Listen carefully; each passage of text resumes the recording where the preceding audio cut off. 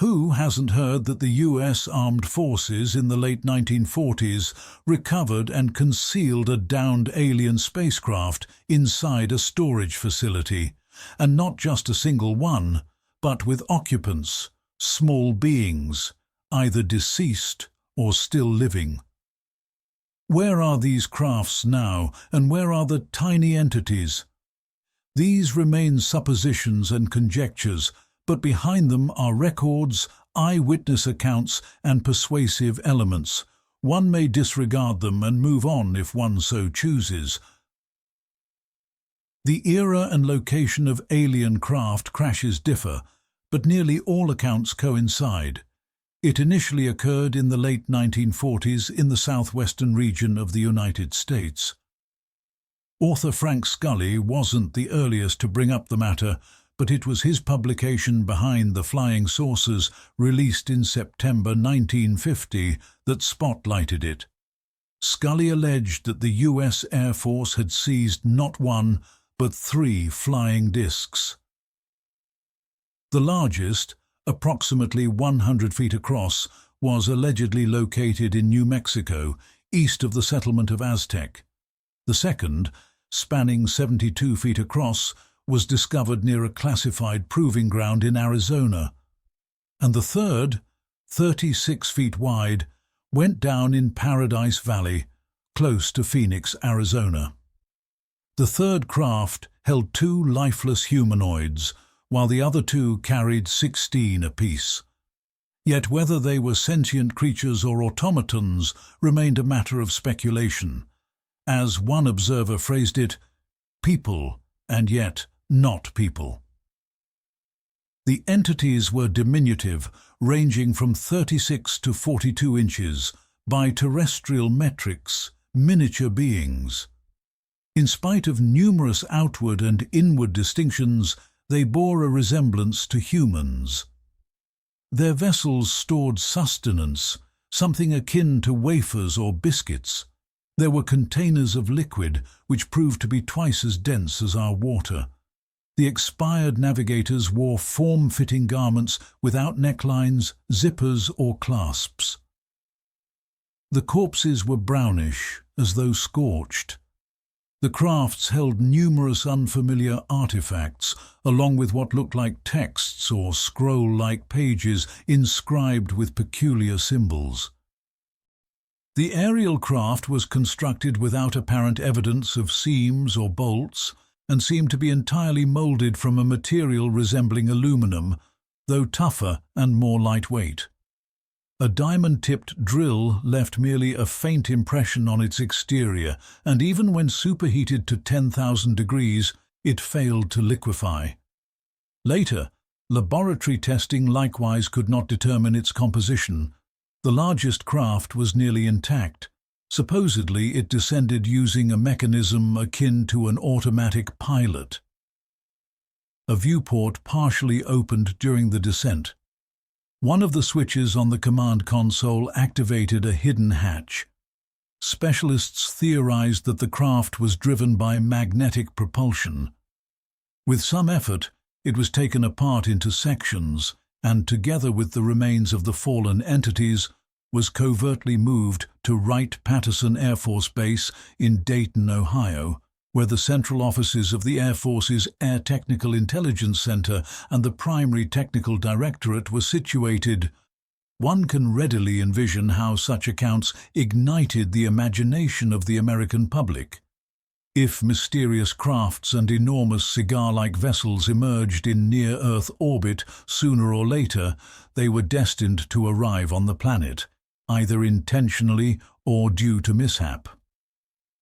At first, the Pentagon acted as if it hadn't noticed Scully's volume, but when letters and wires from confused readers began flooding in, Colonel Harold Watson, the chief of the Air Force's Intelligence Division, issued a now notable declaration via United Press International. Without engaging in a debate with Frank Scully, the colonel asserted that flying discs were non-existent, and he labeled all those who believed in them as insane, imposters, or obsessed with self-glorification. Nevertheless, Scully's account received backing from military analyst Fletcher Pratt, a well-connected individual with ties in defense networks. Based on his data, one aerial disc did in fact crash and was retrieved together with humanoid-type creatures. The Pentagon refuted this statement. Pratt did not press the issue, and the episode concluded there. Then, 2 years after, amid widespread UFO observations, someone came forward claiming not only to have witnessed one of the seized flying saucers with his own eyes, but even to have entered its control cabin. The craft allegedly contained a live humanoid approximately 3 feet in height. For 2 years, it was reportedly kept in an incubator, and later efforts were made to initiate communication with it. Additional technological specifics followed, some of which expanded on Scully's narrative. These incredible revelations were shared with the audience at the Chamber of Commerce in Pueblo, Colorado, by Joseph Rohrer, the head of the Pikes Peak Broadcasting Company. Once again, messages demanding explanation or denial of Rohrer's assertions flooded the Air Force headquarters. The Air Force Media Office replied briefly, "The Air Force had no knowledge of the craft and beings referenced by Mr. Rohrer." Scully's volume was preceded by the equally startling publication by Donald Kehoe, "Flying Saucers Are Real." Kehoe's stance seemed more relatable and understandable to the typical American. It amounted to 3 assertions. Flying discs are real. They could be spacecraft from beyond Earth.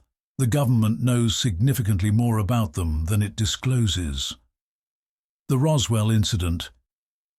On that evening, July 2, 1947, dusk settled over the Foster Place Ranch earlier than usual. The breeze strengthened, the heavens filled with storm clouds, and thunder echoed. William Brazel stood in the center of the yard, content with the incoming rainfall, as only a rancher in the arid lands of New Mexico can value it during the driest period of the year. Dazzling bursts of lightning lit up patches of the barren prairie, blanketed with thin, coarse grass, which could sustain only resilient sheep. But Brazel never received the rain. In those regions it was not uncommon. Lightning bolts crisscrossed the heavens, the peaks on the skyline seemed to split from the thunderclaps, and the downpour moves on, scarcely dampening the soil. For the majority of the year, Brazel resided alone on the ranch. No power, no telephone. His spouse was frequently in the town of Tularosa, where the kids attended school. His oldest son, Bill, had relocated even farther away after getting married to the city of Albuquerque. But during the summer, the 2 younger children, the boy and girl, stayed with their father on the ranch. Heading back to the house, Brazel looked in on the kids. Having played all day, they were sound asleep, undisturbed by the storm. At the moment Brazel entered his room, it was lit by such an intense glow, as though the sun had broken through the window and the whole house shook from the floorboards to the rafters. After the ear-splitting thunder, everything went completely dark and still. Brazel assumed the lightning had hit somewhere close. The following morning, in his old Jeep, he drove out to inspect the sheep in the corral. Several fence posts were knocked over. Brazel tallied roughly a dozen sheep missing from the herd. While looking for the missing livestock, the rancher drove out to a vacant field which was littered with some items. Initially, Brazel assumed a weather balloon had crashed. They were frequently carried from the classified ranges near Alamogordo. The balloon would typically have a container with devices and a tag with an address where the discovery could be sent back for a small compensation. But as Brazel got closer, he realized it wasn't a weather balloon. And recalling the prior night's storm, the blinding burst, the thunderous roar, he concluded it was more like a detonation. Every evening, a plane passed over the ranch heading toward Socorro to the southwest. In Brazil's isolated existence, the airplane meant a great deal. The plane was almost like a companion. He could set his clock by it. Could there have been a mishap? Had it dropped its cargo here?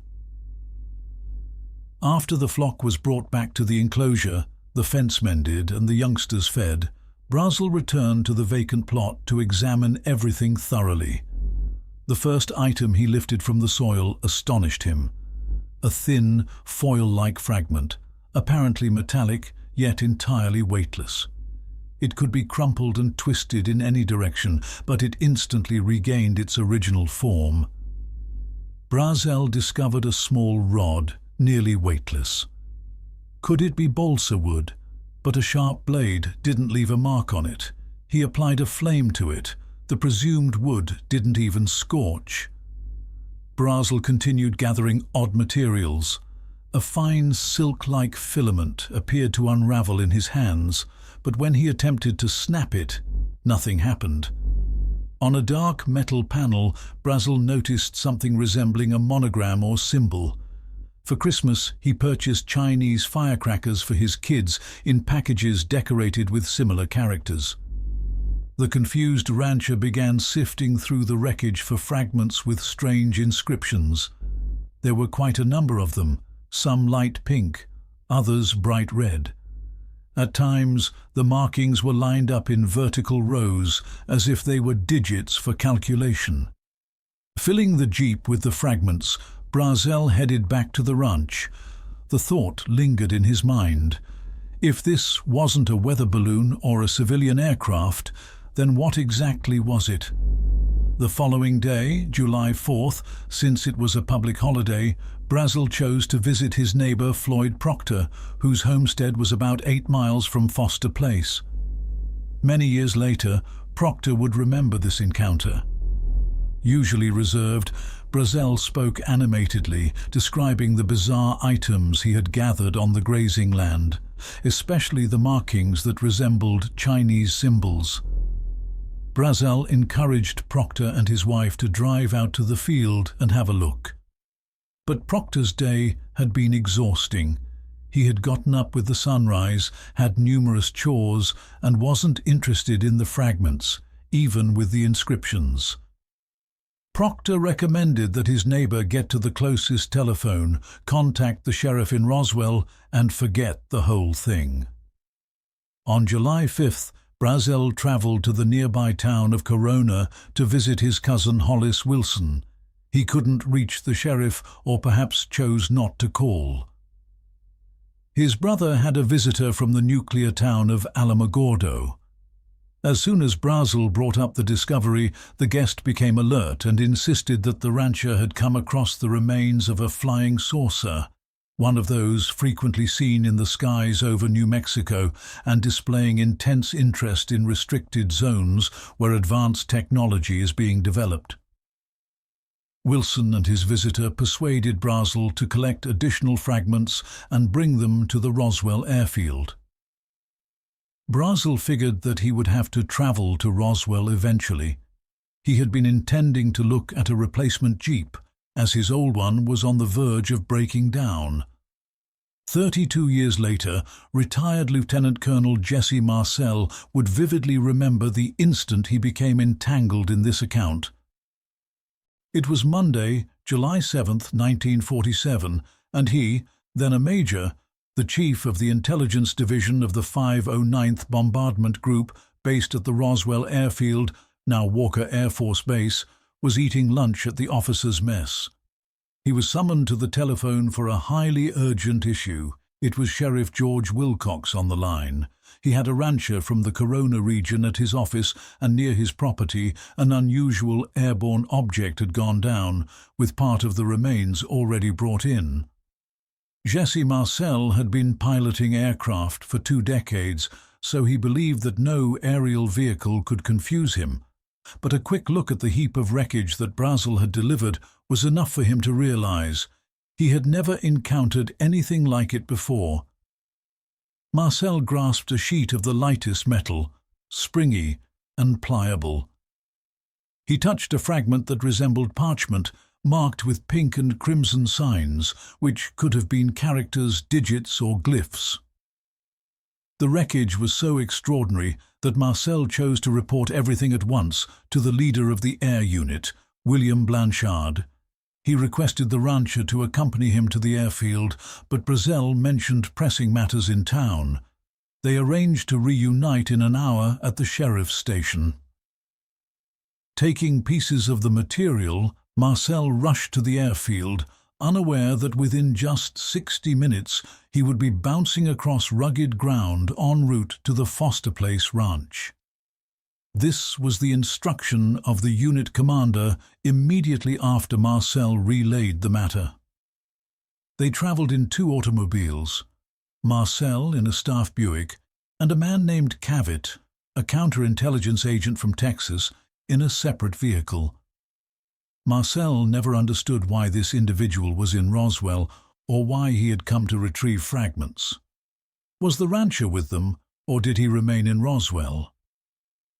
The only sentence in the lengthy interview with Marcel seems to confirm that Brazel accompanied them is, "I and the counterintelligence officer from West Texas named Cavett followed this man to his ranch." They arrived at Foster Place in the evening and spent the night. Marcel recalled this clearly, likely because that night and all of the following day he had to subsist on stew and crackers. In the morning they headed to the field. A strip 3/4 of a mile in length and several hundred feet across was scattered with fragments. The materials they gathered were indeed unusual. They packed both vehicles with wreckage, but a lot had to be left behind. Later, troops would be dispatched to the field, and they would carefully comb the area, collecting every piece. "In the latter part of the same day," continues Jesse Marcel, "we departed for Roswell and got there by nightfall." Which date precisely? This is quite significant. William Moore, who questioned Marcel, clarifies in parentheses July 7th. Might this be an error? The sheriff's phone call interrupted Marcel's midday meal on July 7th. In the latter portion of that same day, Marcel and Cavett went out to the ranch. Therefore, they returned to Roswell on July 8th. It was already nighttime, and instead of heading to the airfield, Marcel went to his house, which brought in another observer. Marcel's 11-year-old son startled him with the inquiry, "Dad, did you bring the flying saucer?" While the father was still recovering from the shock, his son was digging through the odd materials tossed onto the back seat.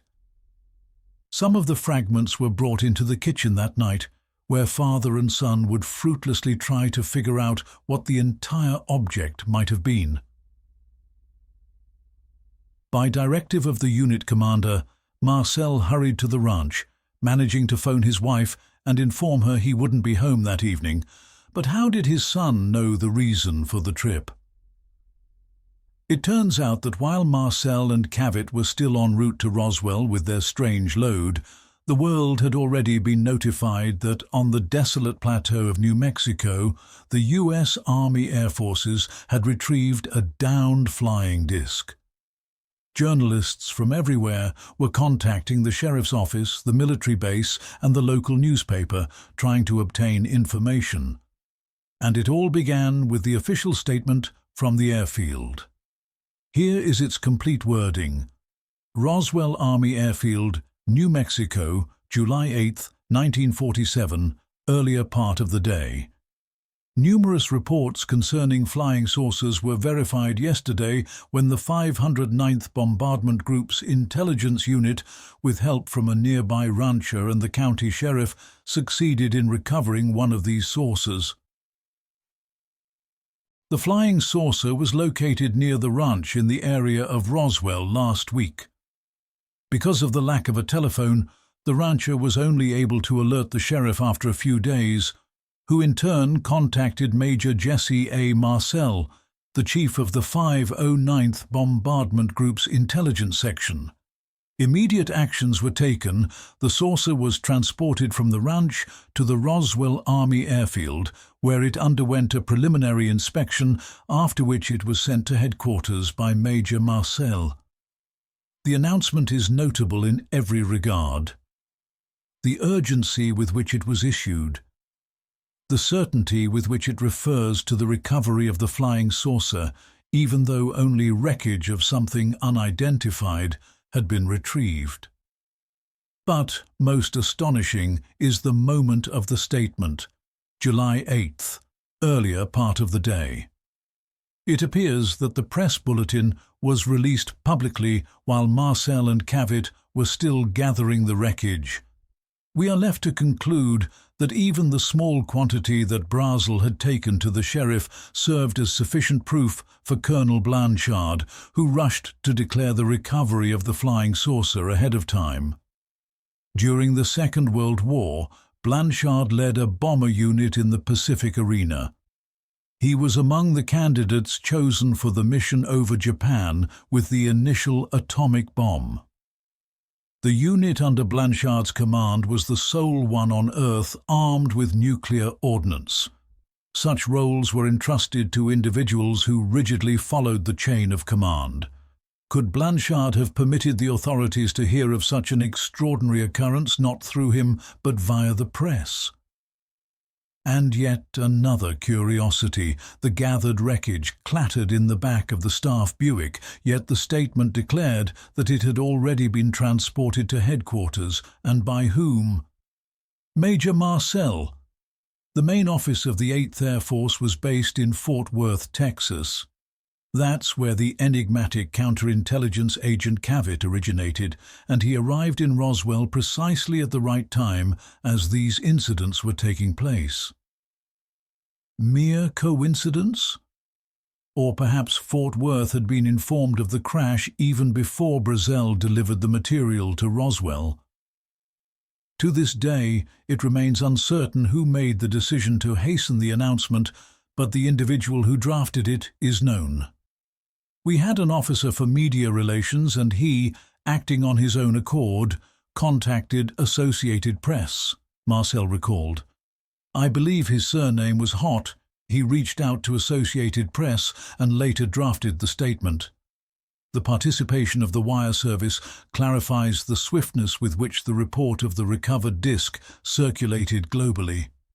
What is troubling is that the public affairs officer issued such a significant declaration on his own initiative.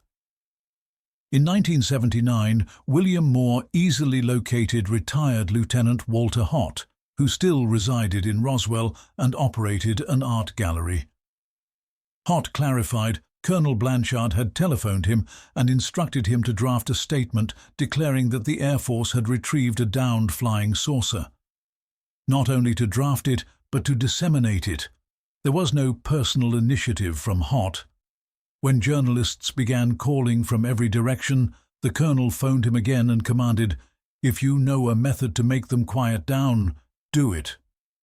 After receiving the assignment of drafting the press statement, Hott asked Blanchard if he could examine the flying saucer. The colonel responded that it was not permitted. Major Marcel had gone to the crash location, retrieved the wreckage, and was already en route to Fort Worth. When might such a discussion have occurred? If we recall the date in the announcement, July 8th, earlier part of the day, then it implies it must have been in the morning of that very day. Marcel had not yet returned from the site, and Colonel Blanchard falsely stated that the disc had already been dispatched to Fort Worth. Thus, the central character in this account, by reasoning, by witness accounts, and by authority, was Colonel William Blanchard. Marcel and Hott were simply carrying out his directives. Could Blanchard have openly revealed the explosive statement on his own authority? In early July 1947, just 14 days after Kenneth Arnold informed the public about flying saucers, there were no directives for service members to keep anything connected to UFOs classified. The notorious Janap 146, or the confidential bulletin of the Joint Chiefs of Staff of the Army, Navy, and Air Force. A memo detailing the procedure for filing reports concerning UFOs and treating the release of any details about them by military personnel as a violation of national security, with punishments ranging from 1 to 10 years of imprisonment and a $10,000 penalty, would be enacted later. So Blanchard could, theoretically, have announced the astonishing discovery at his own discretion without notifying his higher-ups. But that appears improbable. The armed forces operate the same way everywhere. A junior officer will not proceed without clearance from his superior, particularly in such a sensitive situation. Charles Berlitz and William Moore propose the following account. The Chief of the Air Force, General Hoyt Vandenberg, phoned Brigadier General Roger Ramey, head of the 8th Air Force, from the Pentagon, and asked him to clarify what was unfolding in Roswell. Ramey got in touch with Blanchard and scolded him for the premature statement, simultaneously instructing him to promptly deliver the wreckage of the saucer to Fort Worth. On July 8th, or the 9th, based on Marcel's timeline, while the Major was flying to Fort Worth with the debris of the unidentified object, General Ramey went on the radio to refute the Roswell Airfield's announcement about the discovery of the flying saucer. According to Ramey, the material discovered on the field was merely a weather balloon, mistakenly identified as the fragments of a flying disc. If Marcel caught this radio message during the flight, he likely grinned and glanced at the bizarre load occupying half the interior of the 4-engine aircraft. Marcel must have chuckled to himself more than once that day. He is shown with a knowing grin in one of the newspaper snapshots taken during a media briefing at Army headquarters. Here's how he recounts his experience there. As soon as we touched down at Fort Worth, we were instructed to transfer some of the wreckage to the General's office. He wanted to examine it. We followed orders, laying out the gathered materials on the floor, which was covered in brown wrapping paper. General Ramey allowed a few journalists to take photographs of the wreckage. In one of those shots, I can be seen crouching near some ordinary-looking fragments. The journalists were permitted to snap pictures, but they weren't allowed to get close or handle anything. The debris in that image was genuine. There was no alteration. Later, it was swapped with other parts. Then, the photographers were given permission to take additional pictures. Those images were captured when the original wreckage was already en route to Wright-Patterson Air Force Base. I no longer appeared in those pictures. I recall the general posing in them with one of his aides. I had encountered numerous weather balloons, but nothing resembling this. I believe they too had never encountered anything of the sort. It was General Ramey who invented the weather balloon explanation as a smokescreen to get rid of the relentless journalists. The media was informed it was merely a weather balloon, and consequently the flight to Wright-Patterson was called off. I was taken off the flight, and someone else delivered the wreckage to Wright-Patterson. I was explicitly ordered not to say anything to the press except for what the General directed me to say. It appears that the press briefing was hastily organized and not everything proceeded flawlessly. Somehow, someone managed to capture a photograph of the authentic wreckage before it was switched out. A warrant officer, Irving Newton, was quickly summoned from the Weather Bureau to assure the journalists that it was, indeed, a weather balloon. However, there was a blunder. The prepared news release referred to a Rowan radar balloon, Rowan target ML306, but the wreckage on the floor came from another kind of balloon, the AN/AMT-4, which contained no metallic foil in its setup, unlike the materials gathered from Brazel's field, which included plenty. Not the correct one, but a weather balloon nonetheless. The journalists were captivated by the technical jargon, cryptic characters and serial numbers and avoided posing awkward questions. The article about General Ramey's press event appeared in newspapers on July 9th. When journalists hurried to Roswell to ask Colonel Blanchard how his personnel could mistake a weather balloon for a flying disc, they were informed that the commander of the 509 bombardment group was on vacation. We lost track of Brazel when he exited the sheriff's office to take care of some errands, assuring Marcel he would see him in an hour. At some point in Roswell, Brazel was approached by the proprietor of a local radio station, Walter Whitmore. By 1979, when Moore and Friedman were probing the Roswell case, Whitmore had already passed away, but his son stated that Whitmore had managed not only to record an interview with Brazel, but also to keep him inside the studio until the explosive broadcast was aired. Why did he hold him there? To ensure the exclusive wasn't scooped by rivals. Meanwhile, the military, according to Whitmore Jr., was dashing around town attempting to locate Brazel. Two ranchers from the area near Corona, one of whom, as we already know, was Floyd Proctor, found themselves in Roswell that day. They witnessed Brazel encircled by at least 6 soldiers. This was the instant when Brazel was taken into custody. Whitmore's attempts were futile. He began broadcasting the interview with Brazel over the network of regional radio stations, but the line wasn't functioning. So, Whitmore switched to his station's own frequency. Just as he finished the opening remarks, a call came into the studio. It was from the senior secretary of the Federal Communications Commission in Washington, urging Whitmore to halt the transmission for reasons of national security. Otherwise, he warned that his broadcasting license would be revoked. Shortly afterward, another phone call came from Washington. This time, a senator representing New Mexico in Congress recommended that Whitmore comply with the FCC secretary's directive.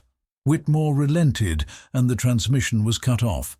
This account, shared by Whitmore Jr., would be hard to accept if not for a similar incident involving a radio station in Albuquerque.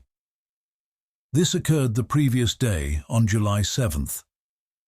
Reporter John McBoyle began dictating a bulletin from Roswell regarding the downed flying disc, when suddenly the studio teletype activated and printed, "Attention Albuquerque. Do not broadcast. Repeat, do not broadcast this message. Terminate the transmission immediately." Numerous radio stations in the northwestern states still managed to get on the air with the report about the crashed flying saucer. Canadian announcer Huey Green, driving along Highway 66 from west to east during one of those July days, recalls how stations interrupted their regular programming with urgent messages about the downed disc. But eventually, everything abruptly went silent. So Brazel was taken to the Roswell Army Airfield, where he was held for over a week. Prepared and coached, he was brought before the press. Carefully selecting his language, the rancher described how he had discovered the remnants of a weather balloon on his land. A photograph of William Brazel still exists. A broad-shouldered man with a firm chin. A wide-brimmed cowboy hat with sharply curled edges. He appears alert, with an air of pride. It's no surprise that after telling the press what he had been told to say, he deviated from the script and commented that it still wasn't a weather balloon, as he'd seen plenty of them before. And the stubborn rancher added, if he ever found anything else on his property, he damn well wouldn't tell a soul. The eldest son heard about his father's ordeal from the papers, and, together with his wife, rushed from Albuquerque to the homestead to console him. But the house was deserted. The younger kids had been taken to their mother in Tularosa before the trip. The first thing the son, Bill Brazel Jr., likely had to do was tend to the unattended flock. On July 14th, after waiting several days, Bill Jr. went to Corona and began calling Roswell. He was assured his father was fine and would be back within a day or two. William Brazel returned in a somber and irritable state. He refused to discuss what had occurred, even with his son. "Did you read the paper? You've seen enough. It's better if you don't know any more. The military told me to stay silent. It's my patriotic responsibility." Brazel was deeply disturbed by how he was treated on base, like a fresh recruit, stripped of his clothes and subjected to a thorough physical inspection. By then, the loyalty order signed by President Truman on March 21, 1947, was already active. Furthermore, New Mexico, with its classified towns, facilities and testing grounds, was under special regulations, along with all the resulting consequences. From witness testimonies, it is evident that what was found on the pasture was not a weather balloon, as General Ramey attempted to persuade the media. It was extremely light, nearly weightless, and exceptionally strong. Hammer blows on the metallic parts left no marks, the wood wouldn't ignite, and the wax-like paper wouldn't rip. But the most remarkable feature is red and pink inscriptions on various items. Brazel's daughter, Bessie Brazel, later Shriver, was present on the ranch at that time. She was 12 years old. They looked like digits, at least I interpreted them as numbers. Maybe because they were arranged in vertical rows, the way we line up numbers for arithmetic. But they didn't resemble our numbers in any way.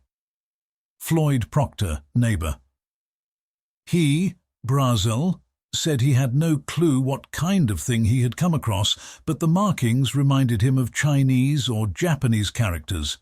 He also said the symbols were similar to those on Chinese firecracker boxes, something like signs drawn in pastels, though it wasn't any writing we use. Brazel's oldest son, Bill. My father told me that some of the material had what he described as little images drawn on them. He was talking about the petroglyphs that ancient Native Americans in our region carved into stone. Jesse Marcel. One thing struck me about the wreckage. Many of the pieces resembled parchment, covered in digits and symbols, which, for lack of a better description, I would label hieroglyphs, because they were indecipherable. They couldn't be read. They were signs, in other words, representations of something else, and despite their diversity, they were all arranged based on a single system. They were pink and red, the peculiar fragments, the cryptic writings. But where was the actual flying saucer? Early in the morning, on July 3, 1947, Grady L. Barnett, also known as Barney Barnett among friends and co-workers, found himself on the barren plains of San Agustin near the town of Magdalena, New Mexico. He had come to survey the area where operations were scheduled to take place. Scanning the open land, Barnett noticed a faintly glowing structure, and it was sizable. Could it be a downed airplane? Almost simultaneously, archaeologists excavating nearby ancient Native American dwellings arrived at the impact site. Barnett couldn't clearly recall which university they represented, Michigan or Pennsylvania. On the ground rested a massive disc constructed from a silvery, stainless steel-like alloy. After crashing into the sand, the craft had broken apart. Strange figures lay sprawled in different positions not far away. Large, bald heads, small eyes. All identical, dressed in the same grey outfits, tight, seemingly moulded suits, without collars, seams or closures. They were about the size of 10-year-old children. In the dim opening of the craft, more figures were visible.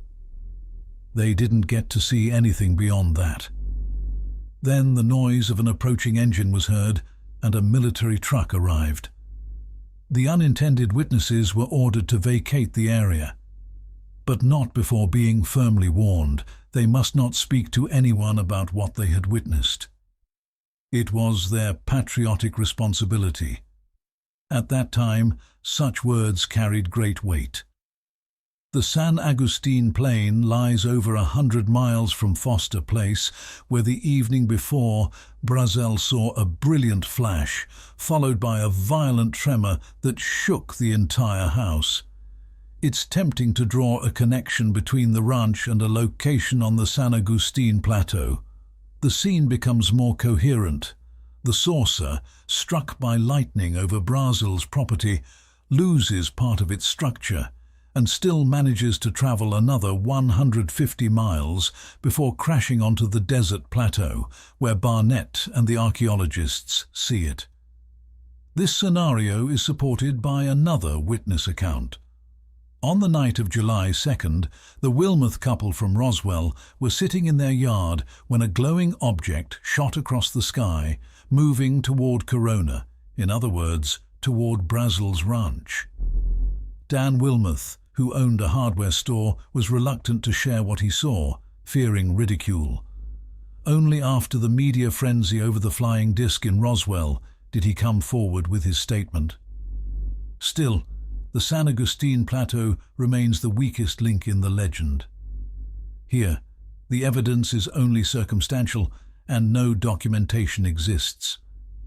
The story about the crash was passed on discreetly by Barnett to his friends, the Maltzes, 3 years after the event.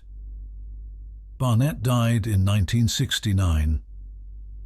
Did he truly never tell anyone else all those years? In the late 1970s, Moore tracked down people who had known Barnett, but all they could confirm was that he was considered honest and respectable. Barnett's supervisor at the Reclamation Bureau, J. Danley, recalled that Barnett once tried to tell him he had personally witnessed a flying saucer land. Danley, thinking it nonsense, not only brushed it off but made a rude remark to the elderly man. Later, when Danley attempted to smooth things over and revisit the subject, Barnett avoided the topic. But beyond Barnett, there were the archaeologists.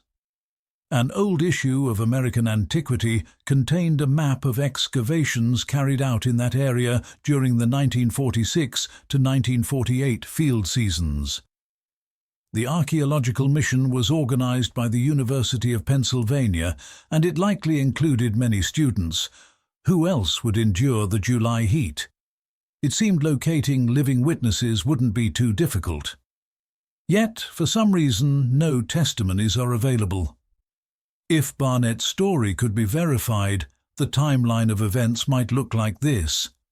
The military, not from Roswell Airfield, but from Alamogordo or Albuquerque, were alerted about the crash on July 3rd by a pilot who happened to fly over the San Agustin Plain that morning. A team was dispatched, but arrived late. The additional observers, Barnett and the archaeologists, were already at the scene. The zone was sealed off. The disc with the deceased crew had to be removed immediately. A quickly assembled expert group conducted a preliminary study. 4 days later, Brazel comes to Roswell with fragments from the same disc. The story gains clarity. The lightning strike doomed the disc, and the actual crash occurred above Foster Place. After losing control, the object traveled another 150 miles and went down on the San Agustin Plain. Violent thunderstorms with no rainfall are common in the dry uplands of New Mexico. In July 1945, a bomb mounted on a steel tower detonated from a lightning strike at the Los Alamos Proving Grounds. Fortunately, it was not an atomic device. In that region, there have also been incidents of aircraft being brought down by storms. The Pentagon made a decision. To divert attention from the real crash location, Roswell Army Airfield would issue a statement about the discovery of the saucer, and Fort Worth would promptly issue a denial. Even if the journalists were not entirely fooled, they would follow a less risky trail. The objective was to gain time and conceal the disk. After all, handling just debris is simpler. On July 8th, a statement about the recovery of the disk was released. On the same day, a contradiction followed. General Ramey presented reporters with a weather balloon at Fort Worth. Journalists rushed to Roswell Airfield to question Colonel Blanchard. How could his personnel mistake a weather balloon for a flying saucer? But were informed that the Air Group's commander was unexpectedly on leave. That day, the press also couldn't locate another key Air Force official who might have provided concrete answers, the chief of the Air Force's Technical Operations Division, General Nathan Twining. He wasn't at Wright-Patterson Air Base in Ohio. Earlier, it had been stated that he would depart for the West Coast on July 8th, but he wasn't found there either. So where was he? The office answered that he might be at the Pentagon. UFO researchers speculate that between July 8th and 10th, General Twining was in New Mexico to personally inspect the flying disc and manage its future. The dismantled disc was hauled by truck to the train depot, and then, under a tarp on an open rail car, it was shipped across Arizona to California, to the Mojave Desert, to the ultra-classified Muroc Airfield. That base is now called Edwards, the same facility where space shuttle missions commonly land. On July 8th and 9th, when, according to legend, the recovered disc was placed into one of Muroc's hangars, UFOs reportedly showed increased interest in the base. The disc likely had a transmitter emitting signals to the mothership. The idea that small discs, 16 to 30 feet across, are ferried into Earth's orbit by immense cigar-shaped or tubular craft is regarded as a given by proponents of the extraterrestrial theory of UFOs. What occurred above Muroc Air Base on July 8th and 9th? At a minimum, 4 times, UFOs appeared over the base and the nearby Rogers Dry Lake testing area. Here is a document from the Project Blue Book archives. An officer, his name, as is typical, blacked out in the declassified version, who had remarked, "Show me one of those discs first, and maybe I'll believe in them." A few minutes later, witnessed the following, which he recorded in his official report. Muroc Air Base, July 9th, 1947, 9:30 a.m. I was walking to my office from the post office when I heard the sound of a descending aircraft. Looking up instinctively, I saw 2 silvery objects of spherical or disc-like form. They were moving at approximately 300 miles per hour, possibly slower, at an altitude around 8,000 feet on a heading of 320 degrees. The officer, wanting to be sure it wasn't a visual illusion, briefly closed his eyes. The objects did not vanish, but they were neither aircraft nor weather balloons. The maneuvers were too abrupt for the former, and they were moving against the wind, which the latter are unable to do. Calling over 2 enlisted men, the officer asked them to describe what they observed. They verified the sighting. Nearby was a medical facility, and the officer hurried there to gather additional observers. When he came back, the sky was empty. But shortly afterward, the silvery objects returned and kept circling the base. The report included statements from other eyewitnesses. Could the extraterrestrials be searching for their missing craft? Researcher Ted Blucher states that during this year, 1947, 850 sightings were logged, peaking in July. A summary chart of sightings across the 3 bordering states, New Mexico, Arizona, and California, looks impressive. From June 25th through the end of the next month, not a single day passed without at least one unidentified object visiting the region. What has just been described can be seen as the initial phase of the persistent narrative about the U.S. military capturing alien craft. Over time, new components and entire segments of data were layered onto this base. The framework became unusual, but rather solid. Debunking some elements did not collapse the myth. It was swiftly reinforced by alternative accounts and interpretations.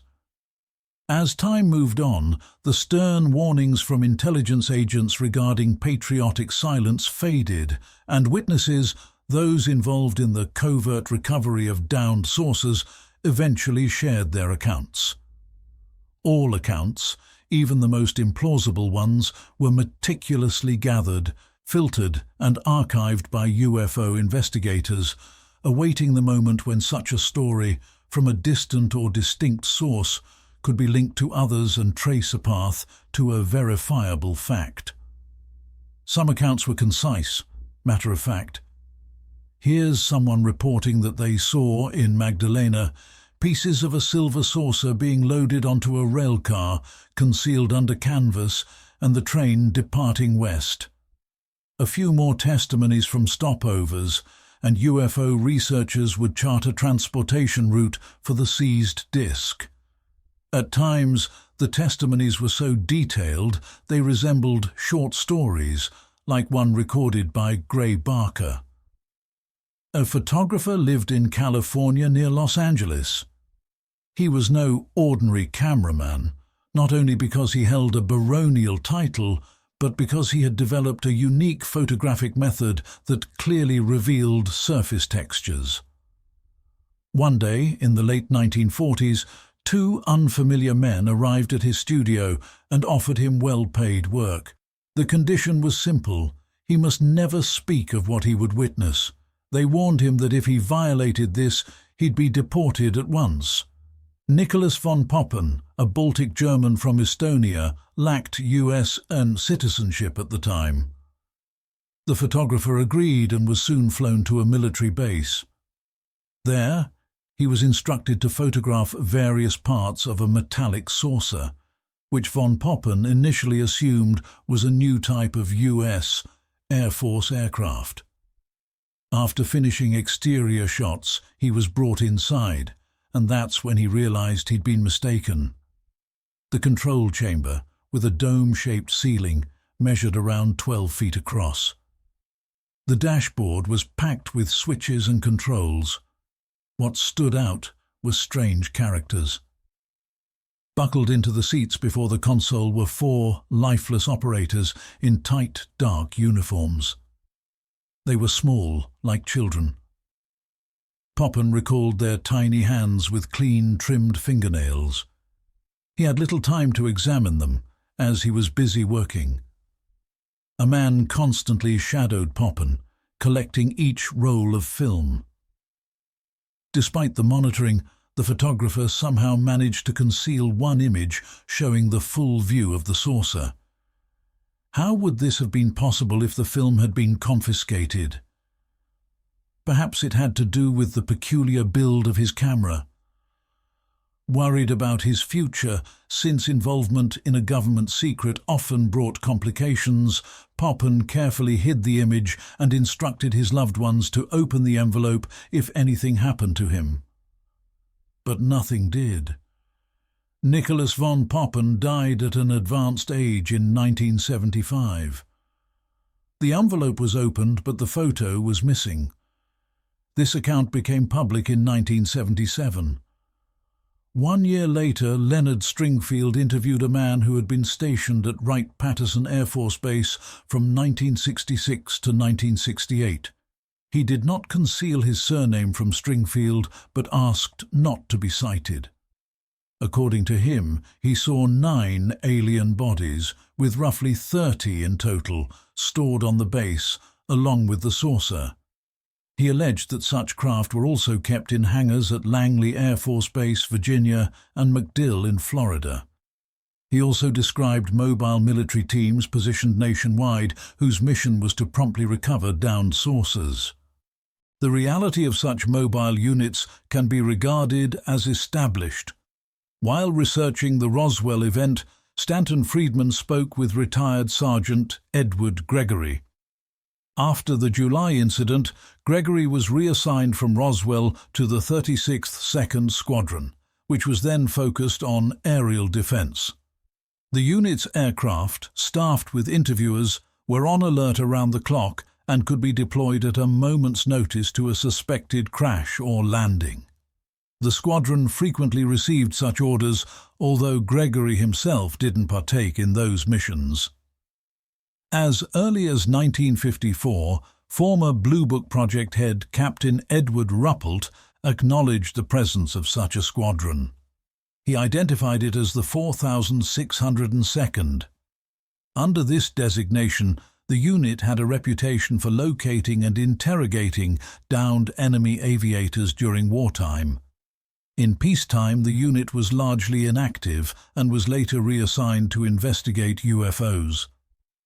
From July 1957 onward, this role was handed over to the 1006th Air Reconnaissance Squadron, and a year later to the 1127th Air Group, headquartered at Fort Belvoir, Virginia.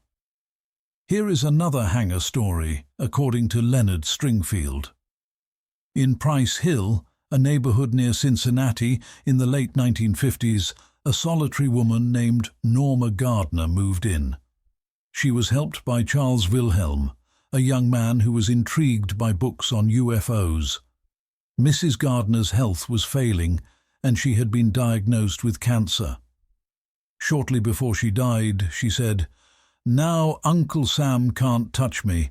I've got 1 foot in the grave," and revealed that she once worked at Wright-Patterson and had access to confidential documents.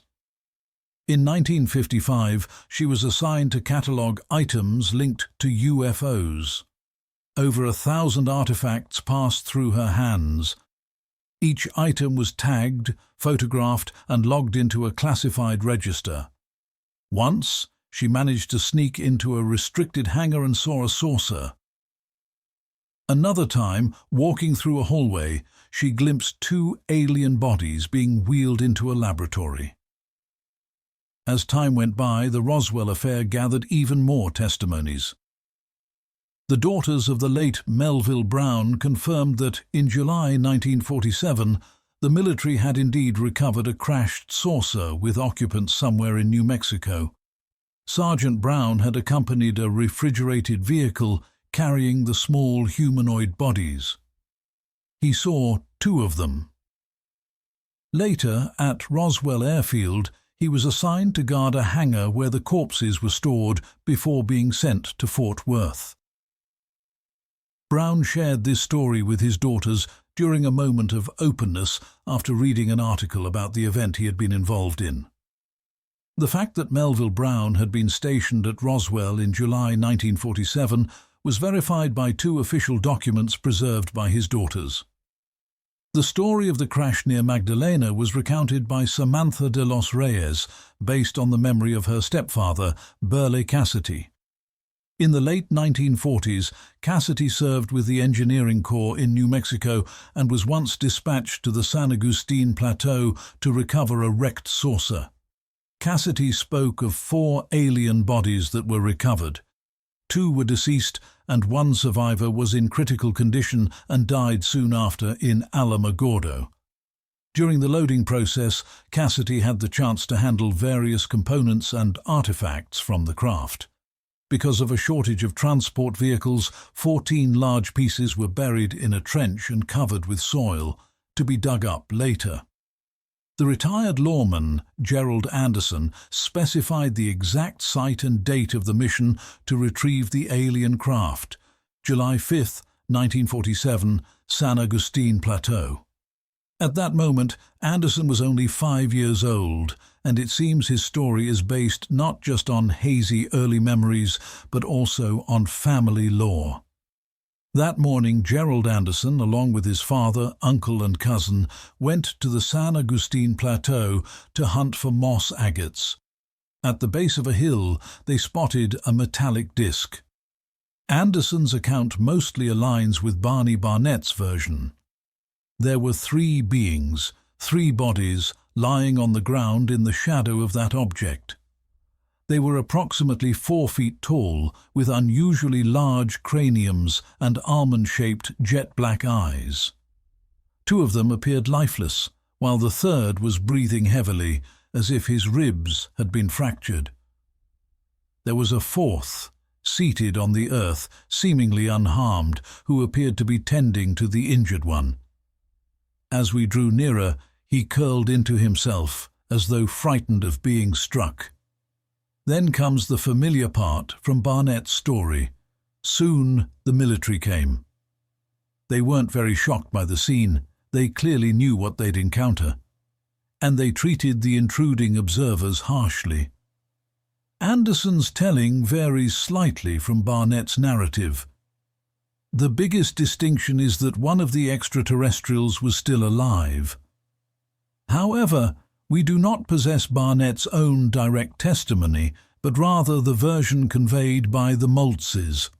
Still, the tale shared by the former sheriff and others doesn't constitute especially strong proof.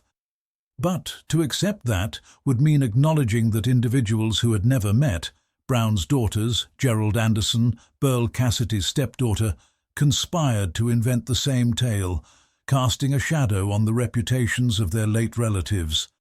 Such disclosures would only create difficulties for them. In Anderson's account, for the first time, the name of the head of the dig team, Dr. Basker, was mentioned. According to Anderson's recollection, he attempted to converse with the surviving alien in multiple languages. Now it should be easier to trace the other archaeologists. Their evidence is greatly needed.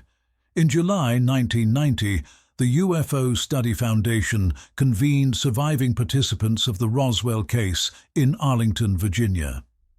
Among the attendees were Walter Hott, the author of the press bulletin about the recovered disc; Jesse Marcel Jr., who once held the pieces of a flying craft brought by his father from the Brazel Ranch; and Werner Moltzer, a companion of the late Barnett. 10 individuals total, including 3 ex-military officers from Roswell Air Base who had seen the debris before it was shipped to Texas. The statements were filmed so they could be shown to lawmakers and journalists, or used to shield the witnesses from potential intelligence interference. As a result of many frequently fragmented stories, a general belief took shape that the recovered alien technology was stored at Wright-Patterson Air Force Base in a restricted Hangar 18A located in Zone B. There were also whispers of a so-called Blue Room at the same base, thought to be the central vault for all UFO-related items in the nation. Arizona Senator Barry Goldwater may have inadvertently helped to reinforce this idea. Goldwater had previously been a general in the Air Force, which accounts for his interest in the UFO subject. I've never seen one myself, but since Air Force, Navy and commercial airline pilots say they've seen objects near their wings, I can't dismiss it. That's just one of the many remarks Goldwater made on the topic. In the early 1960s, Goldwater, then a member of the Senate Intelligence Committee with clearance for many classified programs, made a stop at Wright-Patterson Air Base en route to California, where his acquaintance, General Curtis LeMay, was stationed. His meeting with LeMay was merely an excuse. Goldwater was extremely eager to see the area rumored to be the Blue Room. But when he voiced his interest, LeMay's expression changed. His reply was brief but forceful. "Hell no. I'm not even allowed in there, and neither are you. So don't ever bring it up again." Tales like this appear in countless publications. Goldwater never denied them. As is often customary, authors at the start of their works thank the prominent senator for letting them cite the materials they were curious about, and sometimes they include letters from him in the appendix. Here's a passage from a letter Barry Goldwater sent to Lee Graham on October 19, 1981. "I gave up long ago trying to get into the so-called Blue Room at Wright-Patterson. After being turned down so many times by people above me, I just let it go." And what do the officials say? When questioned by journalists and UFO investigators, the Pentagon gives a curt response. There is no Hangar 18A in Zone B at Wright-Patterson Air Force Base. In December 1969, the Blue Book Committee was dissolved. Its documents were classified as declassified, but for several years they remained nearly inaccessible due to being stored at a restricted airbase. By the mid-1970s, they were transferred to the National Archives in Washington, and anyone wanting access could pay to view a set of microfilms. UFO enthusiasts acquired worthwhile material. Naturally, in the declassified files, there wasn't a single reference to downed discs. If such records existed, they were preserved elsewhere.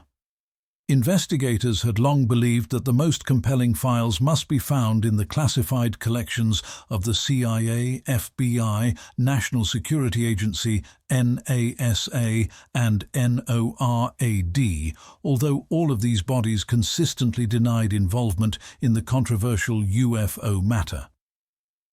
On July 4, 1974, Congress passed an amendment to the Freedom of Information Act. This change permitted the public to access federal agency records with 9 specified exemptions. Files whose release might endanger national security were excluded. The final judgment would rest with the courts. In 1977, 2 civic groups, Ground UFO Watch and Citizens Against UFO Secrecy, initiated a lawsuit in the U.S. District Court in Washington. Against whom, you ask? The suit was filed against the CIA. The litigation was led by attorneys from the renowned New York law firm of Peter Gersten and Henry Rothblatt.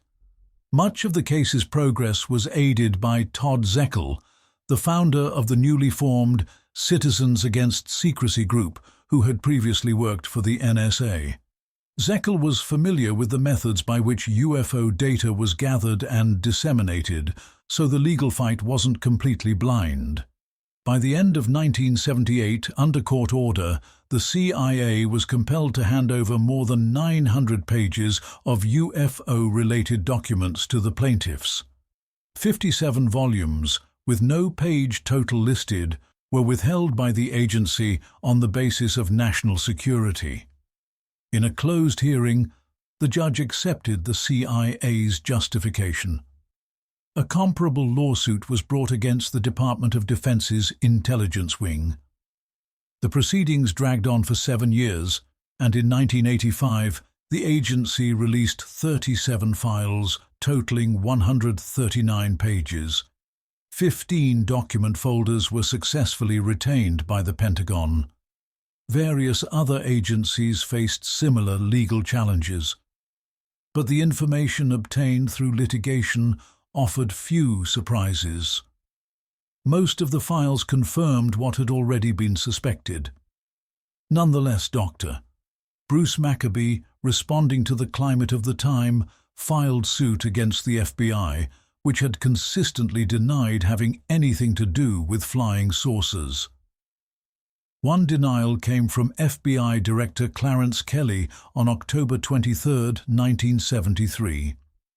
Yet 3 years later, a court ordered the Bureau to turn over 1,100 pages of UFO-related materials to Dr. Maccabee.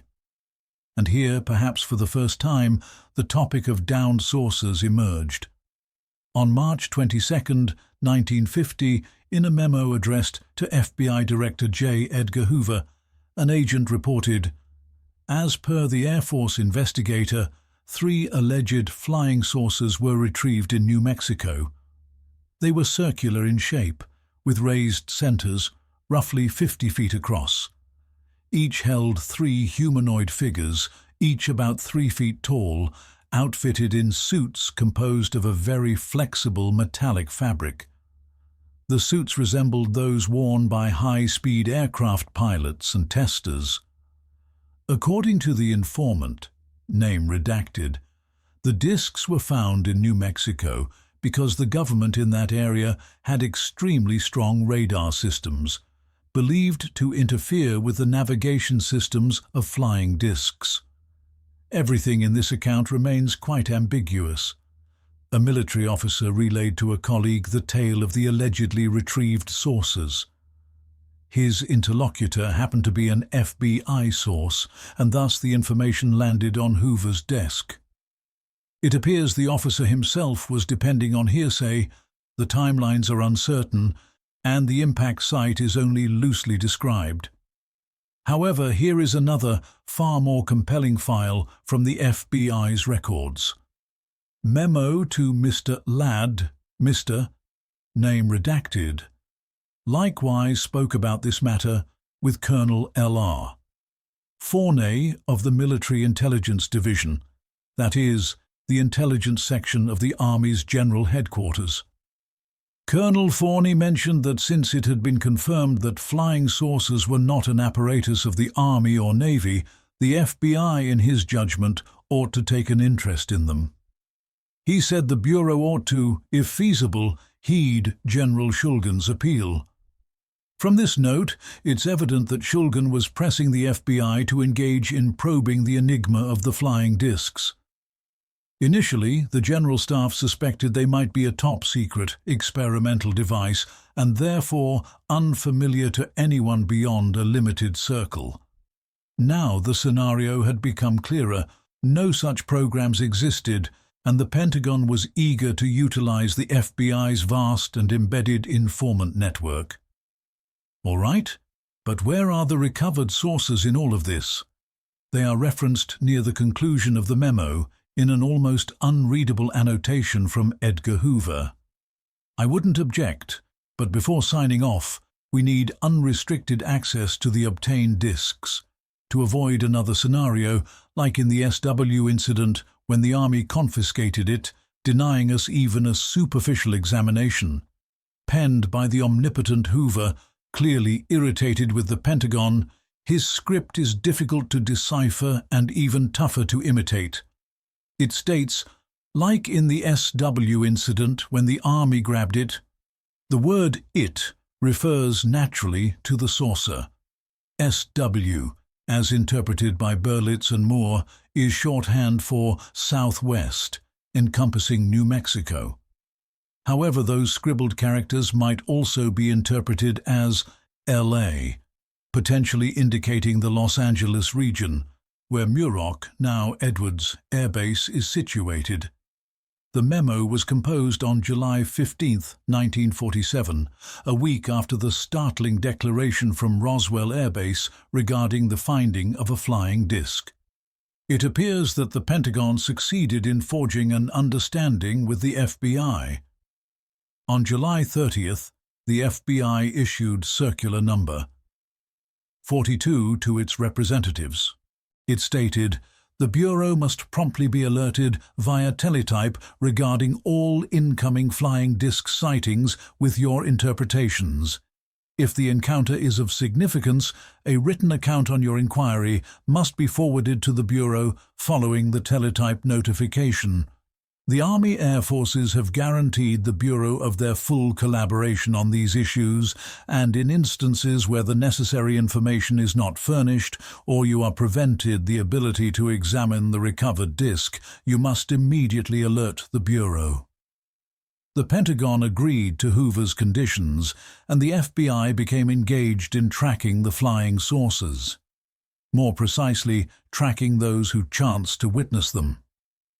In 1981, engineer William Steinman, employed in the aerospace field, stumbled upon a neglected and mocked volume by Frank Scully, Behind the Flying Saucers. This seemingly minor discovery would eventually provide a fresh impulse to the mythos of the downed discs. Steinman's professional capabilities, his relationships, and most importantly, his determination astonished even veteran ufologists when, 6 years later, his volume UFO Crashes in Aztec was released. The central assertion of the book is that Scully was mostly accurate in depicting the incident of a flying saucer near Aztec in the late 1940s. The problem with Scully was that he hurried to release unconfirmed information, making numerous errors and mistakes because he did not obtain the facts directly. William Steinman set out to restate the same narrative, giving exact dates, names, and geographic references, but like Scully, he declined to identify his sources, which unquestionably diminished the impact of the story. Still, the portrayal he provided was noteworthy. The disk impacted the ground 12 miles northeast of Aztec on March 25, 1948, and hence had no connection to the Roswell event. Shortly before the incident, the disk was simultaneously tracked by 3 radar installations. One of the radars, it is suggested, disrupted the disk's guidance system. Personnel from the Interplanetary Phenomena Group arrived at the crash zone. Steinman identifies General George Marshall, Chief of Staff of the Army during World War II, as the originator of this group. In 1947 to 1949, he acted as Secretary of State. The base of the group was stationed in Camp Hale, Colorado, near the crash location. Marshall directed the deployment of a team of researchers led by Dr. Vannevar Bush, which included magnetism and radar specialist Dr. Lloyd Berkner, physiologist and biophysicist Dr. Detlev Bronk, physicist Robert Oppenheimer, mathematician John von Neumann, geophysicist Merle Tuve, electromagnetic authority Dr. Carl Hayland. Steinman claims Dr.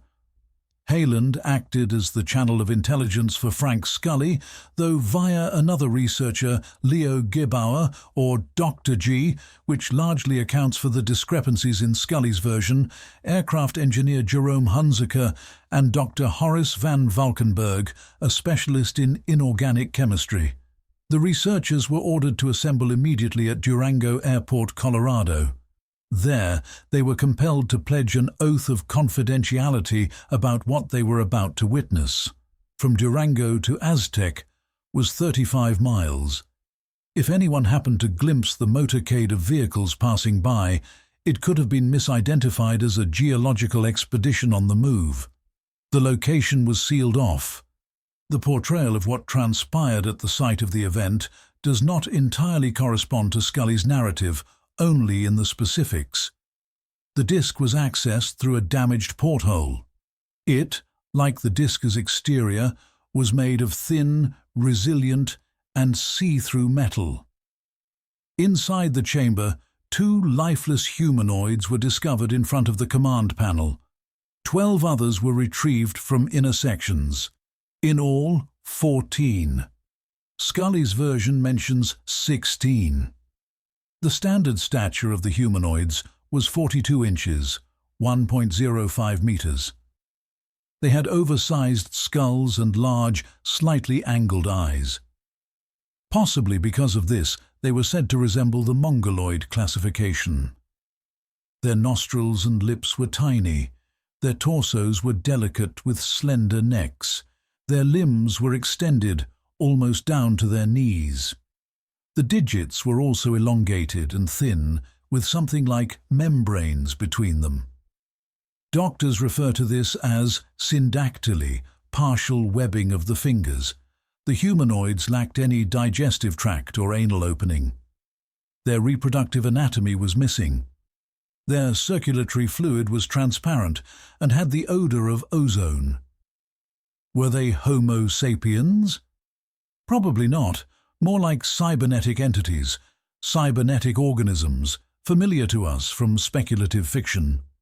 A fusion of mechanical and biological life form. Automatons for interstellar travel. They are unacquainted with terror, ache, exhaustion, sorrow. They can survive without sleep, hydration, or nourishment. The researchers could not ascertain the purpose of the controls on the console. And again, as in Scully's version and the Roswell eyewitness accounts, enigmatic inscriptions on the dashboard.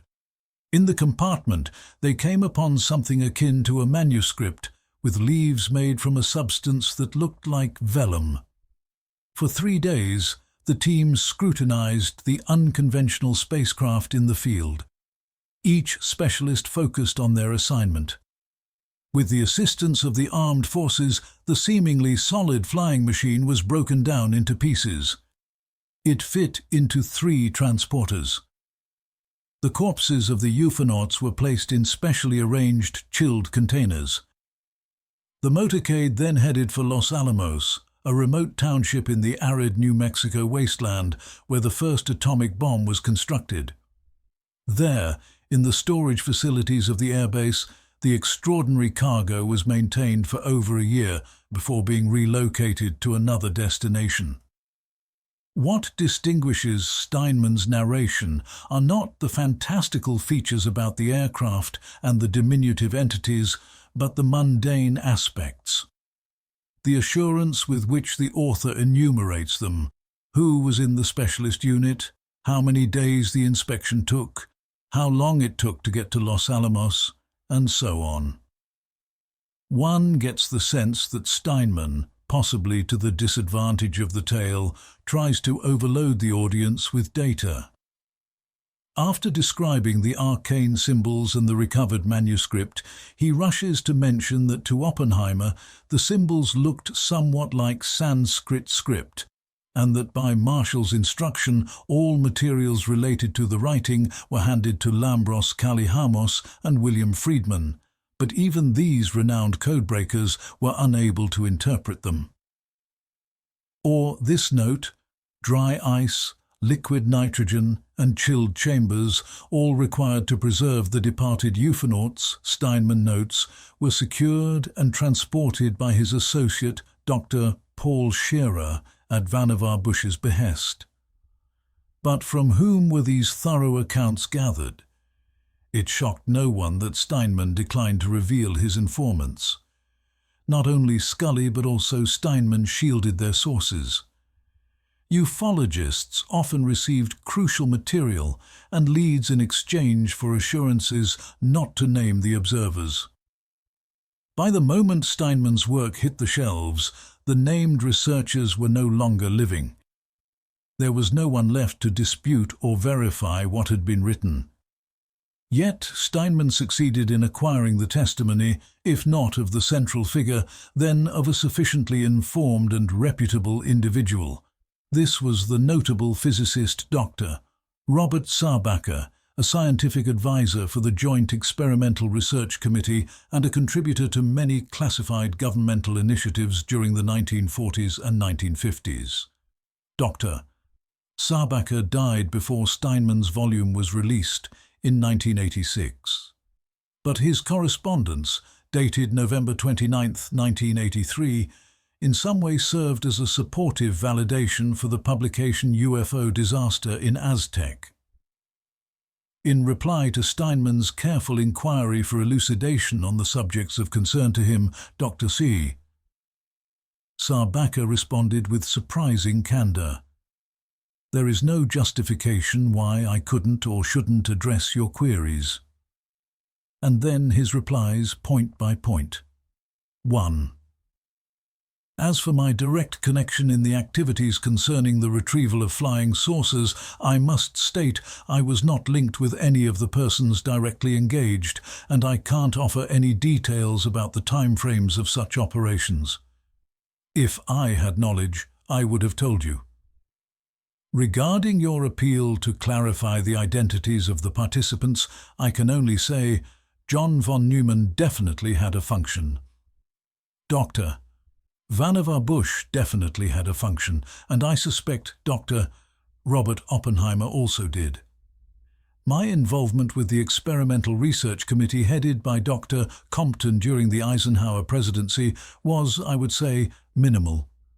Although I was requested on several occasions to attend gatherings related to these noted events, due to personal reasons, I was unable to be present. I'm sure they could have reached out to Dr. von Braun and others you listed, and they might have agreed or declined the offer. That's all I recall. Indeed, while working at the Pentagon, I received some formal documents, but they all stayed there as it was not permitted to remove anything from the office. At first glance, it might appear that Dr. Sarbacher's message adds nothing novel. He did not partake in discussions covering the crashes, and he never witnessed the discs himself. However, the writer has no doubt that flying saucers, yes, in the plural, truly did fall. It's hard to accept that a scientist of such standing at the end of his life would jeopardize his good reputation with questionable statements. Or perhaps the aging scientist confused some aspects, recalling incidents almost 40 years prior. Nevertheless, a record was located that entirely supported Dr. Sarbacher's accuracy. That evidence was discovered in Canada. The identity of Canadian technologist Wilbert Smith is well known in UFO circles. Although Smith did not leave behind any volumes, he was certainly one of the earliest to recognize the authenticity of unidentified flying phenomena and, from the early 1950s, devoted himself to unlocking their means of propulsion. In 1980, numerous archival files were declassified in Canada, with the security label lowered from top secret to confidential, making them more attainable. In a note dated November 1950, there was reference to flying saucers, and Smith was convinced that cracking the mechanism behind the movement of these objects could result in a leap in emerging technology. Realizing that the strongest case for such an initiative for the Canadian authorities might stem from an example set by the US, Smith wrote, A. This is the most highly classified topic of the US administration, and its level of secrecy surpasses even that of the hydrogen bomb. B. Flying saucers are real. C. Their method of operation is unclear, but intense efforts in this area are being carried out by a select group headed by Dr. Vannevar Bush. D. The US government places significant value on this investigation. The memo was submitted to the Canadian authorities on November 21st, and merely 2 weeks afterward, on December 2, 1950, the Department of Transport initiated a covert program codenamed Magnet to investigate flying discs. Wilbert Smith was designated as the director of the initiative. But how could Canadian Smith have been aware of Dr. Bush's classified group in 1950 when even well-informed American UFO researchers only became alerted to this intel in the early 1980s? In Wilbert Smith's archives following his passing in 1962, a record of a dialogue with Dr. Robert Sarbacher in Washington at the Canadian Embassy on September 15, 1950, was discovered. Here is the entire transcript. Smith: I am researching the issue of using the Earth's magnetic field as a potential power source, and I believe this investigation may be connected to flying saucers. Sarbacher: What would you like to inquire about? Smith: I read Scully's volume concerning flying saucers and wish to know how much of it can be believed. Sarbacher: The details presented in the publication are largely accurate. Smith: So the saucers are real? Sarbacher: Yes, they exist. Smith: And do they function, as Scully claims, based on a magnetic mechanism? Sarbacher: We were not able to duplicate their flight abilities. Smith: As I understand it, the topic of flying saucers is restricted. Sarbacher: It is classified 2 tiers above the hydrogen bomb. You could state it's the most restricted matter in the US administration. Smith: May I ask why such extreme secrecy? Sarbacher: You may ask. I won't be able to respond. Smith: Is there any chance for me to obtain more details, particularly those that could be helpful in our research? Sarbacher: I believe you could gain entry via your Ministry of Defense. I am confident that an exchange of information could be established. If you have anything to contribute, we'd be glad to review it. I can't provide anything further for the moment." At the conclusion, Smith made a notation. The above was written from recollection right after the discussion. I attempted to recreate it as faithfully as possible. And still, skepticism. How could such a conversation have transpired? "After all, Doctor, Sarbacka is divulging ultra-secret intel to the Canadian, which remains restricted even today." Wilbert Smith was not an outsider. He met with Dr.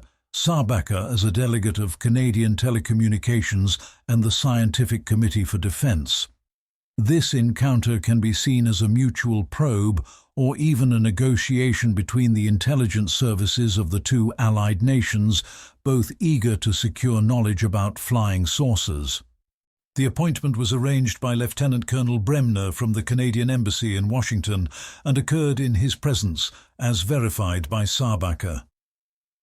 "I recall this meeting with Dr. Bremner, SIC. I believe the responses I gave were precisely as you quoted. It's understandable. I was more informed on this matter at the time. Perhaps I would have provided more elaborate replies if I had attended the briefings on the issue. I remember one report regarding materials recovered from flying saucer wreckage which were astonishingly light and strong. I'm certain our labs examined them thoroughly. It was also reported that the beings, devices or operators of those crafts were likewise very lightweight, capable of enduring extreme G-forces during deceleration and acceleration. I recollect from conversations with my peers, I had the sense that the entities were engineered similarly to some terrestrial insects, so the inertial effects on these units, mechanisms, due to their low mass, must have been negligible. To this day, I do not understand why this was classified from the top and why the reality of these machines is still officially denied." Dr. Sarbacka died prior to the publication of Steinman's volume in 1986. But his correspondence, dated November 29, 1983, in some sense acted as a supportive validation for the manuscript UFO disaster in Aztec. Todd Zeckel, who introduced this witness, uncovered another unnamed Air Force officer. It is quite likely this referred to the same incident, although due to the lapse of time, the witness couldn't recall the specific year or exact date. He was flying above Albuquerque when he heard via radio that radar had tracked an object moving at 2,000 miles per hour. Shortly after, the colonel spotted it from the cockpit of an F-94 jet, and upon landing at Dyess Airfield, Texas, he found out about the UFO crash nearby. After transferring into a smaller aircraft with a colleague, the colonel proceeded to look for it. They not only located the downed UFO, but also managed to touch down nearby. The location was already secured, and they were denied access to the vehicle. Later, inquisitive aviators were summoned to Washington, where they were made to take an oath of secrecy. In 1973, researcher Raymond Fowler received significant testimony from a scientist who held a key position in Air Force technical intelligence from the late 1940s to 1960. Here is the introduction of the signed statement. I, Fritz Werner, solemnly affirm that on May 21, 1953, while executing a classified mission for the U.S. Air Force, I took part in the assessment of a crashed anomalous craft near Kingman, Arizona. Fritz Werner was analyzing the impacts of various constructions following test detonations at the Nevada Proving Ground when he was ordered by the project director, Dr. Dell, to proceed to Indian Springs Airfield. Around 15 specialists assembled there. They were placed aboard a bus with blacked-out windows and transported to the location. Werner assumed it was near Kingman in the northwestern region of Arizona. They were briefed that a classified U.S. aircraft had gone down, and they were to determine a technical conclusion about the event. Once on site, it became evident the object was not of domestic origin. The device was composed of an unfamiliar aluminum-like alloy. On impact, it buried 20 inches into the desert floor with no major structural harm. Its form was elliptical, about 30 feet across. The entry panel was lowered vertically. The opening was 3.5 feet tall and 1.5 feet wide. I managed a few words with one technician who had looked within. He observed 2 rotating seats, a circular interior, numerous controls, and indicators. Werner was assigned to compute the velocity of the vehicle at the moment of ground impact. There was no requirement to inspect the interior, and Werner wasn't granted access. However, he was able to catch sight of a few elements. In the tent erected near the structure lay the corpse of the sole occupant. He was roughly 4 feet tall, with dark-toned skin, nearly brown. 2 eyes, 2 nostrils, 2 ears, and a small circular mouth. He was dressed in a shiny silver garment and a head covering made of the same substance. Raymond Fowler meticulously analyzed this incident. He met with Werner multiple times to clarify aspects. It wasn't until 3 years later that a report on the findings was made public. Alongside corroborating data, it contained many seemingly trivial elements. How the scientists were asked not to converse on the trip. How glaring floodlights obscured the surroundings near the wreckage. How the Air Force commander overseeing the team made them raise their right hands and vow silence on what they had witnessed. Fowler verified everything that could be confirmed. Through the Atomic Energy Commission, he discovered that at the time, tests were in fact being held at the Nevada Proving Ground as Werner had outlined, and Dr. Dell was in command. During that period, Werner maintained a journal, and it should have held a notation regarding the unexpected task. For a long time, the notebook remained missing. But eventually it was located. Fowler was given the decisive evidence.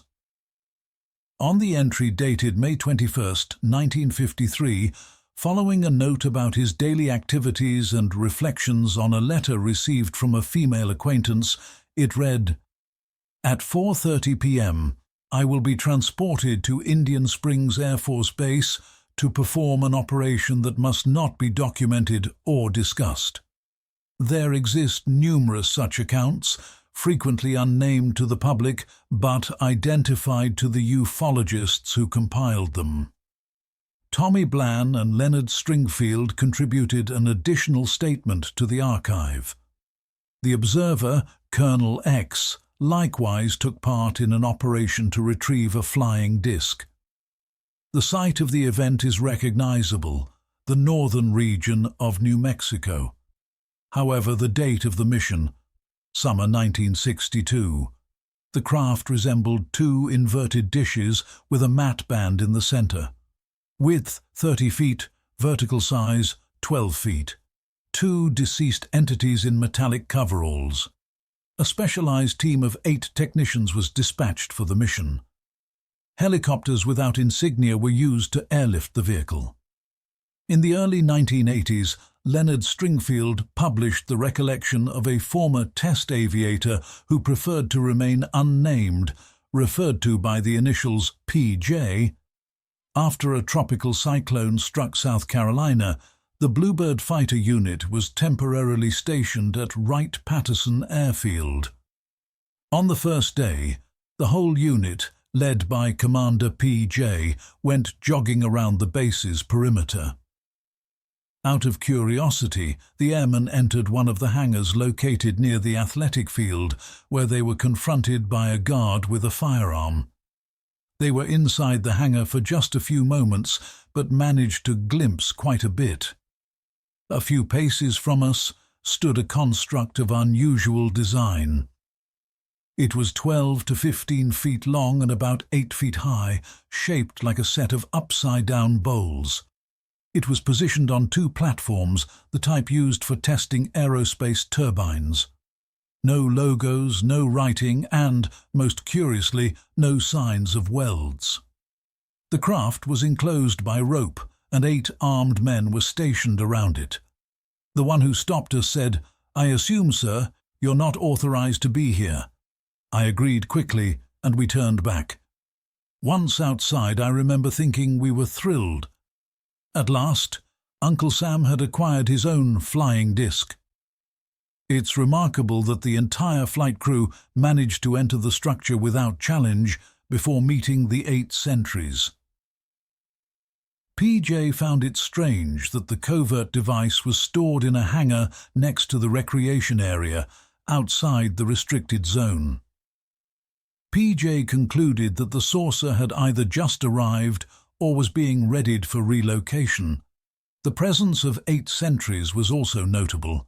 That implied at least 24 additional viewers per day.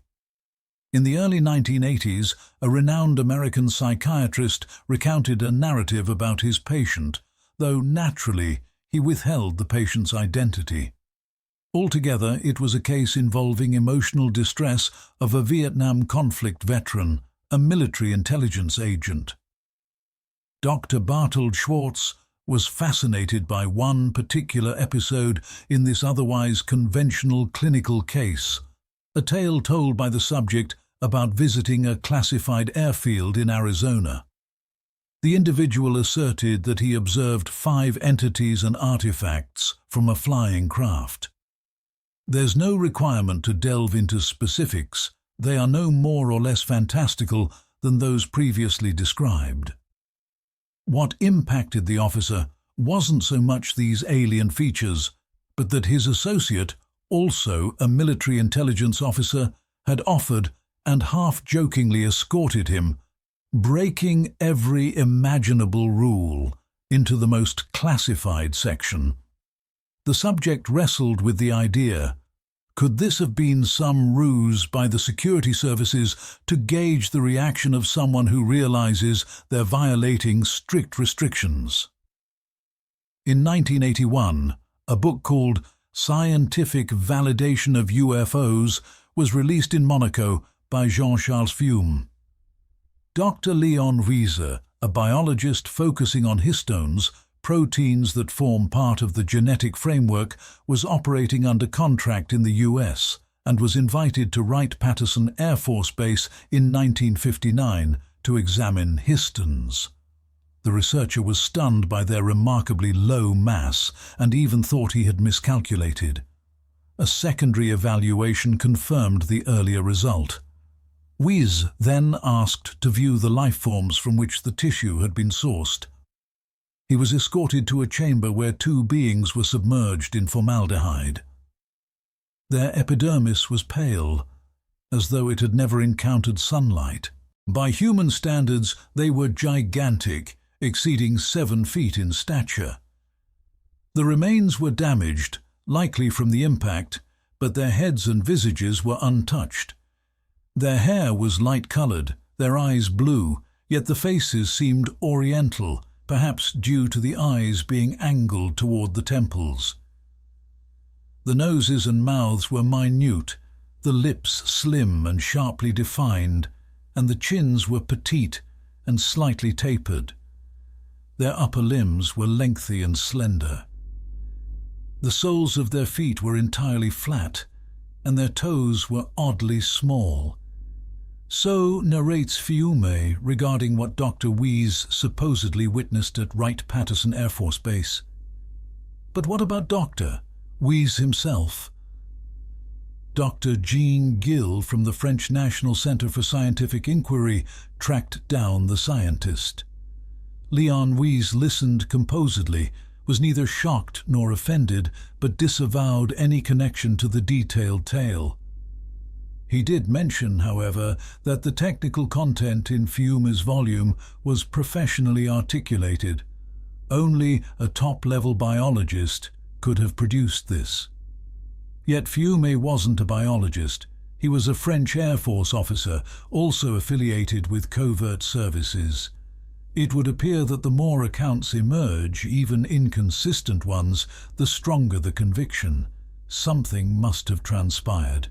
It couldn't have not occurred, based on the logic. there's no smoke without fire.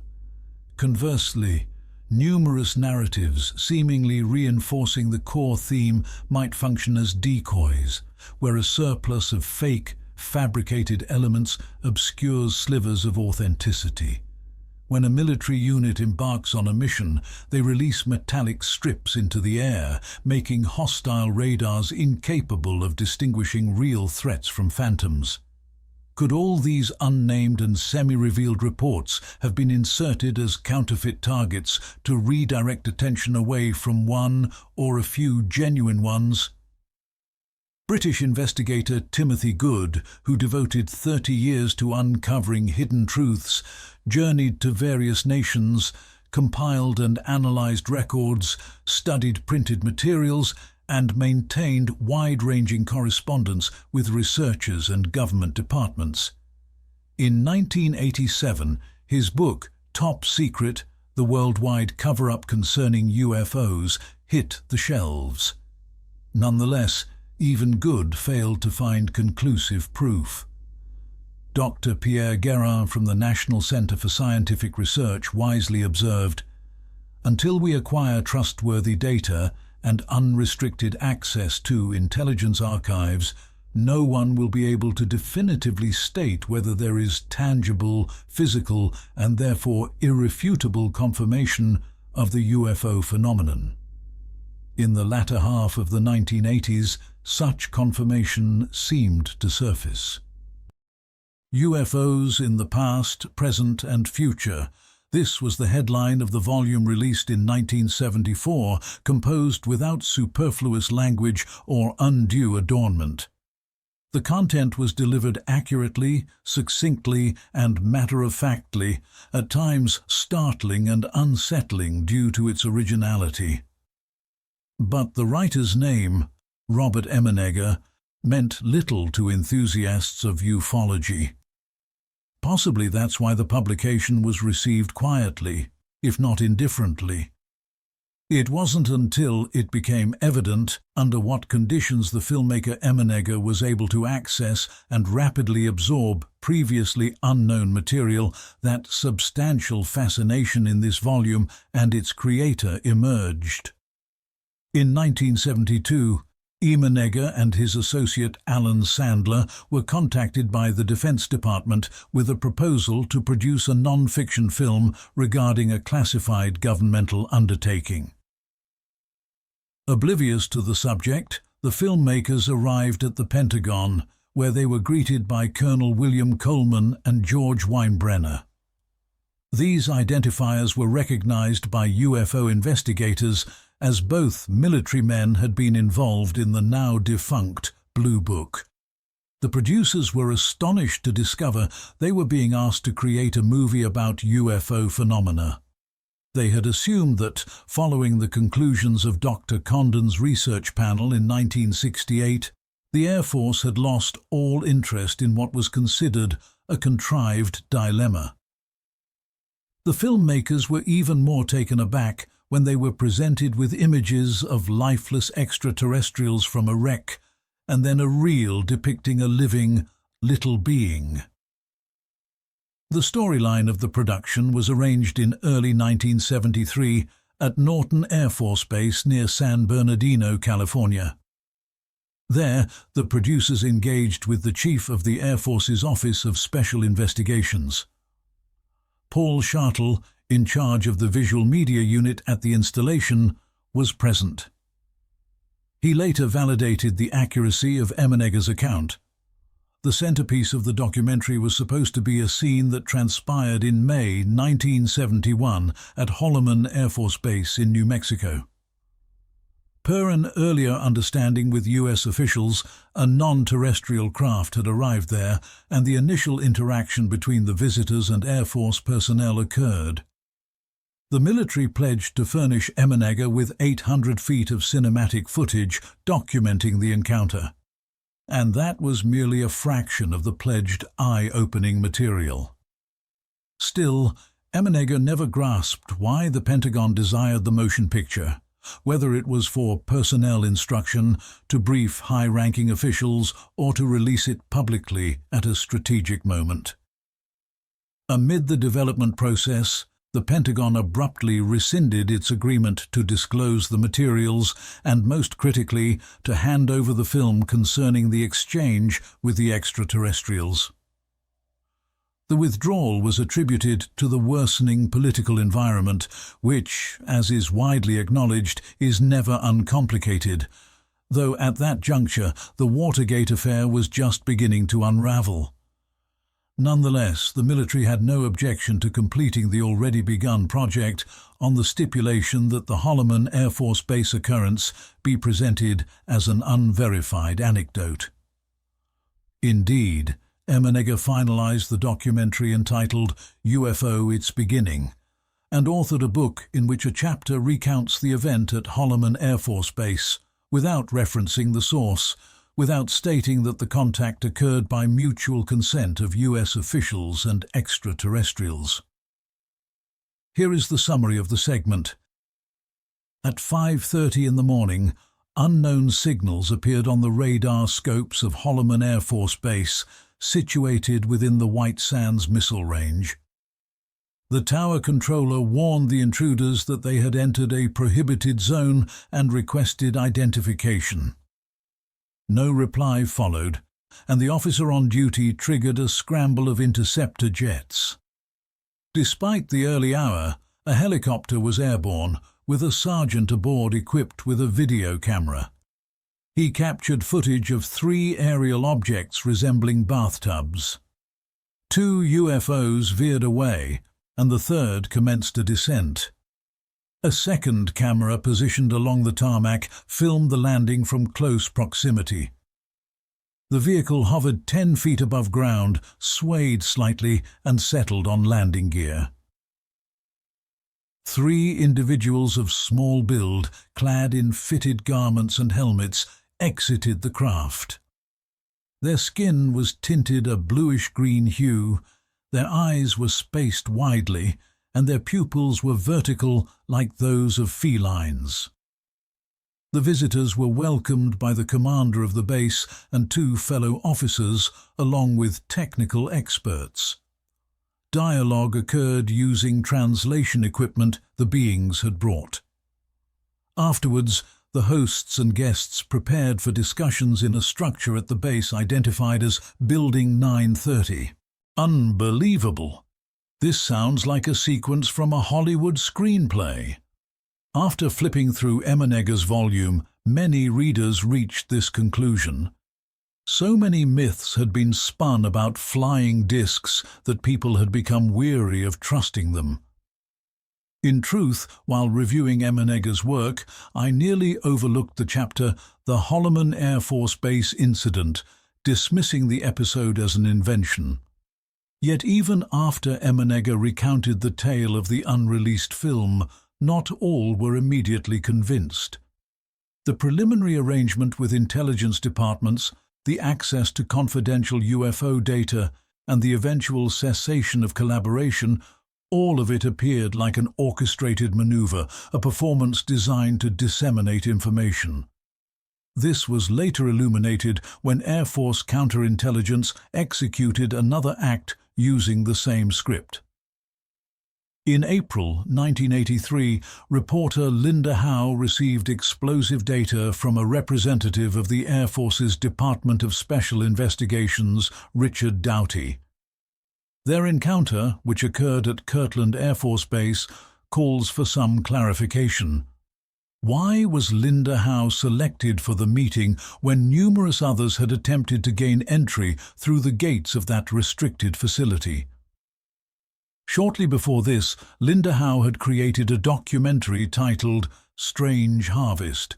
It tackled the disturbing phenomenon, which had become well known in UFO circles under the enigmatic label cattle mutilation. Since the mid-1960s, there had been hundreds of accounts of bizarre livestock deaths. In one region or another, ranchers discovered cows and horses slain in their pastures. No blood was detected near the corpse of the deceased animal. There was no blood inside the clean incisions either, which especially puzzled the medical examiners called in to evaluate the cases. According to forensic pathologist John Altshuler, the surgical interventions on the animals were performed rapidly, in a minute or two, utilizing high-heat laser scalpels. Yet in the 1960s, laser-based instruments didn't exist. Who, and for what reason, was conducting these procedures in the open fields, under the veil of night? It would all seem straightforward if these episodes could be dismissed as meat thefts. But the prime cuts were always ignored. The valueless portions from a culinary perspective were removed: heart, lungs, thyroid gland, anus, reproductive parts.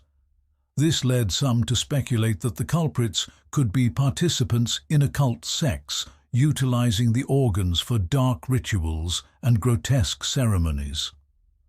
However, no supporting proof of this theory was discovered. Furthermore, surgeons weren't inclined to support the idea such meticulous operations couldn't even be executed in a hospital. An alternative hypothesis began to form. The defense sector was conducting research on animals. In fact, helicopters lacking visible markings were occasionally spotted near the locations of these events. But logic refused to accept this. If the military required livestock, they would have ample supply without resorting to nighttime incursions into farmers' barns. All the theories turned out to be baseless, and the dominant belief became that the bloodless procedures on cattle were being done by crews of UFOs. Such assumptions wouldn't have carried much credibility if ranchers, deputies, and casual observers hadn't reported viewing suspended lights, beams of illumination, and anomalous aerial craft nearby. In the publication The UFO Report by Hynek, the writer included a note from a rancher in Missouri addressed to Secretary of Defense Robert McNamara. The rancher had earlier lost animals from his enclosure, and one evening, awakened by the cries of cattle, he observed an airborne object of unfamiliar shape, 20 to 25 feet in length, floating over the pen. From its hollowed-out underside, a yellow-green glow radiated downward, lighting up the enclosure and the herd. The farmer asserted it wasn't a helicopter, as it hovered soundlessly in the air, except for a hissing tone, like the noise produced when a wire spins above your head. The FBI and law enforcement have repeatedly launched inquiries, but the findings they arrived at were either concealed or appeared ridiculous. Meanwhile, Linda Howe, in her documentary and later in her publication, voiced the viewpoint that behind all of this were the operators of aerial discs, and that the authorities, even if not cooperating with them, some sources hinted at this, were aware of far more than is generally assumed. Bovine mutilation is a distinct issue in the catalogue of UFO-related subjects. We brought it up for a single reason: to attempt to clarify why Linda Howe was granted access to confidential matters, genuine or fabricated, at Kirtland Air Force Base. At the onset of their dialogue, Richard Doughty informed the reporter that her documentary regarding animal mutilations had deeply disturbed certain individuals in Washington, as it came alarmingly close to matters they would rather the public remain unaware of. Was this an accidental remark by counter-espionage agent Doughty, or a carefully crafted expression, a deliberately rehearsed phrase? Most probably the latter. The Air Force's intelligence apparatus, by bringing Linda Howe into the fold, attempted to domesticate her, to obtain the preferred interpretation of the UFO landscape, or using her as a conduit to release classified data. Perhaps they had drawn conclusions from their interaction with Emenegger, who earnestly followed the instruction to keep what he had observed and heard confidential, although what had actually been expected of him was quite the contrary, to serve as a broadcaster and distributor of that same information.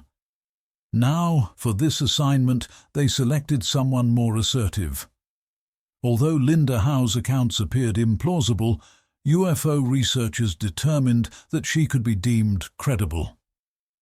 The scenario with Richard Doughty was more intricate. Investigative reporters wouldn't stop until they validated that such an individual did indeed exist, and that until his departure in 1988, he had served in the Air Force's Counterintelligence Division.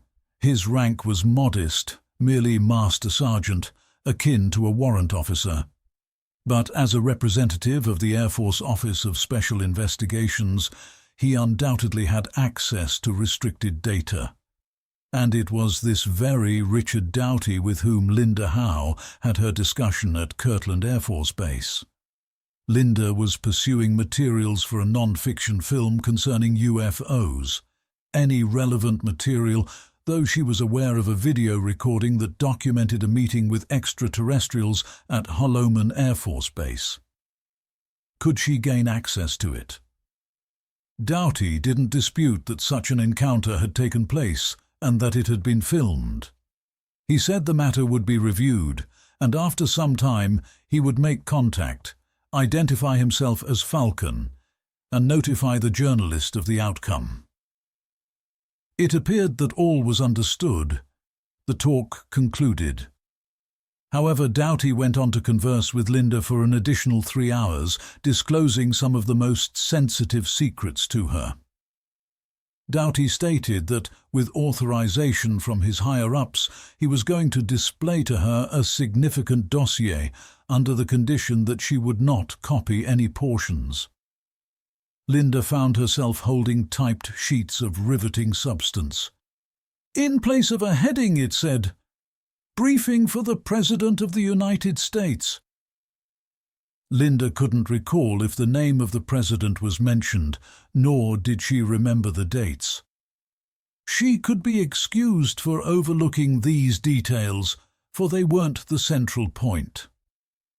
From the opening paragraphs, the document described UFO incidents that had taken place within the United States, where the remains of deceased EBEs, extraterrestrial biological entities, were stored at multiple Air Force facilities. However, the text also mentioned more than just corpses. Following the 1949 downing of a saucer in New Mexico, a number of EBEs were retrieved, one of whom remained alive. It was taken to Los Alamos, where an intelligence agent worked with it until its passing in 1952. Subsequently, communication was established with EBE-2 and EBE-3. From them, it was revealed that the flying objects originated from a binary stellar system located 55 light-years distant from Earth. Next, the dossier outlined the EBEs: diminutive height, dermis with a greyish hue, elongated limbs, a 4-digit hand lacking a thumb, and membrane evident between the digits. Instead of a nose and auditory organs, there were merely apertures. The shorthand MJ surfaced in the document. Linda Howe inquired what it denoted. Doughty clarified that it was the contraction for majority, alluding to a council composed of a dozen individuals whose responsibility was to formulate and enact protocols pertaining to UFOs. This was in April 1983, well before anyone had encountered the presidential record's majestic 12. It was only 18 months later that they would be anonymously dispatched to Jaime Chandera. Linda Howe proceeded to peruse her section on the contents of MJ-12. It enumerated the different extraterrestrial-related programs. The principal one was Aquarius, which coordinated all others. The Snowbird initiative dealt with examining alien spacecraft mechanics and gathering and analyzing data on EBEs. The Garnet program, one couldn't recall everything at once. With each folio, the material became increasingly captivating. As was reportedly learned from the EBEs themselves, they had been arriving on Earth for millennia. 25,000 and 15,000 years prior, they had performed some form of alterations with the genetic code of the planet's primates.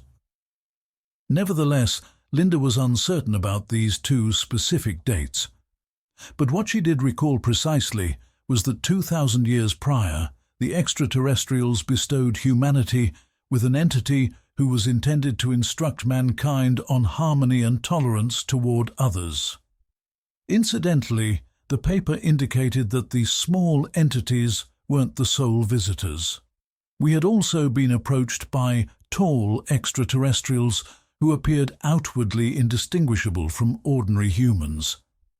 Between the tall and the short beings, Doughty added, there wasn't any particular fondness, though they coexisted. Alongside the attested declaration that she had truly reviewed and heard all of this at Kirtland Air Force Base, Linda Howe had to submit to a comprehensive evaluation carried out by ufological examiners. After all, based on her accounts, it implied that the intelligence agencies, willingly or not, endorsed the so-called premise of ancient astronauts, according to which Earth had long been frequented by beings from other worlds, not only examining our biosphere, but also enhancing its inhabitants via genetic manipulation. Even assuming that Linda Howe conveyed the truth, that doesn't indicate that everything in her report is entirely factual. Already back then, there were hypotheses. By intentionally blending truth with fabrication, the intelligence community had initiated the dissemination of their hidden knowledge. Initially, they experimented with Emenegger and Sandler, then with Linda Howe. The strategy is straightforward. A filmmaker or reporter is entrusted with privileged content, with assurances of conclusive proof and documentation. Then the pledged materials are withheld.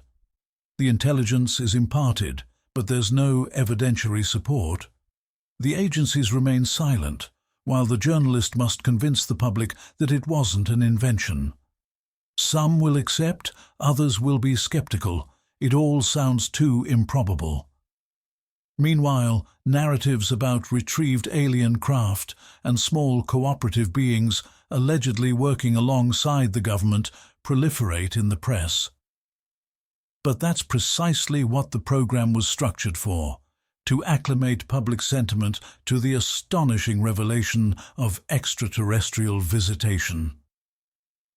Linda Howe's experience concluded in the expected manner. After a while, Doughty did indeed telephone her and informed her that the video from Holloman Air Force Base would not be made available for governmental reasons. However, she would be permitted to conduct an interview with the officer who had liaised with the surviving entity from the wreck. Doughty requested that she submit a roster of the production team with images for identification badges. A date and venue for the interview were arranged, but it was deferred, rearranged, and ultimately entirely cancelled. UFO researchers eventually located Richard Doughty. Did he confer with Linda Howe at Kirtland Air Force Base? Yes, he did, under instructions from his supervisors. And what did they converse about? About the non-fiction film Linda Howe aimed to produce on unidentified aerial phenomena. However, a significant portion of what the journalist recounted was that Doughty rejected it. For instance, he refuted displaying to her the MJ-12 documents. In a correspondence to Barry Greenwood, March 3, 1988, Doughty stated, "With my clearance, it was firstly inconceivable for me to possess paperwork intended for the President. Secondly, I would never have permitted anyone lacking authorization to examine such a paper. I also cannot recall expressing any intention to supply Ms. Howe with the documentary reel for her production. I lacked the authority to negotiate such dissemination. And finally, I have no knowledge of any covert governmental probes related to UFOs." But by the time Doughty authored this, Linda Howe's legitimacy and standing were beyond reproach. Ample new proof had surfaced to substantiate her narrative. In that unforgettable 3-hour dialogue at Kirtland Air Force Base, Richard Doughty uttered a startling expression. Verifying that the encounter with the extraterrestrials did indeed transpire at Holloman Air Force Base, he promptly corrected Linda Howe. It wasn't May 1974, as Emenegger had claimed, but April 25, 1964, 12 hours subsequent to the UFO touchdown in Socorro. There was some confusion. Either the armed forces or the visitors had miscalculated the timing and coordinates. Socorro! So many brilliant intellects and notable committees have attempted to unravel this enigma. At 5:45 p.m. on April 24, 1964, along the streets of Socorro, New Mexico, police officer Lonnie Zamora observed a dark Chevrolet traveling at high speed. Mere moments afterward, the officer, along with the offender, ended up on Highway 85, just beyond the city limits. Then he detected a roaring noise and noticed flames half a mile from the town, approximately where the explosive materials depot was situated.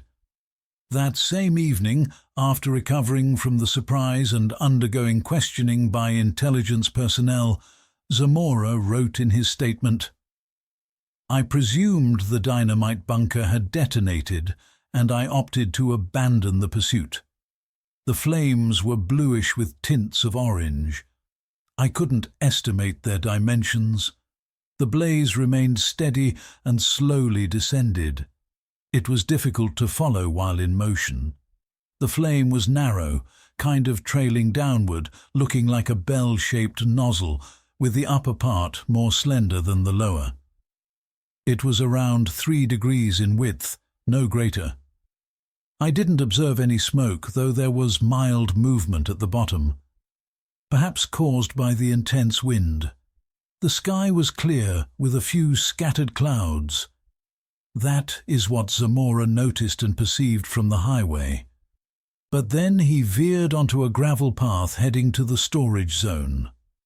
The sharp incline was only conquered on the 3rd attempt. The roaring shifted from sharp to deeper tones and then faded entirely. Zamora searched for the depot but was attracted to something different. Ahead, between 2 mounds, around 800 feet distant, he spotted a metallic craft, positioned upright on its rear bumper. In this precarious stance, it was steadied by some kind of struts. Close by were 2 individuals in white. They noticed the officer and appeared alarmed. Could they be youngsters playing around? I glimpsed those 2 briefly when I halted for a few seconds to inspect the thing. Nothing strange, no hats, no helmets. Just ordinary folks. Petite grown-ups or tall teenagers. Zamora radioed his superior Sam Chavez, informing him that he would require assistance. To approach closer, he needed to circle around the rise. The silvery object vanished from sight momentarily, but then Zamora found himself only 100 feet distant, and it became obvious that it wasn't an automobile, but a kind of oval-shaped craft. It had now taken a horizontal position and was perched on 4 legs. The figures had disappeared. A moment or two later, 2 or 3 pops, akin to the sound of doors slamming, were audible. On the curved flank of the object, roughly at the midpoint, Zamora was able to distinguish an insignia or marking, a crescent with an arrow pointing at it, and a stripe beneath. The mark was scarlet, measuring about 2 by 2.5 feet. The object itself measured no more than 15 feet long. From the underside of the egg-like object, a flame, blue with an orange border, burst forth with a roar. Fearing a detonation, the officer sprinted to his vehicle, threw himself to the ground, and shielded his face with both hands. The noise ceased. Zamora lifted his head. The object had risen approximately 20 feet above the earth. The flames had vanished. The crimson insignia still glowed on the silver hull. The object hovered still in the air for several seconds, then started drifting southwest. As it passed over the munitions depot, it nearly brushed the rooftop. Zamora tailed it until it vanished. Throughout, the object never climbed higher than 20 feet. Sergeant Chavez showed up. Zamora was pale, visibly shaken, his uniform rumpled. "What's wrong, Lonnie?" "You'd think old Satan himself had shown up," said the sergeant. "It kind of feels like that's exactly what occurred," Zamora answered, stating he wouldn't mind speaking with a priest.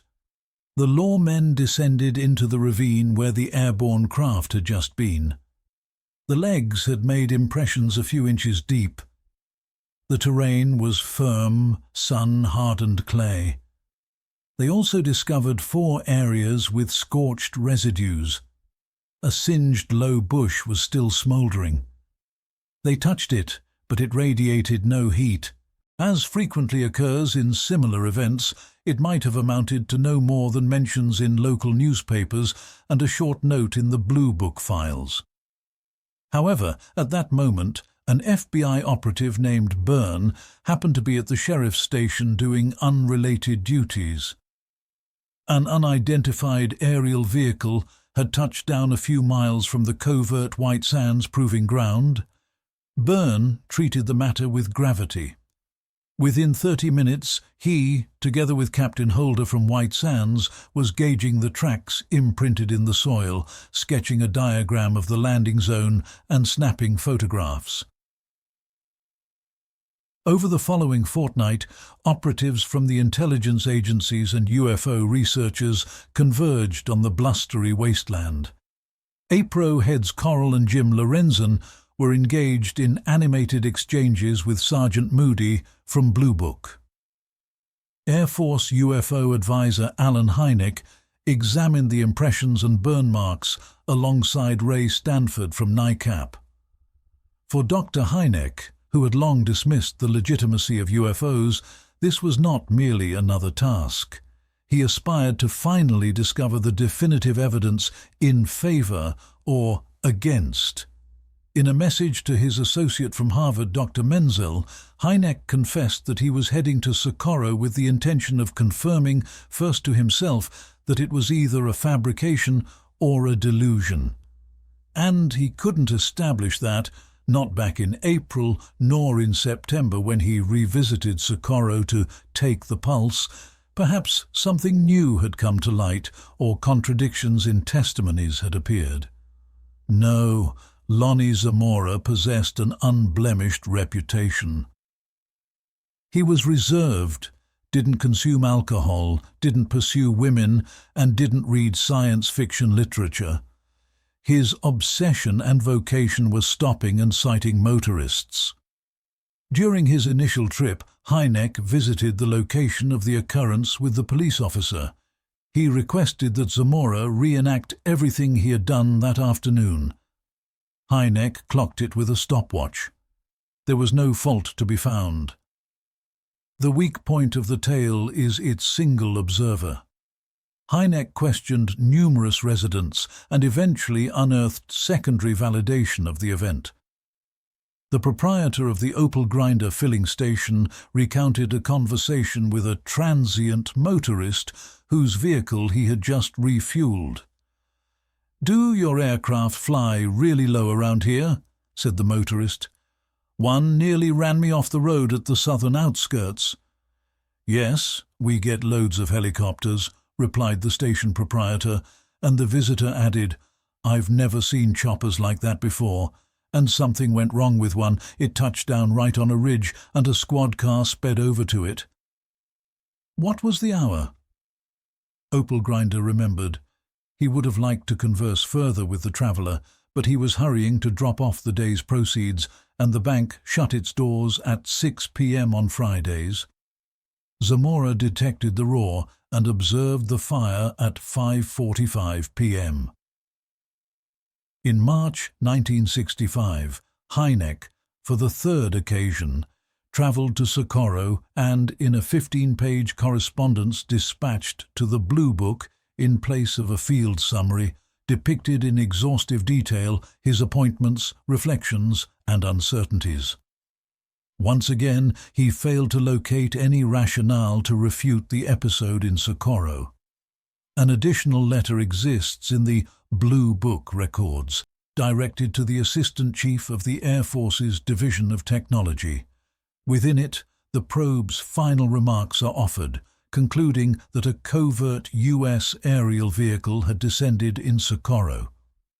From the outset, the lunar lander of the Apollo vessel was suspected, the very one intended to touch down on the Moon several years later.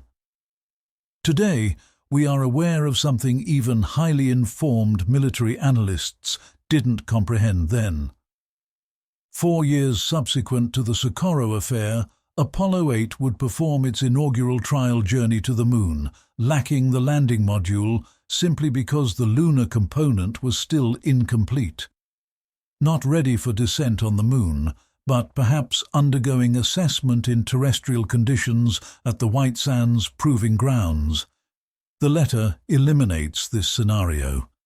Roughly a dozen companies linked with NASA were questioned. Bell Aircraft stated that the only existing lunar module had been transported to Edwards Air Force Base in California by that stage, but it wouldn't reach testing readiness until July 1964. The formal declaration from the Air Force regarding the Socorro affair asserted that Patrol Officer Zamora had genuinely witnessed a craft of indeterminate origin. This represented the Pentagon's first public recognition of a UFO touchdown on American land. The declaration omitted any mention of the duo of crew figures that the officer had spotted at the location. But UFO skeptics refused to acknowledge anything involving landings. Philip Klass, an electrical specialist by training and editor of Aviation Weekly, was promoting a theory that UFO occurrences were of plasma derivation. In Klass's assessment, Zamora had observed a mass of plasma, which he misidentified as a silvery craft. The small beings in white were likewise plasma globs, whose electrical effects might have produced the ground depressions. And the landing legs that Zamora described amidst the bushes were simply plasma traces. The plasma explanation fit everything neatly, except the noise. No one had ever encountered thunderous plasma. After scientific rejection of the plasma theory, Klass supplied a different account. It was an elaborate ruse to attract visitors to Socorro. The area where the occurrence unfolded belonged to the town's mayor, Holm Bersem. The mayor was also a banker and thus had a vested interest in attracting tourism. So the town officer under his jurisdiction orchestrated a performance. The Socorro encounter also captivated another UFO skeptic, Donald Menzel. He was concluding his second volume on flying discs and, of course, couldn't ignore Socorro. Although Menzel never traveled to New Mexico, using press clippings and his own analysis, he offered his perspective. Teenagers, resentful of Zamora for strictly penalizing speeders and other infractions, plotted to play a prank. The automobile Zamora pursued was bait. He was lured to a ridge where the co-conspirators were concealed. The driver radioed his comrades about the pursuing officer. The youths launched a balloon made of foil and cardboard, which the officer mistook for a spacecraft. Menzel's theory appeared wholly unpersuasive. According to meteorological station data, on that breezy day, the balloon would have drifted not to the southwest, but the opposite way. It would have floated directly over the township and most likely wouldn't have gone unseen. All efforts to invalidate the Socorro incident only served to support it. Eventually, another clue emerged. In April 1964, NICAP dispatched Ray Stanford to Socorro. He arrived following visits by military investigators, UFO researchers, and the simply inquisitive. Yet he observed something others had missed. Embedded in one of the indentations from the landing struts was a rock containing metallic shavings. The quantity was minuscule, but they could have been fragments of the aircraft. Stanford took the rock. Since NICAP lacked professionals in material science, they contacted Henry Frenkel at the Goddard Space Flight Center. He consented to examine the sample. A full delegation, comprising Stanford and 3 other NICAP affiliates, traveled to Greenbelt with the prized specimen. Their identities and roles in ufology are prominent, so there's no motive to question what Stanford later described in his book, The Saucer from Socorro in the Pentagon's Closet. 5 days afterward, Dr. Frenkel relayed the findings of the test. The material analyzed is a substance not naturally occurring. It is composed chiefly of 2 metallic elements, and notably, it's a combination of zinc and iron. In all alloy catalogues accessible to us, including Soviet ones, no entry of this sort or composition was found. This strongly implies the craft at Socorro could have had extraterrestrial manufacture. The scientist voiced admiration for the tough and oxidation-resistant blend and pledged to affirm all of it before a congressional panel if necessary. Then, as NICAP's most prudent voices forecast, Dr. Frenkel became unreachable. Instead, his assistant began answering calls, but offered no details. Follow-ups and inquiries remained unanswered. 2 weeks afterward, Stanford got a call from the NASA Spacecraft Engineering Division. The exchange was curt. "Doctor, Frenkel is no longer addressing this matter. In reply to your persistent queries, I've been tasked with relaying the lab findings." Everything Dr. Frenkel formally said was mistaken. "The material has been classified as silicon dioxide." "This is absurd," Dr. Hynek exclaimed upon meeting with Stanford. "I'm familiar with the procedures used in these analyses. There's no way to confuse silicon dioxide with iron and zinc. They're lying. Stick with Frenkel's original conclusion and ignore the latter." The year 1964 brought another surge of UFO observations. Its climax arrived in the spring, and April 24th should be marked in red on the calendar of ufology. On the exact day as the Socorro encounter in New York State, close to the village of Tioga, landowner Gary Wilcox was dispersing mineral nutrients across his farmland. At the boundary of the woods, he noticed something pale and assumed someone had discarded an old freezer on his land. As he approached, it appeared spherical. A surplus fuel container, the kind aviators jettison after mid-air fueling? It was neither. At the perimeter of the field stood an oval-shaped craft, roughly 20 feet in length and 16 feet across. It lacked viewports, entryways, or landing apparatus. When Wilcox diverted his gaze from the metallic structure, he spotted small beings in snug-fitting outfits nearby. Their faces were nearly fully concealed by coverings. The entities carried trays filled with ordinary farmland dirt. The tiny visitors exhibited no fear and didn't flee. One of them told the farmer not to worry and that they were from Mars. For a Martian, the figure spoke remarkably fluent English. Still, the voice seemed to originate internally, as if from a ventriloquist. The discussion primarily focused on farming. The miniature figures were curious about the powder Wilcox was distributing across the land. Wilcox attempted to clarify, as though to young kids, that the nutrients helped crops flourish. But the Martian explained that they cultivated their vegetation directly within the atmosphere. The farmer offered to donate a sack of fertilizer, which the Martians eagerly accepted. By the time he returned from his trailer, the small figures and the vessel had vanished. He left the fertilizer behind just in case, and when he checked the following morning, the sack had disappeared. Wilcox recounted additional remarks from the surprisingly loquacious Martians. They claimed they frequently arrive during daylight hours since their vehicles are harder to detect in sunshine. They can travel to Earth once every 24 months, naturally due to Martian opposition. Humans are unlikely to thrive in space exploration because their physiology isn't designed for prolonged voyages. One might surmise why Hynek, who chronicled the Socorro event on numerous occasions, never once referenced the same-day sighting of a similar oval-shaped craft in Tioga.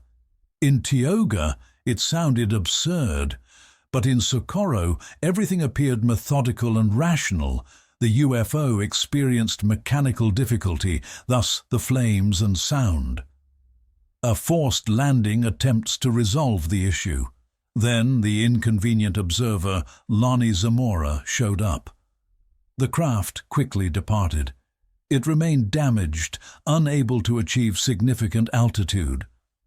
Gary Wilcox's bizarre encounter was documented in the October 1964 edition of Flying Saucer Review.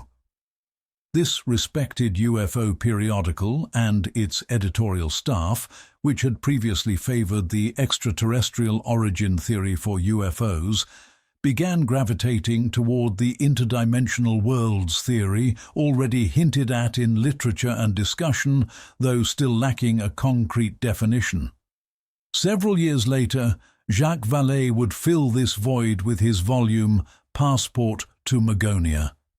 With an expert curation of ridiculous anecdotes, such as the one involving Wilcox, and an equally adept comparison of them with fables and folklore from earlier centuries, when individuals reported seeing dwarves, sirens, fairies, trolls, and other denizens of the netherworld, Jacques Vallée would gently guide the audience toward the notion that the UFO mystery is merely a segment in the perpetual sequence of marvels through which the supernatural realm has always deceived humanity, and still does in our time, employing techno-gadgets and galactic devices in tune with the modern era.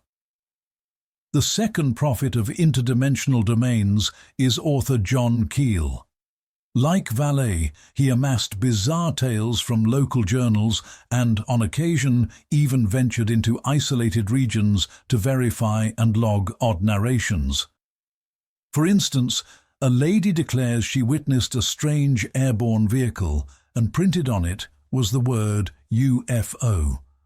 Or, floating above New Jersey farmland was a perfect replica of a U.S. spacecraft bearing the label U.S. Army, though it was common knowledge that such a vessel couldn't have been there. John Keel entertained no doubts that UFOs and miniature figures, all of it, were the handiwork and mischief of the playful sprites who have been beguiling people for generations. Astronomy professor and Air Force advisor Alan Hynek, NICAP head Donald Kehoe, and other investigators, regarded as credible, seldom gave these whimsical tales any consideration, preferring to simply dismiss them. Yet there was another globally known UFO research group, APRO. Its directors, Coral and Jim Lorenzen, weren't disturbed by such narratives. Not because the Lorenzens subscribed to theories of other realms or the antics of ethereal beings. Rather, their methodology rested on the idea that, since the UFO enigma remains unexplained, we must confront it as it presents itself, without discarding or concealing any aspect, regardless of how irrational it appears. In the Lorenzens' publications, Flying Saucer Occupants, 1967, and UFOs over the Americas, 1968, we encounter numerous specifics that expand on the Socorro sighting, including absurd motives. Several days following the Socorro case, a pilot of a military aircraft flying above the White Sands Proving Ground reported to air traffic control that he observed a UFO preparing to land or already on the ground. It bore insignia akin to those Zamora had described. And 2 further touchdowns. One was on April 26th near the settlement of La Madera, New Mexico, and another was on April 30th at Canyon Ferry, Montana. In each occurrence, flying discs imprinted the soil with marks similar to those recorded at Socorro. From sketches, schematics, photographs and spatial data collected at the Socorro site, a layout was assembled, indeed several blueprints and diagrams, so that researchers and agents could analyze them to their satisfaction. When the center points of the impressions left by the struts were linked, a complex 4-sided shape appeared.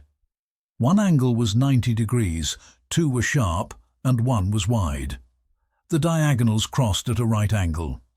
And someone recollected a theorem from school geometry. If the diagonals of a 4-sided figure intersect at a right angle, a circle drawn within it will touch the midpoints of all sides. The circle was drawn, and it fit precisely. The 3 burn spots shown on the diagram were centered inside, and the 4th was positioned beyond the figure's boundaries. Yet the circle itself extended just slightly past the quadrilateral.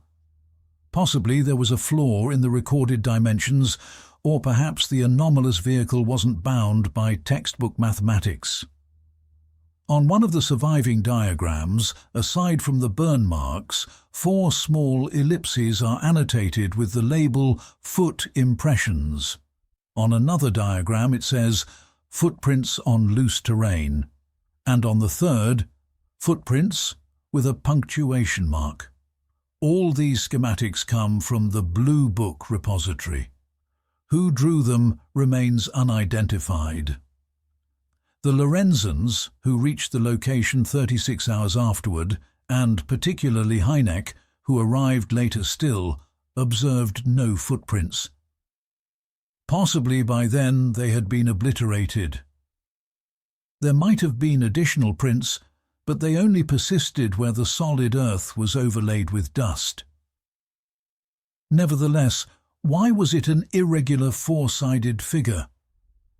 The Lorenzens offered a proposition. The landing apparatus of the object had movable extensions.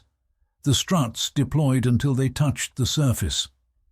The pair that landed on elevated terrain extended less, resulting in a reduced span between them compared to the second pair, which settled on a lower, flatter area. At Socorro, the legs left triangular impressions. Comparable ones appeared at the touchdown zones in La Madera and Canyon Ferry. There were also circular marks. Typically, saucer-shaped craft settled on 3 struts, while oval ones used 4. But occasionally, no supports were evident. In such instances, wide rings were left at the landing spots.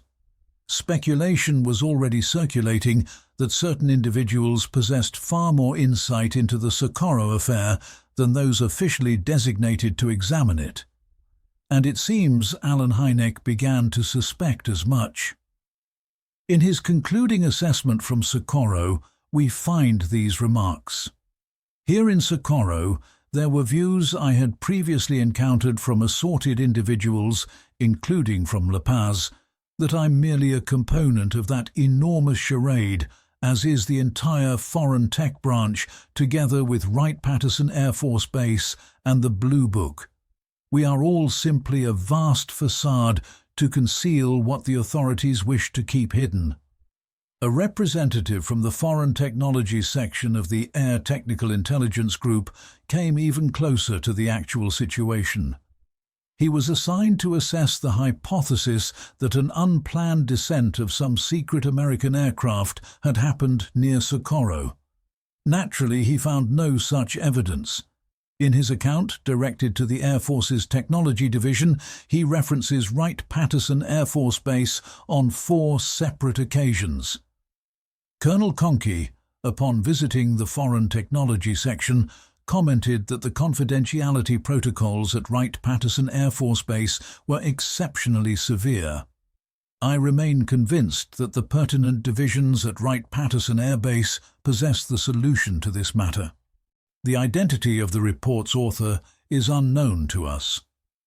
But it appears that the officer, who had been chasing answers through various offices, quietly conversed with his intelligence peers in shadowed hallways and uncovered, deduced, or intuitively perceived the reality.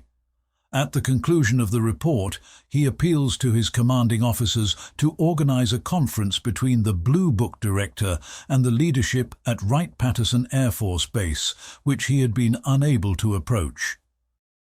Bill Moore journeyed throughout the towns and cities of the United States, collecting numerous accounts to substantiate the Roswell case. Living in isolation, he persisted in his research and compiled information for his next volume, Crashed UFOs, Witness Accounts in Pursuit of the Truth. He progressed methodically without chasing sensational headlines. His standing among UFO researchers was considerable, and when it came to downed alien vessels, perhaps nobody surpassed him. Over time, he succeeded in forming relationships with intelligence personnel involved in UFO matters. Incidentally, nearly all of them were known within their circles by avian aliases.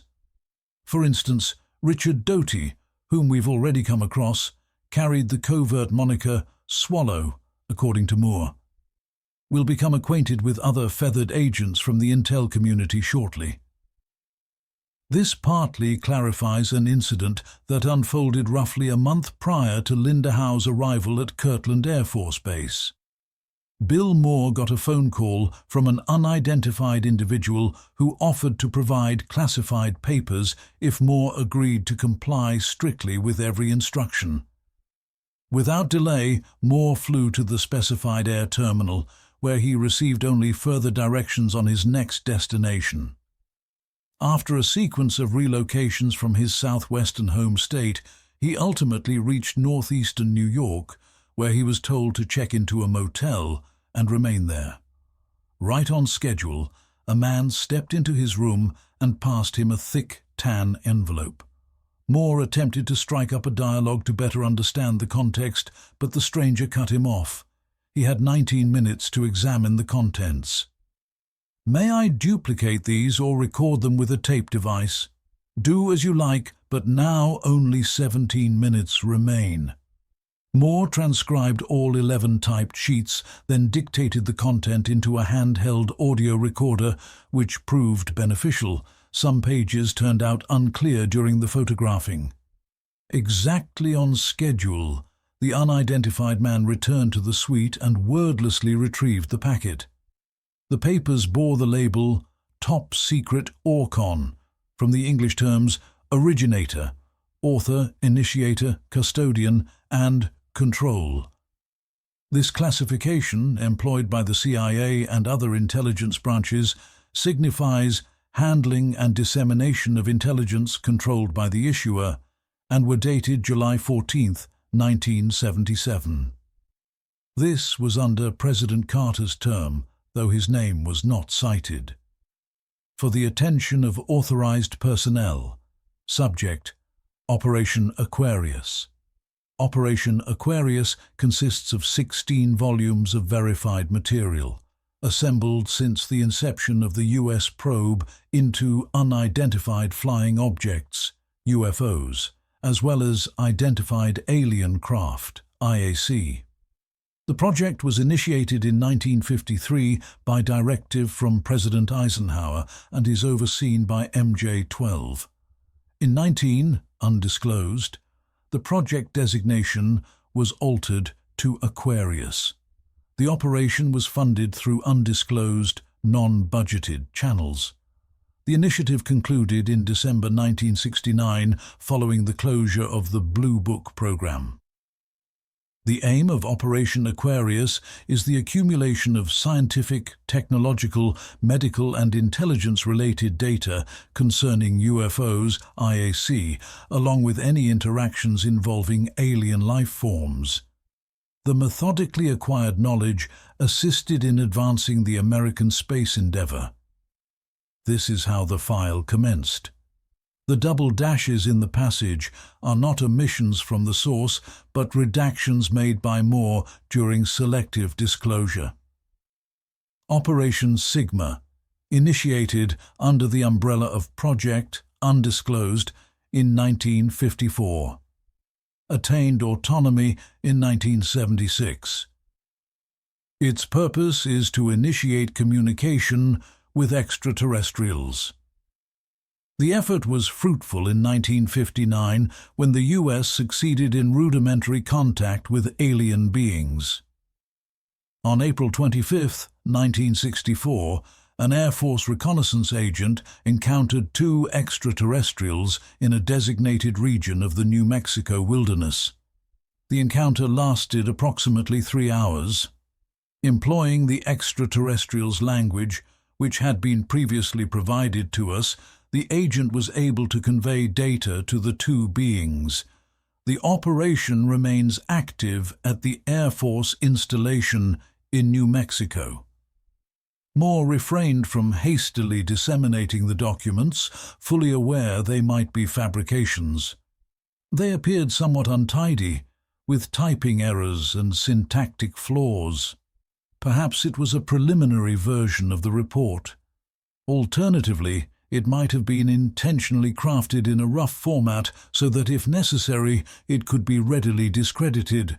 It is notable how many correspondences and overlapping points exist between the files Linda Howe reviewed and the dossier Moore obtained. The designations of the classified operations were identical, and the timeline of the supposed encounter between extraterrestrials and military personnel matched. And naturally, the enigmatic board MJ-12 was referenced in both collections. At that moment, UFO researchers still didn't understand the precise significance of those initials. One could question the legitimacy of the content, but it became apparent that there was a single origin behind it. Then, in December 1984, filmmaker Jaime Shandera, Moore's associate in the quest for downed sources, discovered a parcel containing classified papers regarding this council in his letterbox. The package bore a postmark from Albuquerque, New Mexico. The identity of the sender remains a mystery. Yet the individual was confident that the materials would reach trustworthy hands and that the recipient could process the disclosed content. The disclosure of restricted information has not been an uncommon event in the United States. Numerous governmental, financial, and defense-related secrets have been revealed to the public via such channels as reporters. However, this particular incident was distinctive. If the files were genuine, it would amount to a monumental breakthrough in all of human history: interaction with non-terrestrial beings. The documents were not made public until 1987, and for a brief time they captured the interest of the international media.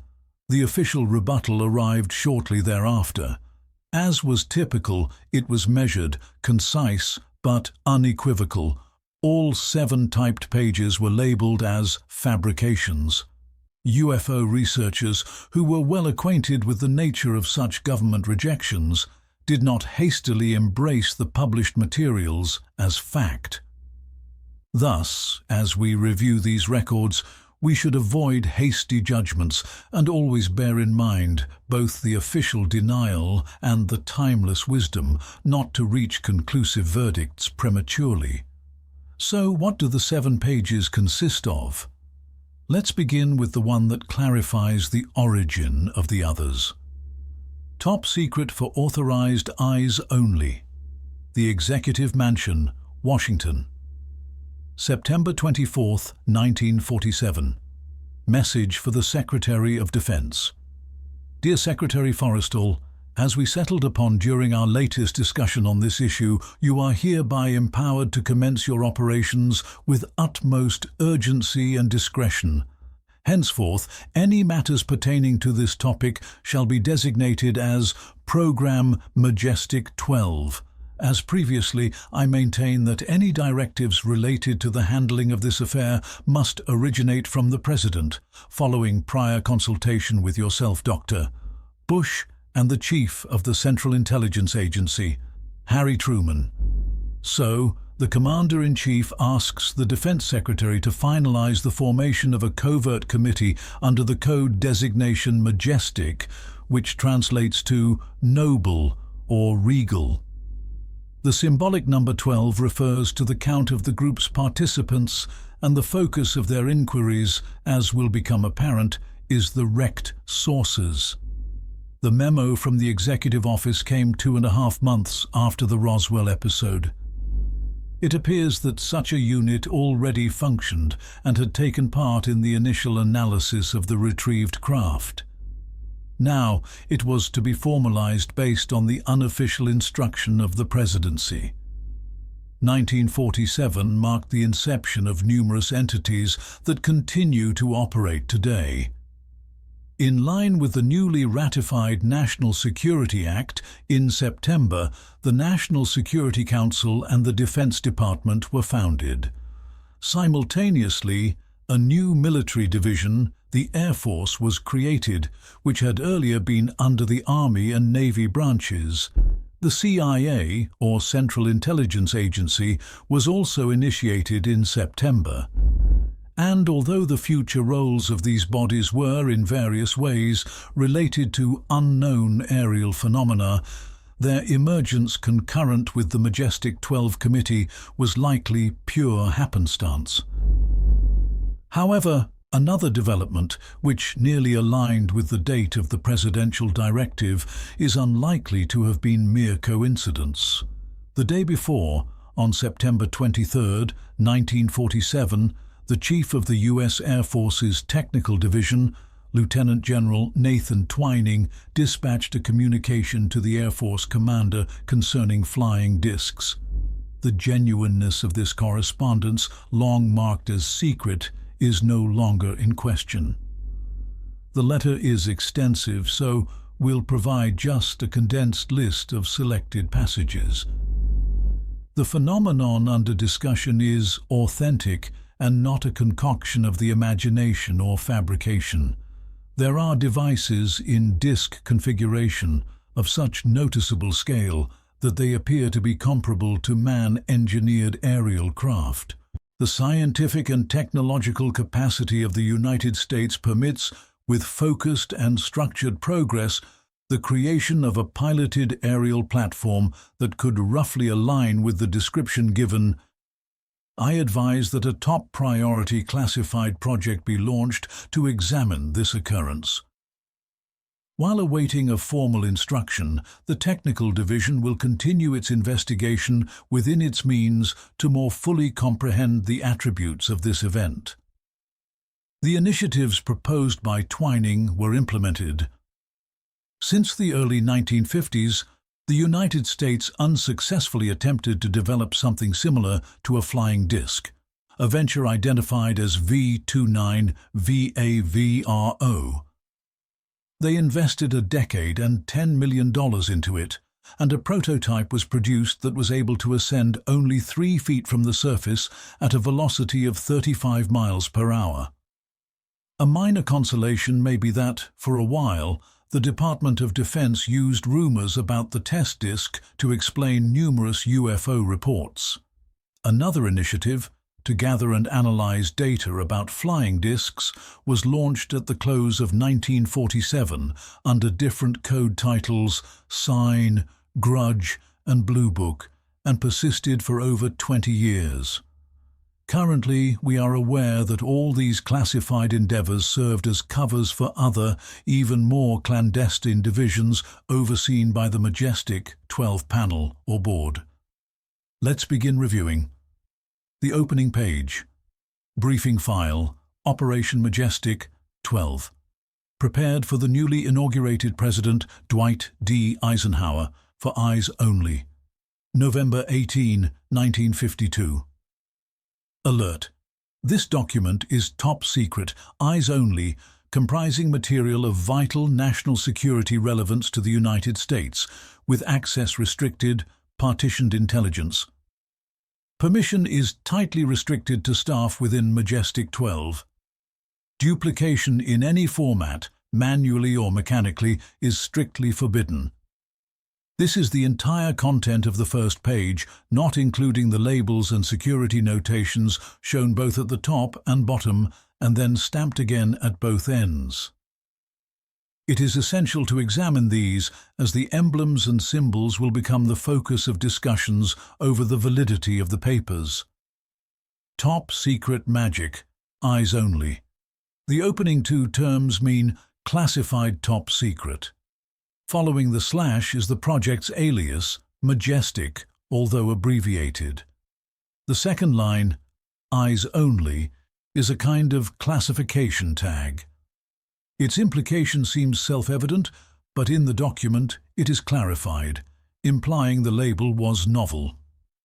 Otherwise, why define it? This tag is now commonly applied. Substantial criticism of the document's legitimacy focused on the phrase compartmentalized information. It's tempting to render this as cell-based intelligence. Every operative is aware of their cell. That's the gist. The initial term comes from compartment, meaning a division or section. In other terms, any classified data is separated into segments, and individuals with authorization are only allowed to access what is relevant to their designated areas. This strategy is ancient. But critics contend that the idea of compartmentalization only surfaced in official terminology during the 1960s, and thus its presence in a 1952 file marks it as inauthentic. Even if compartment as a specific designation was formalized via a directive with a precise date in the Nixon era, that objection isn't especially persuasive. The word might have first been used unofficially and only later became standardized in the records of certain bureaus, gradually spreading until it became customary in intelligence circles and federal institutions. The originators of this quasi-term may not have been aware of its true roots. Similarly, it was assumed that the casual phrase flying saucers was coined during a discussion between a journalist and Kenneth Arnold after his notorious sighting above Mount Rainier on June 24, 1947. Later, a Texas newspaper was uncovered in which a rancher described an aerial phenomenon using the exact phrase. Edward Ruppelt, the director of the Blue Book Project, maintained that he was the one who invented and popularized the term unidentified flying objects. Yet when the archives from the older Sign and Grudge programs were unsealed, it became clear that the term UFO had already been in circulation. Once classified, it gradually entered routine usage. Second page. Subject, Operation Majestic 12. Initial briefing for the newly elected President Eisenhower. File assembled on November 18, 1952. Briefing Officer, Admiral Roscoe X. Hillenkotter, M1. Reminder: this file contains introductory material. It should be viewed as a prelude to more detailed data about the operation. Operation Majestic 12, a highly classified endeavor of the Experimental Analysis Committee and Intelligence Division, reporting solely and directly to the President of the United States. The initiative is executed under the oversight of the Majestic 12 Council, Magic 12, formed through a special secret order from President Truman on September 24, 1947, upon the suggestion of Dr. Vannevar Bush and Secretary James Forrestal, refer to Appendix A. Participants in Majestic 12 include. Then a list of names is presented. It will be apparent immediately that these are not individuals we need to speculate about. Nearly all of them appear not just in American Who's Who, but also in global encyclopedias. Nevertheless, none of those reference works mentions any association of these figures with the topic that concerns us. For that reason, it's worthwhile to examine this list and delve into this particular element of the biographies of the majestic panel members. Vice Admiral Roscoe Hillenkotter, M1, during the Second World War, was among the top commanders of intelligence operations in the Pacific arena. As of May 1947, he had been leading the Central Intelligence Group, which later integrated with the Office of Strategic Services, forming the Central Intelligence Agency. Hillenkotter became its inaugural chief and retained that role until 1950. As an adept operative, Hillenkotter remained out of the spotlight for numerous years. Very little could be stated about him in general, and absolutely nothing concerning the topic of our interest. Yet, in the latter part of the 1950s, following his retirement, Roscoe Hillenkotter's identity suddenly, and at times controversially, began to be connected with unidentified aerial phenomena. The ex-CIA head appeared on the board of directors for NICAP, the National Investigations Committee on Aerial Phenomena, the most prominent, aggressive and populous UFO association which openly accused both the military and intelligence services of hiding facts about flying saucers. This alone was groundbreaking, but Hillenkotter didn't merely occupy a ceremonial spot on NICAP's board as a figurehead general. He issued declarations that unsettled the Pentagon, stating that the time has arrived to reveal the truth, and that the populace deserves to finally learn the origin of UFOs and their objectives. Hillenkotter asserted that flying discs are real, that they are intelligently piloted vehicles, and that the defense establishment covers up the facts about such sightings, striving to undermine and mock credible observers by chalking everything up to hallucinations or pranks. Remarks like these were often voiced by Donald Keyhoe and other heads of NICAP. But these declarations came from an individual who, until recently, had full access to national intelligence secrets. On August 22, 1960, Hillenkotter addressed a letter to the U.S. Congress, urging prompt measures to remove the threats caused by the secretive approach toward everything tied to UFOs. After all, the Soviet leadership, during a pivotal situation, might bluff by announcing that UFOs are a classified Russian technology against which we possess no defense. Declassified internal papers reveal that such apprehensions haunted numerous senior military and governmental figures. Within the United States, the matter of UFOs was chiefly brought up in Congress, first in April 1966 before the Armed Services Committee, and later in July 1968 within the Science and Astronautics Committee. By then, Hillenkotter had already departed from NICAP.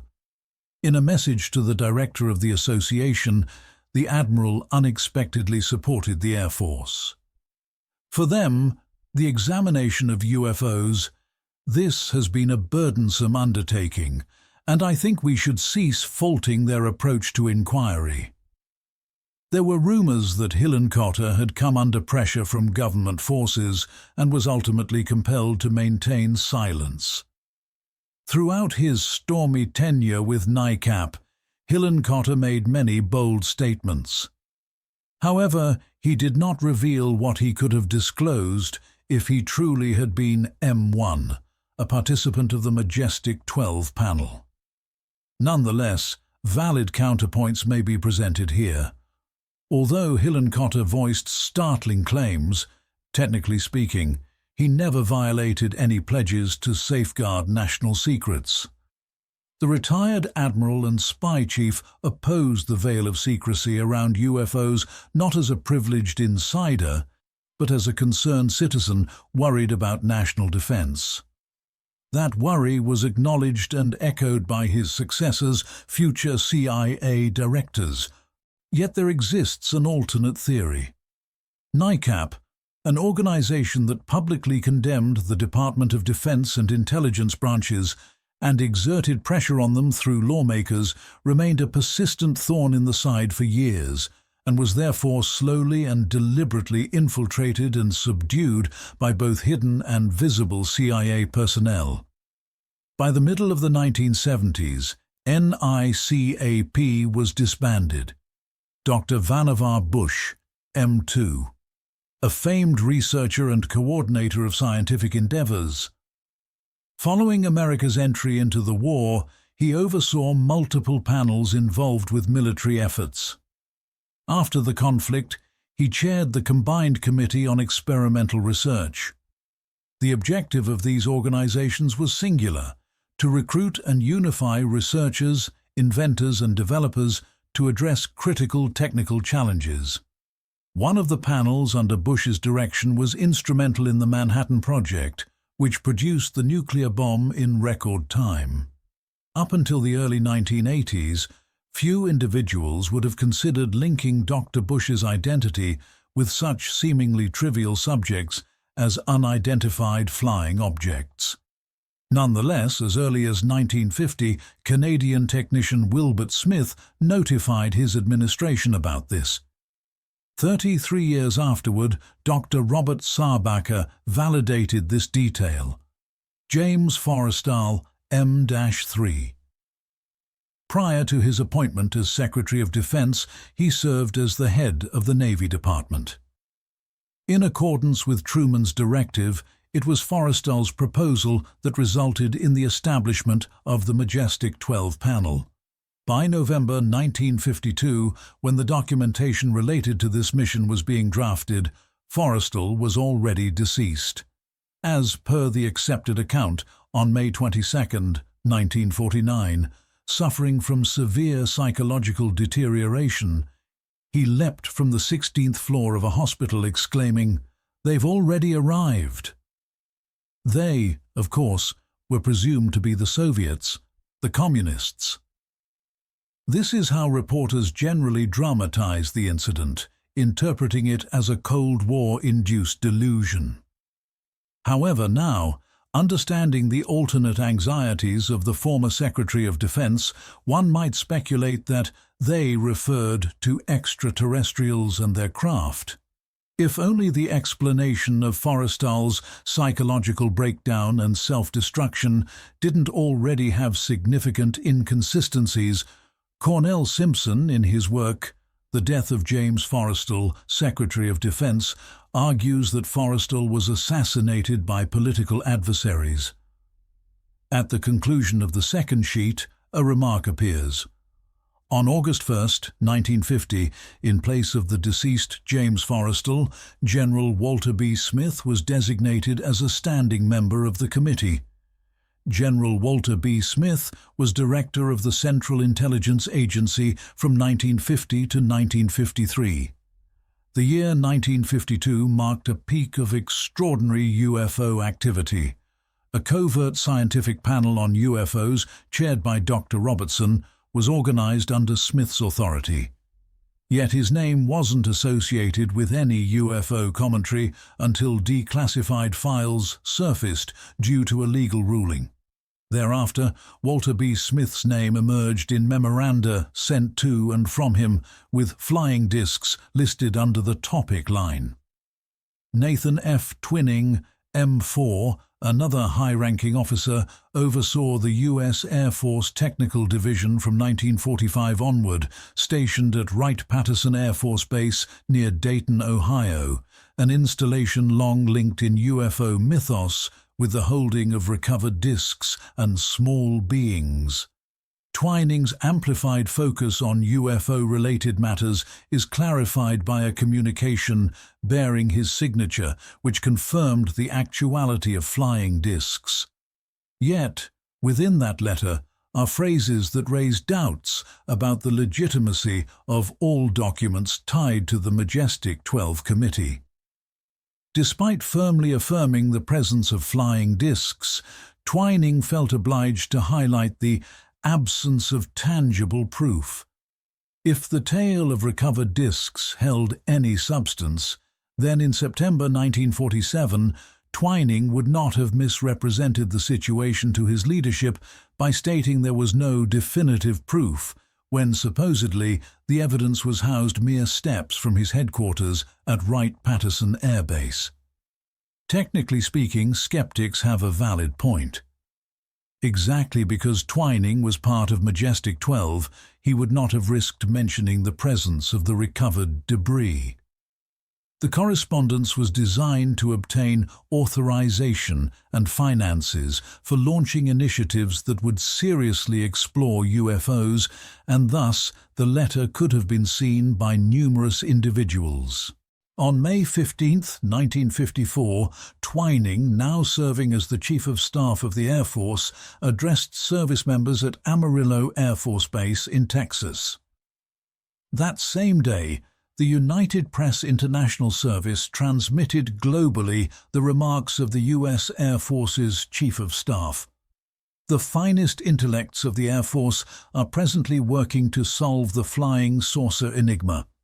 This statement was echoed and widely analyzed by reporters and UFO researchers, as its implication blatantly contradicted what Air Force spokespeople were declaring about flying saucers at briefings and in mainstream publications: fantasy, collective hysteria, optical distortions, attention-seeking behavior.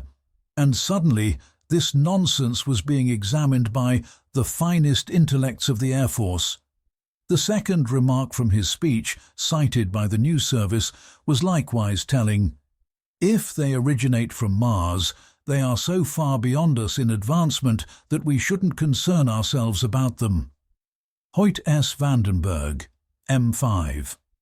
In 1947, General Vandenberg became the Chief of Staff of the newly inaugurated Air Force. In August 1948, the Aviation Technical Intelligence Center delivered to Command a dossier on flying saucers, referred to as the Situation Evaluation. It was built on multiple testimonies from highly competent witnesses, including academics, aviators, communication officers, and flight controllers. The main judgment: flying saucers are extraterrestrial vehicles. After examining the assessment, Vandenberg gave the directive to eliminate all versions. But how does one dispose of a file marked top secret? Thus, the report was initially declassified and then promptly incinerated. This transpired in early 1949. It is believed that at least one version of the file remained, and 3 military staff at the Pentagon viewed it, with 2 of them verifying this in writing. According to one explanation, Vandenberg eliminated the assessment with its absurd verdicts to shield his branch from embarrassment. Another interpretation relates to the general's involvement in the Majestic 12 panel. Following in the listing are 4 individuals who don't necessitate detailed analysis. Dr. Detlev Bronk, M6, a specialist in physiology and biophysics; Dr. Jerome Hunziker, M7, aviation engineer; Rear Admiral Sidney Sowers, M8, administrator of the National Security Council; Gordon Gray, M9, leader of the CIA's Division for Psychological Operations. Dr. Donald Menzel, M-10, a stellar physicist, was the head of the Harvard Observatory. A renowned disbeliever in flying saucers. Menzel, the writer of 3 anti-UFO publications, dismissed UFOs whenever possible, at academic meetings, in articles, and during televised appearances. He labeled UFOs as delusions, visual distortions, or, at worst, atmospheric or celestial phenomena. For a lengthy period, Menzel was regarded as an expert on UFO matters. In July 1968, during a session of the Committee on Science and Astronautics of the U.S. House of Representatives, James McDonald from the Arizona Institute of Atmospheric Physics, a triple doctorate in physics, chemistry, and meteorology, especially notable since Menzel frequently relied on meteorological arguments to discredit UFOs, confronted the Harvard scholar. MacDonald declared that he had reviewed every UFO encounter Menzel had debunked and determined that those interpretations were, to be polite, significantly removed from generally recognized meteorological standards. If Menzel, defending his stance and convictions, made errors, embellishments, and overstatements, this can be excused. It is a different matter if he, a participant of Majestic 12, possessed knowledge of the reality regarding the recovered discs and simultaneously utilized his influence as a Harvard academic to refute the reality of flying saucers. There were allegations that Menzel fulfilled the position assigned to him in an orchestrated effort to debunk flying saucers, and these doubts had been expressed previously. UFO investigator Raymond Fowler, who had the chance to observe Menzel closely when, beyond speech, gestures, expressions, and tone carried great weight, suggested his stance regarding UFOs appeared intentionally dismissive. I questioned if he was acting as a tool of national strategy to discredit UFOs, or was he truly antagonistic to anything related to flying saucers? General Robert M. Montague, M11, commanded Sandia Air Force Base, adjacent to Albuquerque, New Mexico. On its enormous premises are proving grounds and laboratories of the Atomic Energy Commission. The facility is situated not far from Roswell, and even nearer to Aztec. It is assumed that its storage facilities contain recovered discs. Dr. Lloyd W. Bernker, M12, a prominent scientist. A researcher within the Terrestrial Magnetism Division of the Carnegie Institution, head of the Radar Division in the Navy's Aeronautics Bureau, held an important position in the Experimental Studies Committee, served as one of the directors of Brookhaven National Laboratory, a special advisor to the Secretary of State, and was also a participant in the Robertson Scientific Panel on UFOs, among other appointments. This is the Majestic 12 panel. The third, fourth, and fifth pages detail the crash of aerial discs. On June 24, 1947, a private aviator navigating above the Cascade Mountains in Washington state observed 9 circular craft flying in formation at extreme velocity. While this was not the earliest report of such crafts, it was the one that garnered the most public coverage. Numerous reports followed, many originating from highly trained military and civilian witnesses. In response to these sightings, multiple military detachments, motivated by national defense concerns, independently attempted to ascertain the nature and origin of these vehicles. Observers were debriefed, and unsuccessful efforts were undertaken to pursue the aforementioned discs. Public response at moments bordered on mass hysteria. Despite exhaustive efforts, minimal progress was made until a rancher reported that such a craft had come down in the arid expanse of New Mexico, roughly 75 miles northwest of Roswell Army Airfield, present-day Walker Air Force Base. On July 7, 1947, a covert mission was initiated to retrieve the debris from the device for scientific assessment.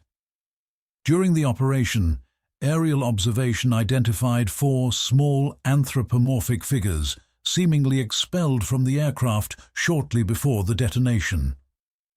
These entities were located nearly 2 miles east of the wreckage. All 4 were deceased and exhibited signs of deterioration due to animal activity and prolonged exposure to the open environment for approximately a week. A specialized scientific team took actions to preserve the corpses for subsequent examination, refer to Appendix C. The remains were transported to assorted destinations, refer to Appendix B. Civilian and military observers were instructed on the imperative of confidentiality, and the media were provided a plausible explanation, stating that the discovered object was a high-altitude weather balloon that had veered off course. The accounts portrayed here are recognizable to us. The dry terrain of Foster Ranch, its proprietor Brazel, who came across bizarre fragments on his grazing lands after a stormy evening, Jesse Marcel, who initially brought them to Roswell and subsequently to Fort Worth, where they were, with a general's dismissive gesture, labeled as fragments from a weather balloon. One aspect is inconsistent. Brazel and Marcel encountered fragments. They did not see the craft or the humanoid beings.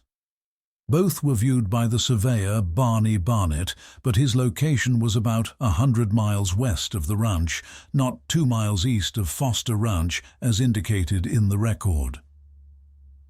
Sheet 4. As a result of covert analytical efforts arranged by General Twining and Dr. Bush, under the explicit command of the President, a preliminary and unanimous conclusion was reached, September 19, 1947, that the craft was a limited-range reconnaissance platform. This determination was chiefly based on the vehicle's dimensions and the absence of essential resources, refer to Appendix D. The examination of the 4 deceased occupants was overseen by Dr. Bronk. According to the early assessment of the committee, November 30, 1947, these entities, although humanoid in form, were anatomically and evolutionarily distinct from Homo sapiens. Until a more precise designation could be settled upon, the team led by Dr. Bronk recommended referring to them as extraterrestrial biological entities, EBS. It is nearly certainly confirmed that these mechanisms do not originate from any recognized nation. Numerous theories have been advanced concerning their origin and means of arrival. Mars was and remains the most plausible source, although certain researchers, notably Dr. Menzel, contend that these entities likely originate from a separate stellar system. Among the fragments were discovered multiple specimens resembling script. Efforts to decipher them have, thus far, yielded no success. Refer to Appendix E. Equally fruitless were endeavors to ascertain the functional principle of the propulsion system or the technique of energy transmission. Research in this field was hindered by the total lack of the expected, apparently, wings and rotors, turbines, or other recognizable elements of propulsion assemblies, navigational equipment, as well as the absence of conductive cables, vacuum tubes, or other standard electronic elements. Refer to Appendix F. It is hypothesized that the propulsion mechanism was entirely obliterated by the detonation that caused the destruction. Sheet 5. The requirement for further intelligence on these craft, their navigational data, and their purposes resulted in the creation of a mission by the Air Corps in December 1947, identified as SIGN. In the interest of confidentiality, exchanges between the SIGN Initiative and Majestic 12 were limited to a pair of delegates from the Principal Technical Division of the Air Force. Their function was to transmit reports. In December 1948, SIGN was converted into the Grudge mission. The program is now operated under the code label Blue Book. Coordination is sustained via an Air Force representative, the Operations Coordinator. In just several statements, the 4-year chronology of the covert program, with its successive code labels, is summarized, but its purpose stayed constant: to decipher the UFO enigma. And it becomes evident that the core truths were withheld from the agents involved in the clandestine initiative. Merely 2 figures from the Principal Technical Division were informed. One was assuredly General Twining. The other was the Chief of Blue Book, Captain Edward Ruppelt, who, at that moment, had no knowledge of the UFO crashes. His volume, The Report on UFOs, his frank remarks, letters and personal files, which ufologists were able to review following his passing, indicate that the director of the classified initiative was unaware of the downed aerial discs. On December 6, 1950, another object of identical origin, after following an extended flight path, went down in the El Indio, Guerrero zone along the Texas-Mexico boundary. By the time the recovery squad reached the site, what remained of the vehicle had virtually been incinerated. The salvaged fragments were transported to the Atomic Energy Commission at the Sandia Air Base in New Mexico for evaluation.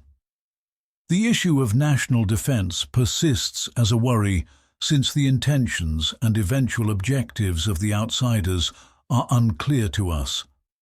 Moreover, the heightened manifestations of these vehicles from May through the autumn of 1952, referencing the wave of UFO reports in 1952, aroused grave unease. For such reasons, and due to diplomatic and technological implications, as well as the requirement to avert mass alarm at all costs, the Majestic 12 panel unanimously asserts that the most rigorous secrecy precautions should remain in force under the incoming leadership. Concurrently, in the event of unpredictable developments, the MJ 194904R78 Top Secret Eyes Only strategy must be preserved in readiness in case the necessity arises for an official disclosure, refer to Appendix G. Thus, this is the dossier that UFO researchers had long been yearning for. It compiled and systematized dispersed information, clarified everything, and illuminated the complex maze of Roswell witness reports, the enigmas of shadowy hangars, even the backstory of the Blue Book. The doomed initiative, as had long been suspected, served merely as a smokescreen, a pretense, and the genuine UFO investigation was being carried out by others elsewhere. But exactly because this document is so comprehensive and clarifies everything so neatly, its legitimacy ought to arouse suspicion from the very opening lines. The concluding page comprises a roster of all individuals cited in the appendix sections. These should contain the most fascinating and specific content, snapshots, charts, dimensions, narratives, and analytical data. Yet the appendices are absent. Is it due to their extensive size or volume? Or possibly because they would be challenging to fabricate? Vague remarks won't suffice here, only detailed and precise particulars are needed. And such things are difficult to invent. One aspect is evident. The 7 sheets provide nothing fundamentally novel or previously undisclosed, except for the details linked to the Majestic 12 Committee. This segment feels persuasive. The membership of the group is reasonable. Even Dr. Menzel's inclusion, while it might startle some, is more likely a psychological maneuver than an oversight. All in all, this file cannot be dismissed as a rudimentary counterfeit. It may have been composed by someone who had deeply analyzed the available literature on crashed sources, as well as the hierarchy of figures within governmental, intelligence, and scientific domains of the late 1940s and early 1950s. Considerable expertise would have been required to compose such secret memos and format them with proper classifications and codes. If the records were faked, then who was behind them? And why did the fabricator omit the Aztec crash narrative? By merging both cases, Roswell and Aztec, they might have secured support from William Steinman. However, the findings from Steinman's inquiries wouldn't become known until 1987, after the release of the book UFO Crash at Aztec. The Majestic 12 materials were delivered to Jaime Shandera's postbox in December 1984. And the already rejected tale by Frank Scully was something the authors of the fake may have deliberately sidestepped. If the Majestic 12 records are regarded as legitimate, the Roswell account prevails, and only specific elements will require refinement. Yet the Aztec narrative will inevitably be discredited. After all, the Majestic 12 file states that the second, not just another, but the second, downing occurred in December 1950. That means there couldn't have been a crash near Aztec in 1949, as Scully and Steinman asserted, otherwise it would have been documented for the newly inaugurated president, especially considering that the artifacts retrieved near Aztec were vastly more significant than the scorched remains from El Indio Guerrero. It might appear odd that even now some still cling to the belief in the genuineness of these papers, despite official spokespeople, independent and departmental investigations, analysts, and even FBI specialists having virtually unanimously declared them falsifications. The review, scrutiny, and assessment of the documents commenced almost immediately after their disclosure at the UFO gathering, July 1987. The analysis was extensive and thorough. The falsification of the documents was substantiated on 3 technical grounds. The first is the premature use of specific codes and labels. But this point is debatable. The main arguments, though, are persuasive. The materials were typed on a Smith Corona machine. The White House had one. But the typeface applied was a model that the company only introduced in its typewriters during the 1960s. Therefore, the documents dated 1947, Truman's note to Forrestal, couldn't have been produced on that device. This point is definitive. Addressing the third proof, the counterfeit presidential signature, is nearly unnecessary.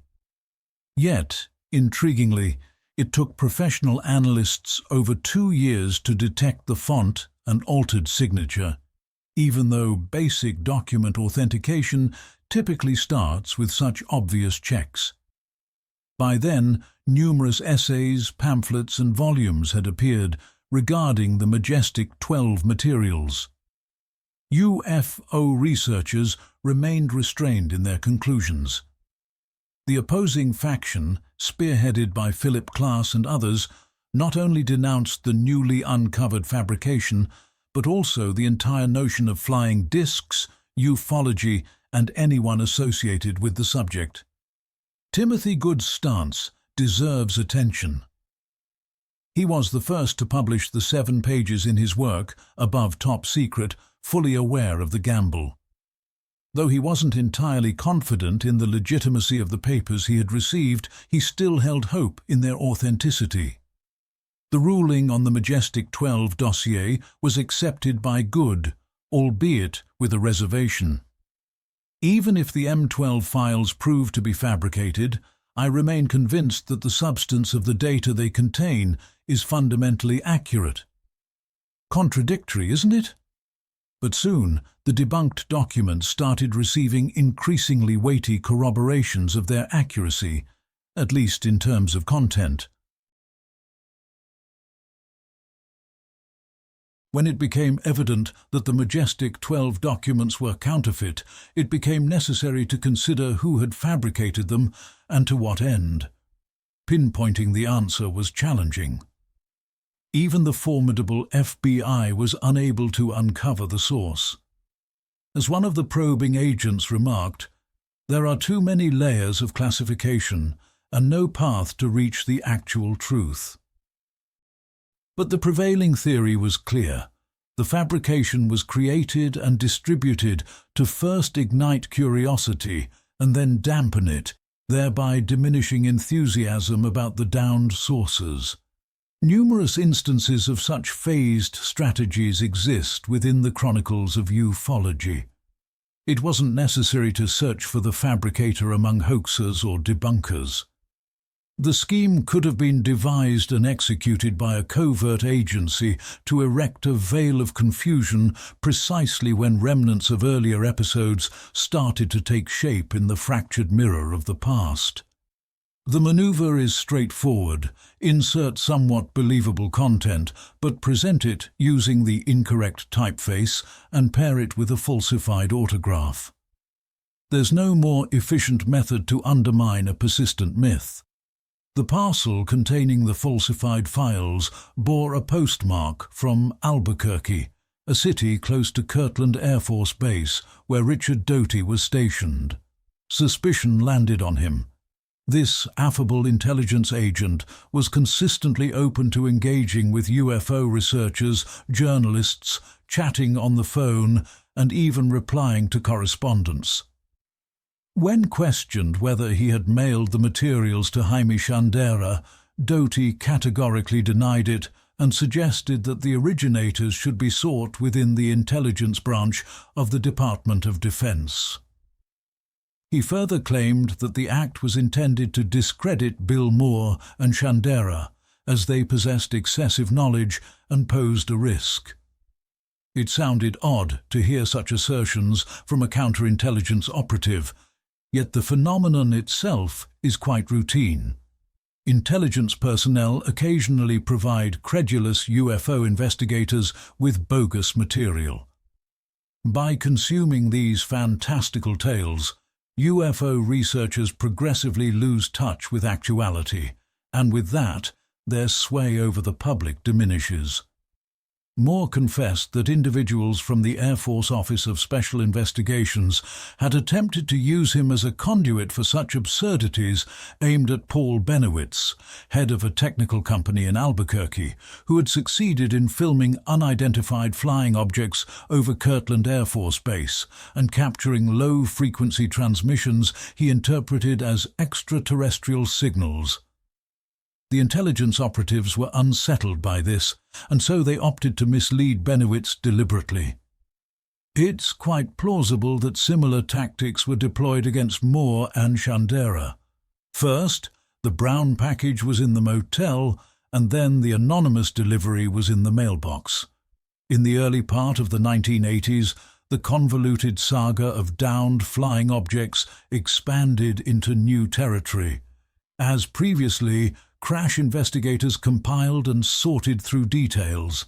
As before, their efforts resembled assembling the fragments of a shattered urn with numerous missing shards. A fresh development was the participation of intelligence officials in their inquiries and data gathering. Sometimes unmistakable, other times faintly visible involvement. In the past, intelligence figures appeared only under extraordinary circumstances, primarily when it was imperative to debunk a sensational claim. But now, the data, and what compelling data, was coming directly from the spies themselves. Why, for what reason, unveil classified material? The explanation didn't arrive right away and came only with subtle clues from the intelligence operatives themselves. A prolonged, large-scale campaign was in progress to acclimate public sentiment to the startling reality of non-human beings residing on Earth. To declare this outright, after decades of censorship, mockery and falsehoods, the authorities deemed it unwise, even perilous. They opted to disclose the revelations incrementally, blending them with misinformation, making admissions only to retract them soon after, and then releasing another batch of astonishing revelations. In the oscillation between "they are among us already" and "it's complete fabrication," the population would eventually be ready to receive the truth with composure, so believed those in power. Michael Seligman's television documentary Hidden UFOs, Actual Footage, was first broadcast on October 14, 1988, from Las Vegas via the LBS, Lexington Broadcasting Service network. It was a gripping televised conversation with a pair of intelligence officials. Their identities were obscured, their speech distorted. They were introduced as Falcon and Condor. Despite the resemblance in their code names, these individuals had never encountered each other before. Each relayed what they knew concerning flying saucers and extraterrestrials, and their testimonies largely matched. Falcon verified the presence of the Majestic 12 Commission, formed by President Truman, and listed those who are briefed on its operations. These include the Commander-in-Chief, the Second-in-Command, the Directors of the Central Intelligence Agency, and the Chief of the National Security Agency. As per Falcon, the Central Office of Majestic 12 is situated at the United States Naval Observatory in Washington, D.C. The main responsibility for UFO investigation and alien liaison falls to the Navy Department. This department, in turn, collects and circulates all essential data via the Aquarius Initiative, which is financed through classified channels and functions under the authority of a naval intelligence facility located in Suitland, Maryland. The Pentagon's own intelligence branch is also integrally involved with Aquarius. From Falcon's narrative, it became apparent that in the counterfeit Majestic 12 papers, only Truman's autograph was falsified and a typewriter featuring a modern typeface was employed. But everything else in them was accurate, or largely accurate. In this televised discussion, UFO researchers discovered validation of numerous long-held assumptions.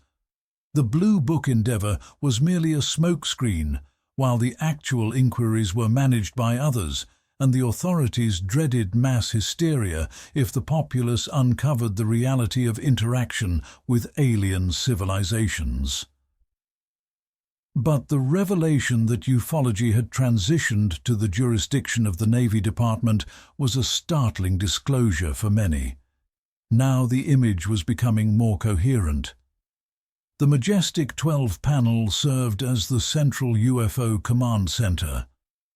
It devised and, with presidential authorization, executed the strategy regarding UFO affairs. Day-to-day supervision was entrusted to the naval intelligence branches.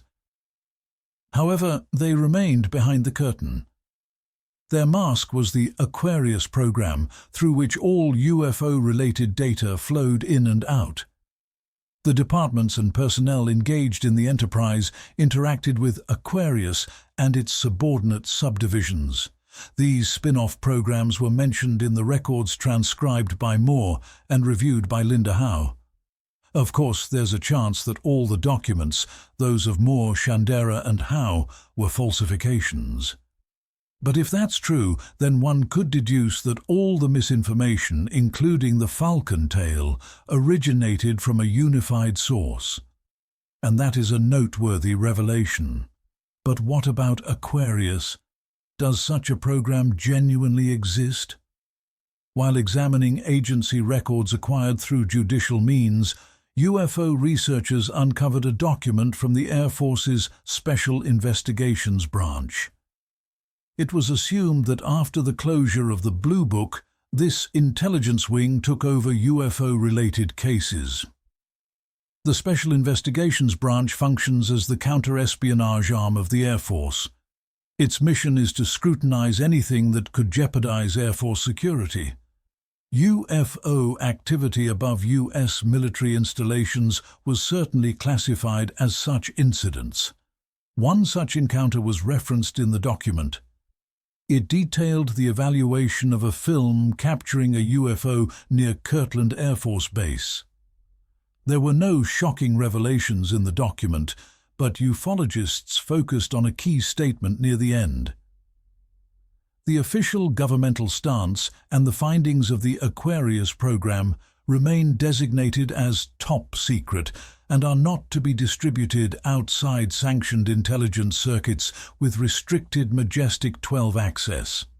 At that juncture, very few were aware of Aquarius, but since it was cited in relation to Majestic 12, it was presumed that the project had relevance to UFO matters. A formal request was submitted to the Special Investigations Branch. Headquarters at Bowling Air Force Base replied that the document, complete with emblems, classifications and headers, was a fabrication. This implied that the Aquarius project didn't exist. Yet this was an era when civilian enthusiasts, utilizing the updated Freedom of Information Act, persistently mailed queries to high-level authorities requesting access to UFO files. And those officials were obliged to answer. Of course, the back and forth didn't always bear fruit, but a rejection from one institution didn't automatically mean another would do the same. The trick was to phrase the request precisely, and the letter should not carry an interrogative tone. Otherwise, the agency could reply that addressing such queries wasn't their jurisdiction, and the case would be closed. Following the Air Force's denial of the authenticity of the Aquarius mention, Timothy Good, an adept correspondent with governmental entities, opted to direct a request to the National Security Agency regarding this and other projects. The correspondence that ensued was especially intriguing. The head of the Information Office answered Good's inquiry by stating that the Sigma and Snowbird initiatives bore no connection to the NSA. However, if he wished to receive documentation about the Aquarius program, he would need to remit $15,000 for processing and records retrieval. The amount requested was exorbitant, yet Good informed the NSA that he was prepared to issue a check in exchange for the files related to Aquarius. Shortly afterward, a reply was delivered. The file you requested in your letter, dated March 7, 1986, was reassessed by the agency in accordance with the Freedom of Information Act criteria, and it was decided that the file remains classified as top secret, as there are justifications to assume that releasing the contents could cause exceptionally grave damage to national defense. Now, UFO researchers had confirmation that the Aquarius initiative wasn't an invention, but what exactly was its function? And could the narratives of Falcon be taken seriously? Is he genuinely who he claims to be? Producer Michael Seligman, for understandable motives, refrained from identifying Falcon, but assured the viewers that, without any doubt, he was an operative with clearance to access classified data. Bill Moore was likewise convinced of this. He had encountered Falcon earlier in that precise capacity. Furthermore, Moore maintained that the TV disclosures from Falcon and Condor were not just approved, but actively encouraged by their commanding officers. Therefore, the documentary should be seen as another step in the ongoing process of revealing UFO truths, with the consistent aim of conditioning public sentiment for the acknowledgement of alien interaction. It was recalled that when Doty had promised to telephone Linda Howe, he stated he would identify himself as Falcon. Reporter Robert Hastings questioned Doty as to whether he was the same Falcon depicted in the telecast. In his response, Richard Doty confessed, "I was utilized as a front for the genuine Falcon." But within federal circles, they know this individual's actual identity. He operates in Washington within the intelligence sector and is currently under official inquiry, Doty added, and had endured 2 rigorous investigations because of the same Falcon, on whose behalf he had served as a proxy and front. But why might Falcon be under scrutiny? Doty's correspondence bore the date March 20, 1989. 6 months had passed since the debut of the program Hidden UFOs, live footage. Falcon had granted multiple follow-up interviews, including with Moore and Shandera. Perhaps he exceeded his clearance and revealed more than was sanctioned.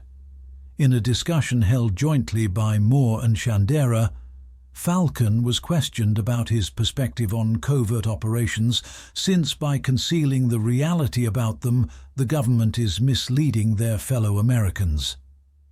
Falcon's reply partially justified his presence on the broadcast. There are occasions when, by misleading your compatriots, you are actually safeguarding them. And I wouldn't hesitate to defend my countrymen, even at the expense of dishonesty, provided I'm confident it will serve their welfare.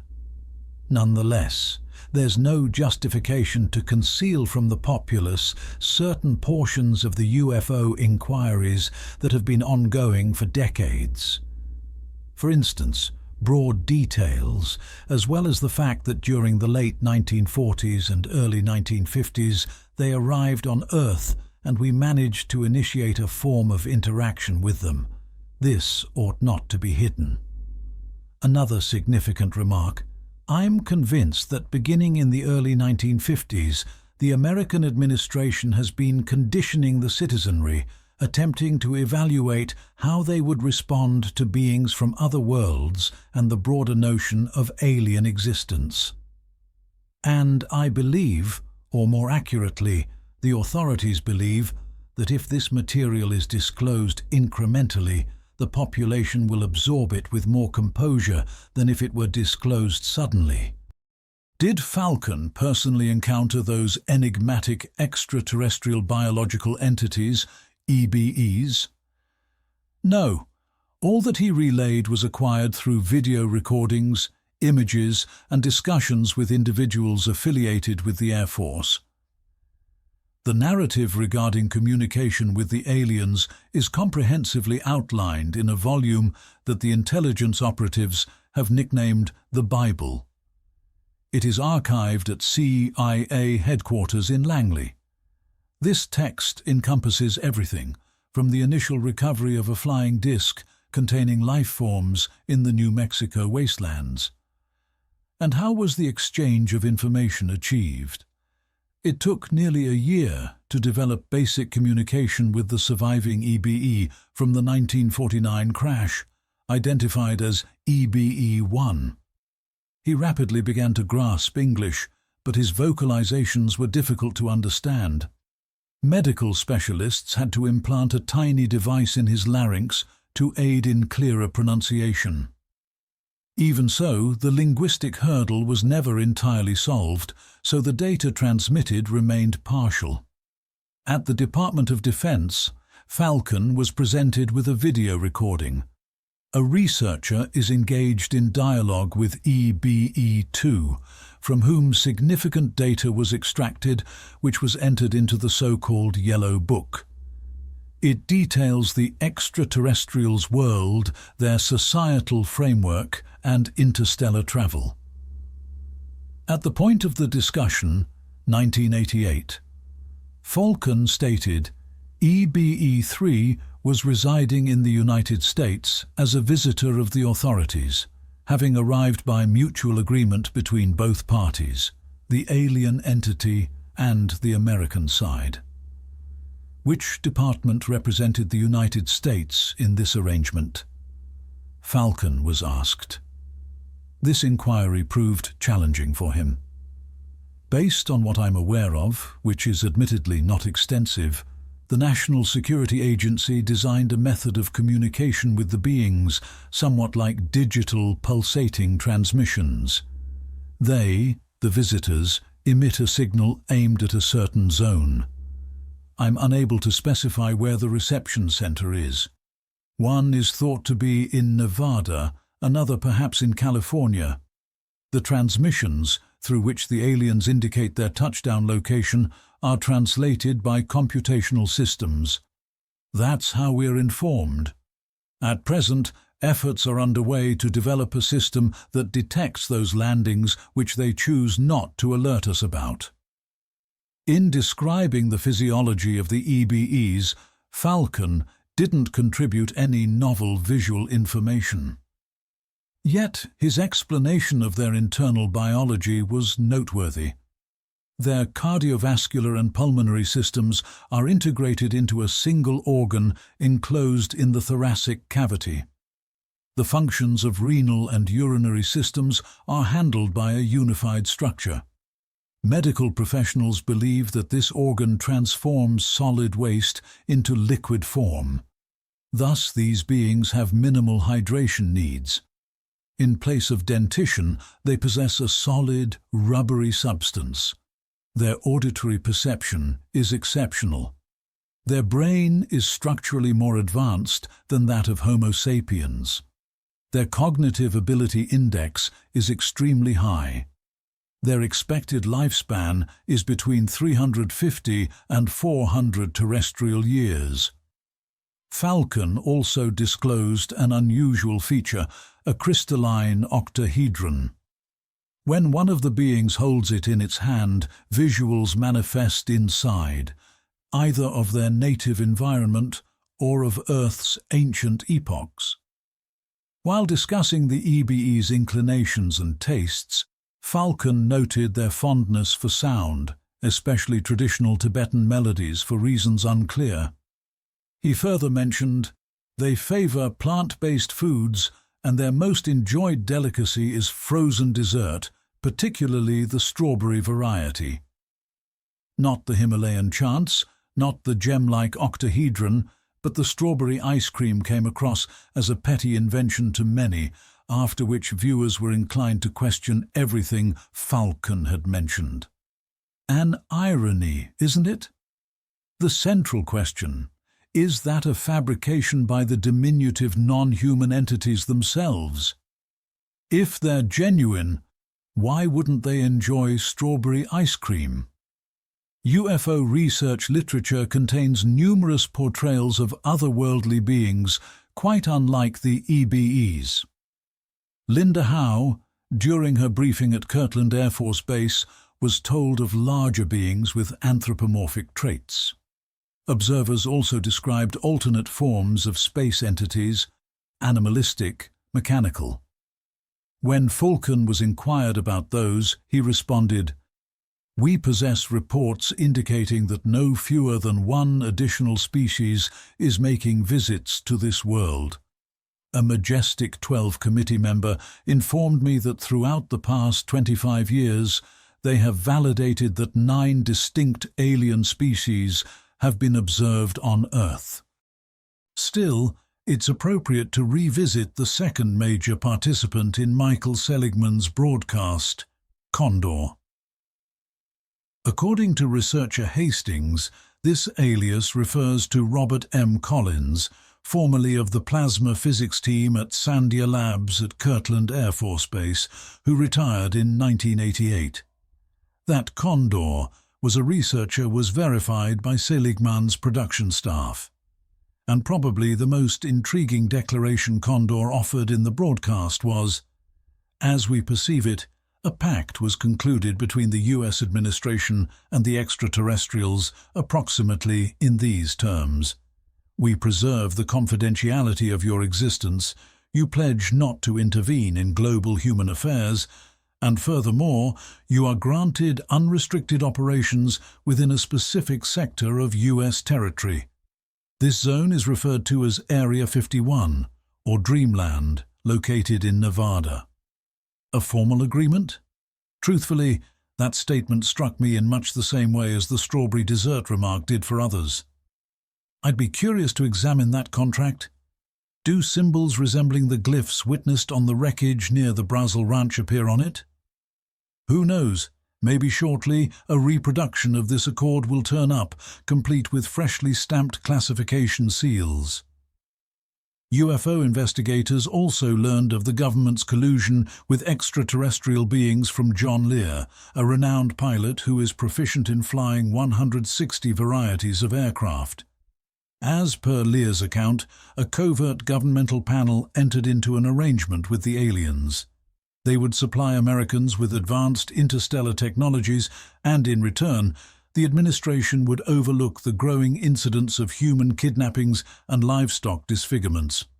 Furthermore, Lear proposed that the extraterrestrials dissect cattle to extract enzymes and hormones vital for their existence on Earth, while humans are captured for genetic manipulation. It was quite apparent that Lear's declarations sparked outrage, not only from officials, but also from conservative ufologists, mindful of maintaining their credibility. This is once again the strawberry dessert phenomenon. One might debate the clauses of such an accord, but the primary issue remains: did such a deal actually happen? If an encounter between alien beings and military personnel occurred at Holloman Air Force Base or at another location, there had to be a formal arrangement. It simply could not have been otherwise. Robert Emenegger was informed that during their first encounter, the extraterrestrials were handed the remains of their deceased companions. Yet the US side received something in exchange. Did other nations manage to forge relations with the aliens? Falcon was questioned about this matter, and he responded, "My data on this topic is fairly sparse. The Russians apparently had interactions with the visitors, or at least attempted to initiate communication during the early 1950s and then again in the early 1980s. And here's a different remark regarding the same issue. The Russians were somewhat unceremoniously removed from the initiative about midway through.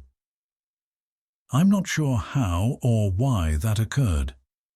I doubt they took it well. They were never completely brought into the loop, but clearly they had certain assets of their own, and we negotiated with them. I have no knowledge whether they possessed spacecraft. I'm also unaware if they were informed that we had them, but they were engaged in the process, though I can't specify to what level." This statement originates from the disclosures of the protagonist of another televised series, an individual who asserted that he had been at Area 51 within Dreamland, otherwise called Wonderland, which is allegedly a territory designated by the authorities for alien occupancy. Young theoretical scientist Robert Bob Lazar was employed at the internationally acclaimed Los Alamos National Laboratory when the architect of the hydrogen bomb, Edward Teller, arrived for a lecture there.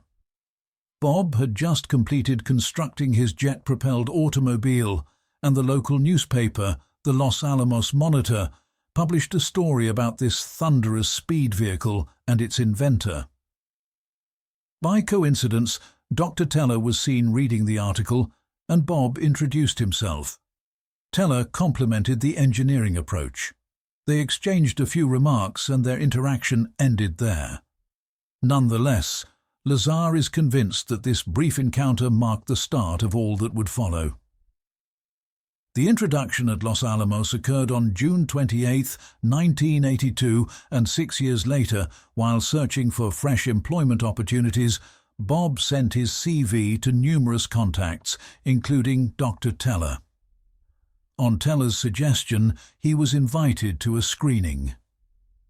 The interview took place at McCarran Airport near Las Vegas, inside the premises of Egerton, Germershausen and Greer, a company known for its ties to NASA, the Defense Department, and the Energy Department. However, those who interviewed Lazar were not directly affiliated with this corporation.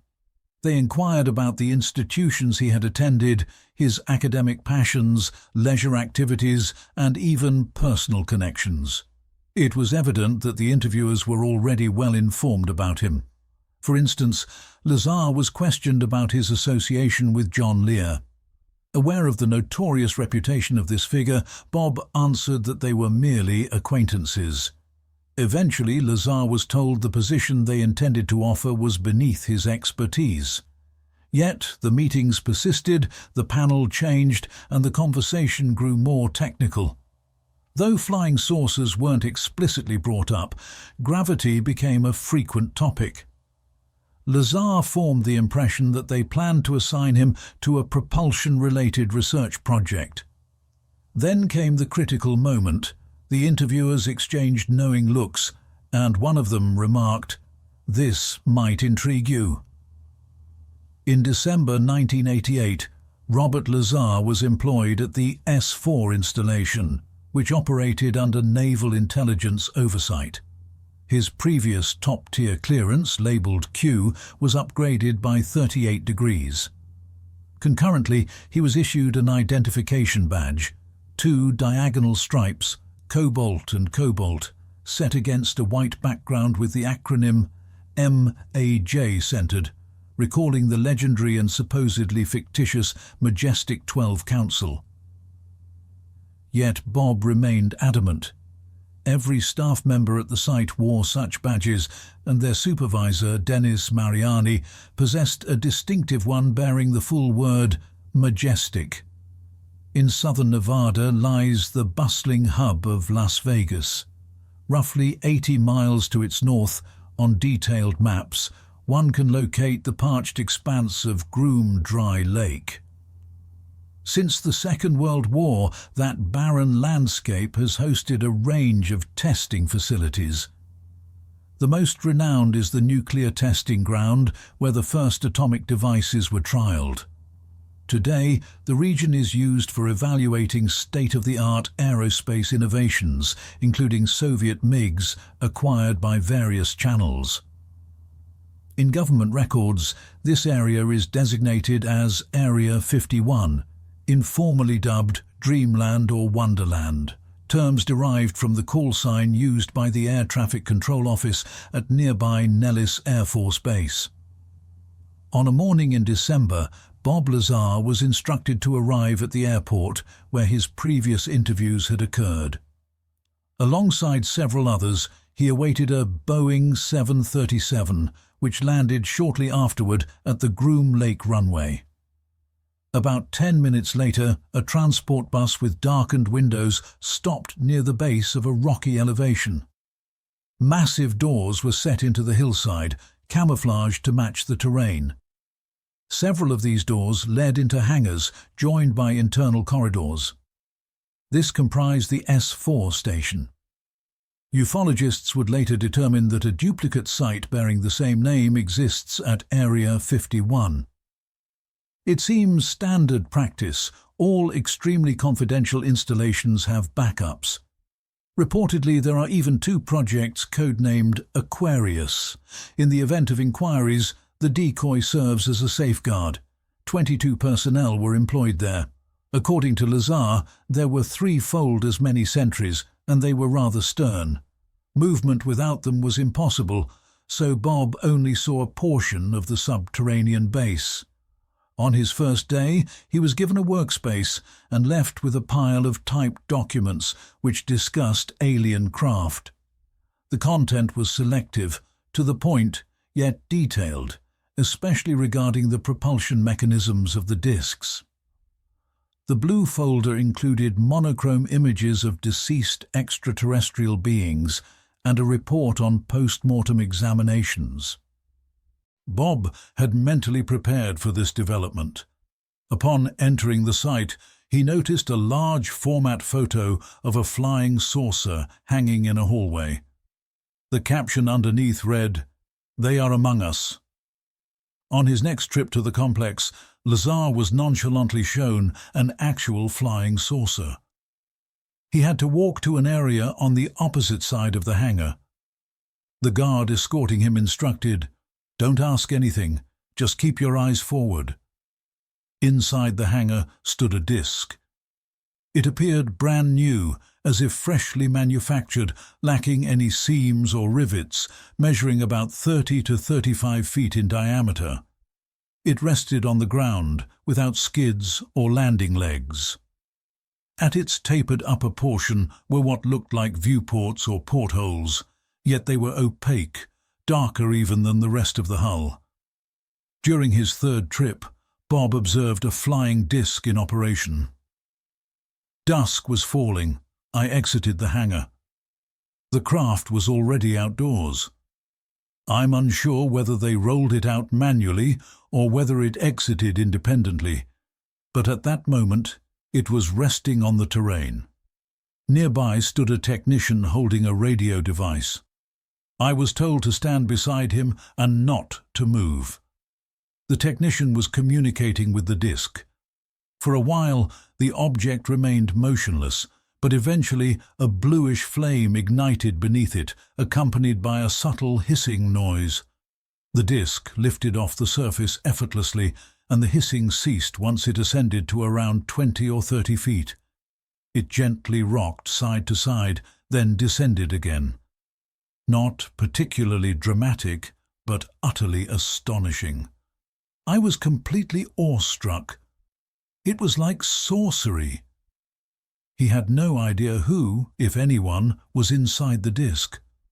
The man with the radio issued commands, but the disk remained unresponsive, at least while Bob was present, and he wasn't there for long. In total, he viewed 9 disks at the site, but only 1 during actual operation. He couldn't confirm whether all the disks were operational. One of them appeared damaged, a puncture about 4 or 5 inches across, resembling a bullet wound. In March 1989, reporter George Knapp initially presented this individual to the TV audience, stating that he had been employed at the covert S4 installation. His features were obscured, and at the time he merely referred to himself as Dennis. A year afterward, Knapp introduced the documentary UFOs, Undeniable Evidence, starring the same young researcher. Many more televised and radio discussions would follow, eventually revealing not only his real identity, but also many fascinating aspects of Robert Scott Lazar's background. In the first television appearance, Knapp asked directly, "What did Lazar think would happen once officials discovered he had divulged classified material?" Dennis harbored no illusions about the consequences. He explained that he came to the broadcasting studio in an attempt to deflect a threat already looming over him. He had received warnings of prosecution, his home telephone was being monitored, and gunshots had been fired at his vehicle. But his greatest concern was a quiet elimination, some sort of accident. That was why he chose to go public with everything, believing it might prevent his discreet removal. Lazar also cited another reason that led him to break his classified silence. "This is not just an offense against the American nation, but a violation against the broader scientific establishment to which I once belonged. It is deeply unfair to conceal all of this from scientists. There are countless individuals who could comprehend this data far more thoroughly. They would, without doubt, accomplish more than a small team working in the wilderness without adequate instrumentation, and I say this with full responsibility, in order to accurately interpret what they are examining." That's how Bob Lazar critically assessed his own involvement and role at the S4 base. He had been brought in as a specialist in energy systems, in hopes he could decipher the complexities of the disc's propulsion core. Bob spoke openly about this subject. Beyond television and radio declarations, he produced a videotaped segment to be distributed to experts who might be intrigued by the mechanics of the propulsion system. Lazar recounted everything he had gathered or speculated following direct interaction with the disc. This was the 3rd disc he encountered at the compound. There was no entry hatch, just an opening. Inside, no right angles. Everything was curved, seamless, and pale, almost wax-colored. The characteristics, though recounted in slightly varied ways, had been previously documented. But every statement about the disc's power source piqued interest and surprise. Precisely in the middle of the craft is a hollow shaft, a waveguide, designed to capture gravitational fluctuations. The shaft's base connects to an antimatter power core which resembles a dome and rests upon a small platform. The generator remains cool. When I watched it functioning, it emitted a peculiar energy field. The gravitational zone is produced through a not entirely understood reaction. The generator was about half the volume of a basketball. Its fuel is an element ranked 115th on the atomic chart. This ultra-heavy material doesn't exist under natural Earth conditions. But according to Lazar, the US possessed nearly 500 pounds of element 115. Its color is orange and it's extremely dense. Merely 200 grams are required to energize the generator. There are certain exceptional configurations of protons and neutrons that yield exotic elements. Evidently, that's what's happening here. When it's bombarded with protons, it morphs into element 116, which then emits antimatter and undergoes a reaction with it. This is known as an annihilation process. Apparently, they've achieved nearly full energy conversion in the thermocouple, the unit responsible for energy production, and it consistently produces a gravitational pulse in the waveguide, and the surplus energy can be utilized as desired. Quoting in fragments will undoubtedly provoke multiple questions. Yet I suspect that even with the complete transcript, much would remain obscure. Lazar himself admits to groping in the dark and doesn't attempt to conceal this. He coins terminology as he goes, speculates boldly, and continues to marvel at the concepts he's describing.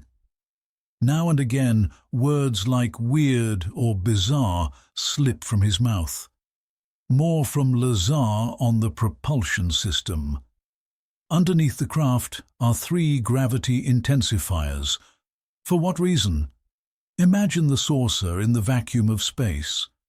All 3 gravitational emitters are directed toward a specific point, your intended destination. Think of it like this. On the table in front of you is a thin latex sheet, its corners anchored with pins. Place a pebble at the edge of the fabric and pretend it's your spaceship. Now choose a target point anywhere on the sheet. To reach it, pinch that point between your fingers and draw it toward your ship. That's how the target is aligned and pulled. You deactivate the gravity intensifiers and the stone, or vessel, travels along the deformed rubber. There is no linear trajectory in space. The ship, bending the space-time continuum, follows the distortion as it retracts. From another dialogue. If we envision space as a fabric of substance, and if the velocity of light is the boundary, it would consume too much duration, even at light velocity, to traverse from location A to location B. You can't surpass it, the velocity of light, at least in this reality. But suppose you're aboard a craft that can generate an intense gravitational distortion. In this situation, wherever you may be, all that's required is to activate the gravity enhancer and simply warp the space-time continuum. Then the mechanism is deactivated, just a faint click, and you are far removed from your previous position while the clock hasn't advanced whatsoever because you paused it. This appears to be absurd. Individuals struggle to grasp it, and obstinate researchers will never acknowledge such a phenomenon. It's indeed challenging to comprehend how the heavens recede like a scroll if we recall the apocalypse. Yet precisely in this manner, by compressing space and chronology, the protagonists of speculative fiction journey. And not all researchers are rigid or close-minded as Lazar imagines. Well before him, parallel notions had appeared in academic texts and were deliberated at conferences about the warping of space, about gravitons, quanta believed to carry the force of gravity, about alternate dimensions where the concept of time in its familiar form becomes meaningless. John Wheeler. Even the visual metaphors and examples used by Bob Lazar had already emerged in prestigious literature, albeit not in relation to flying saucers. Adrian Berry, in his outstanding volume 10,000 Years from Now, while examining theories about contracting voyage durations, gave, back in 1974, a strikingly comparable analogy. Grab a piece of paper and mark a dot to symbolize Earth. At the opposite end of the page, make a second mark representing a point in space 5 light-years away. In other words, it would require 5 years for a signal to traverse the entire line from the upper part of the page to the lower. Now curl the paper so the 2 markings touch. The distance has drastically reduced. conclude the demonstration by punching 2 holes through the sheet. These are the so-called wormholes, entry and exit points into hyperspace, and such a voyage would take a fraction of the time. It's effortless to declare. Fold the cosmos, puncture it, pull it, halt time. The academic establishment treats such declarations with suspicion, regardless of the source. Still, where did Bob Lazar acquire these notions? Did they emerge after his exposure to the data in the Blue Dossier? Were they born from his personal witnessing at the S4 compound, or were they merely reflections of broadly accessible scientific discussion? Another phenomenon of warped reality in Bob Lazar's account. When the saucers execute maneuvers at 7,000 miles per hour, this doesn't imply they're truly turning. This sort of visual effect is generated by gravitational distortion. When the gravity emitters are deactivated and the disk is grounded, that's when you observe it as it actually appears. In every other circumstance, you're witnessing its warped image, and it may appear to be morphing, halting, or zigzagging. Having been employed at the site from December 1988 through March 1989, Lazar visited Dreamland only a half-dozen times. This wasn't conventional employment in the typical sense. He would receive calls notifying him that on a certain date he would be required. He was flown in and out by aircraft. It's improbable that all personnel at the facility operated this way. Maybe Lazar was still undergoing evaluation and his behavior continued to be assessed. Conversations between staff were discouraged. Every time Bob moved throughout the compound, he was escorted by a security officer. Yet somehow he discovered that he had been brought to the S4 installation following the demise of 3 researchers in May 1987. While examining the antimatter generator, they inadvertently opened it, either neglecting or failing to deactivate something. The event transpired at the nuclear testing grounds in a vertical chamber. There were concerns of a detonation, and the blast occurred. The reinforced hatch was destroyed, the scientists perished, and the apparatus valued at several $100,000 was lost. Bob Lazar's tenure at the S4 site didn't conclude fatally, but it did terminate abruptly, and because of his own misstep, he made the decision to reveal the flying crafts to acquaintances. Having learned that the trials took place on Wednesdays when traffic along the nearby highways was lightest, Bob Lazar departed on the evening of March 22, 1989, from Las Vegas to Dreamland. He was accompanied by his spouse and 2 associates, Gene Hoff, a businessman, and John Lear, the renowned pilot.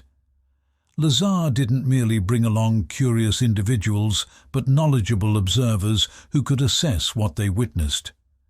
Hardly had they arranged the telescope when a grouping of lights materialized on the horizon, coming from the direction of the test area. It traveled in leaps, then made a circular maneuver before vanishing behind the mountain ridges. It stayed visible for roughly 7 minutes. The next Wednesday, March 29th, the party returned, albeit with a slightly altered lineup. The evening proved to be fruitful. Gene Hoff recalls, "We were looking toward the south, at the hills, and it rose very gradually, gliding in an odd manner along a curve. Through the scope, we distinctly observed a glowing oval. Then it did something astonishing, like moving in steps. It would pause, proceed forward, halt again, and suddenly drop to the height of the mountains. Then it rose once more over the crest, radiating, and then it illuminated so intensely that we ducked behind the vehicle. We feared it might detonate, but it lowered and then gently ascended over the range again, lingered briefly, and then gradually faded back to where it had originated. The third Wednesday marked the end. That evening they numbered 5, including John Lear. They were setting up to observe when, without warning, a patrol vehicle showed up in the distance. Bob Lazar swiftly concealed himself among the stones. The others explained to the patrol that they had come for stargazing. The telescope, conveniently, was aimed at Jupiter. The guards told them they should leave, though they remained beyond the restricted boundary. But Lazar's attempt to hide was unsuccessful. A second surveillance team had been observing them using infrared binoculars. When the vehicle reached the main road, it was pulled over by a deputy who had been notified over the radio. He held them for nearly an hour while checking their identities. The following day, Bob Lazar was ordered to appear at a military landing strip near Las Vegas. He was interrogated and intimidated. One FBI operative held a firearm to his head. After receiving phone threats and having gunfire aimed at his automobile, Lazar chose to grant his initial televised interview. Reporters and UFO researchers examined the evidence he provided. For nearly a year, George Knapp researched, verified, and unearthed whatever he could. All in all, he formed a favorable opinion of Lazar. He doesn't pretend to possess universal truths. He doesn't try to appear more significant than he actually is. If he lacks information, he admits it. His account was validated repeatedly, even though we cross-checked the details multiple times. Knapp located individuals who had collaborated with Lazar at Los Alamos. Some agreed to appear on camera. However, at the 11th hour, they withdrew. They had been warned by anonymous calls, and some enigmatic individuals had shown up and issued threats or subtly implied it would be wiser to remain uninvolved. The most peculiar thing Knapp encountered was the total absence of paperwork confirming the ordinary elements of Bob Lazar's personal history. After the unfortunate demise of his first spouse, as Bob recounted, all the documents left in their home mysteriously vanished. Knapp reached out to the medical center where a duplicate of Lazar's birth record was supposedly archived. Nothing was found. At the school, at the University of California, at the Technical Institute where Lazar had allegedly studied and obtained his qualifications, no record existed of anyone named Robert Scott Lazar. Even the administration of the Los Alamos National Laboratory at first denied that he had ever been employed there. Only when a telephone registry from the restricted facility surfaced, listing Robert S. Lazar's extension, building, and office, did the lab concede that Lazar had, in fact, worked there in support roles. It proved more challenging to establish Lazar's connection to the S4 installation, but supporting evidence emerged. A tax statement, a legally binding record in the U.S., was presented to reporters, verifying that Robert S. Lazar, based in Las Vegas, had paid income tax on a salary issued to him by Naval Intelligence in 1989. The slip carried a coded site indicator in Nevada E6722 with the designation MAJ. At the time, outlandish tales about Bob Lazar were spreading, including that he had constructed a still at home, engaged in drug use and distribution, or was involved in recruiting women for prostitution in South America. None of these allegations were substantiated, though Bob himself acknowledged that during the early 1980s he and his first wife briefly operated a legally registered bordello in a Las Vegas suburb. He also installed a security system in an underground brothel at the request of the owner. Law enforcement swiftly launched a case against the brothel's proprietor, who responded with countercharges, resulting in Lazar receiving a minor suspended penalty. All this tarnished not only Lazar's name, but also his narrative regarding dreamland. As Bob stated in an interview, he might have been selected to work at the S4 base, partly due to his checkered past. "I'm someone you can easily drag through the mud." Nevertheless, public fascination with Lazar and his claims did not fade. In June 1990, astronaut Edgar Mitchell spent 3 days in discussion with Bob. This was later confirmed by Gene Hoff, who attended the meeting. Dr. Mitchell concluded that Lazar had likely been involved in some covert black program. Esteemed ufologist Jacques Vallée also had a meeting with Lazar and came away impressed, deeming him credible. In a broadcast appearance, Dr. Vallée offered a surprising theory. What if all of this was staged for him, Lazar, maybe to divert focus from something else? "My stance is clear. He's being honest. He's genuinely disturbed by what's happening and is seeking the truth." As is typical for individuals who make startling claims about extraterrestrials and UFOs, UFO research groups invited him to undergo polygraph screening. Lazar took the lie detector test 6 times, and only once did the outcome show ambiguity. Experts who reviewed the findings concluded that Lazar was speaking truthfully. But Bob still faced another kind of test: sessions of regressive hypnosis. The reason stemmed from Lazar's own complaints.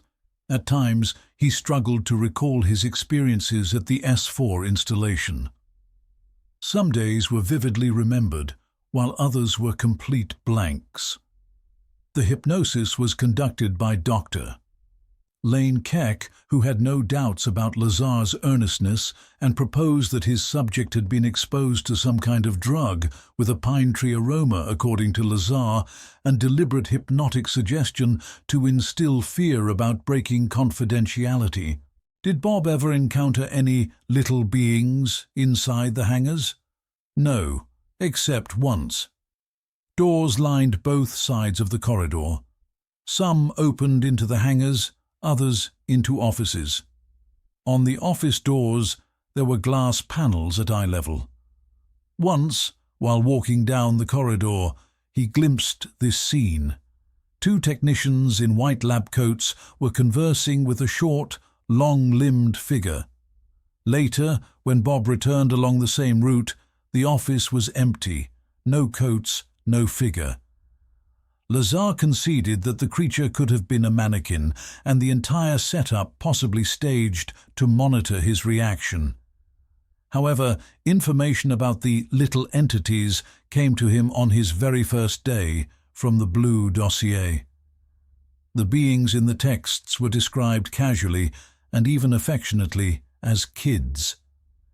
Again, Lazar considered the possibility that he was being misled. Much of what he read was difficult for him to accept. Still, everything related to his area of expertise, the propulsion mechanism, proved to be accurate. The blue binder referenced interaction with extraterrestrials, and not just in any location, but specifically at the S4 installation. It described not only collaboration, but also altercations. The non-humans demanded that no security personnel carrying firearms be permitted into their quarters. They cautioned that a certain type of radiation might trigger the ammunition to detonate. On one occasion, this actually transpired, resulting in the deaths of several guards. There were also fatalities among the research staff. This took place in the latter part of the 1970s. Following this, cooperation with the beings at the S4 complex was discontinued. What appeared most irrational to Lazar was the portion of the text that pertained to theology. He perused it but declined to elaborate. Responses had to be practically extracted from him. Was he concerned about appearing overly gullible or credulous? Or were such subjects foreign to his worldview? Nevertheless, George Knapp persisted. A passage from the dialogue. Lazar: Oh, come on, that's absolute gibberish. Knapp: I'm not requesting your judgment of the material. Just recount what you read in the briefing, which may have originated from the most highly classified agency on Earth. Lazar: This is so far removed from... Knapp: All right, we understand your opinion. What exactly was written? Lazar: It claimed that we are receptacles. That's how the extraterrestrials perceive us. We are merely vessels. Knapp: Receptacles for what purpose? Lazar: Just containers, that's all. Perhaps for souls. We're allowed to speculate.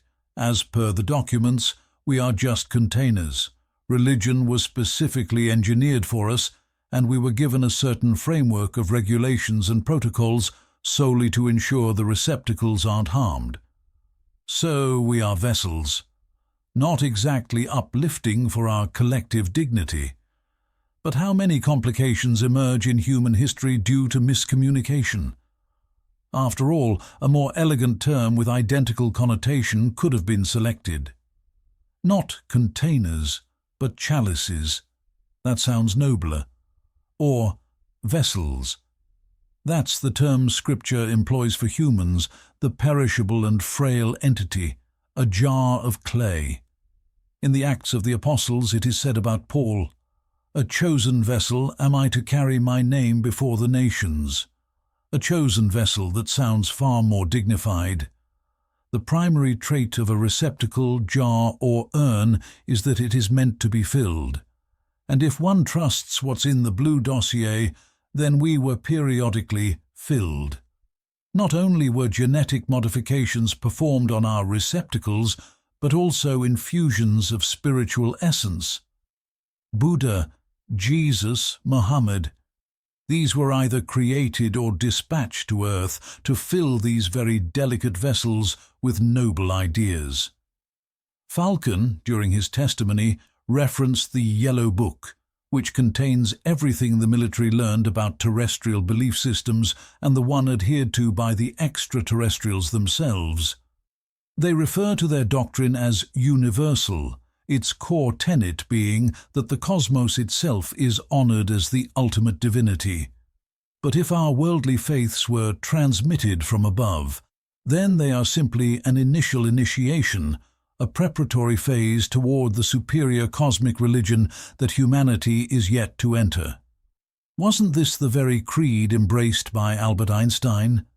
When queried whether he believed in God, the physicist replied, "I believe in a God who reveals himself through the harmony of all existence, not in a deity who concerns himself with individual fates or human affairs." It becomes evident why the Yellow Book is categorized significantly higher than the engineering data regarding flying discs. Intelligence personnel realized they were confronting a diabolical device capable of unraveling the delicate equilibrium of modern civilization.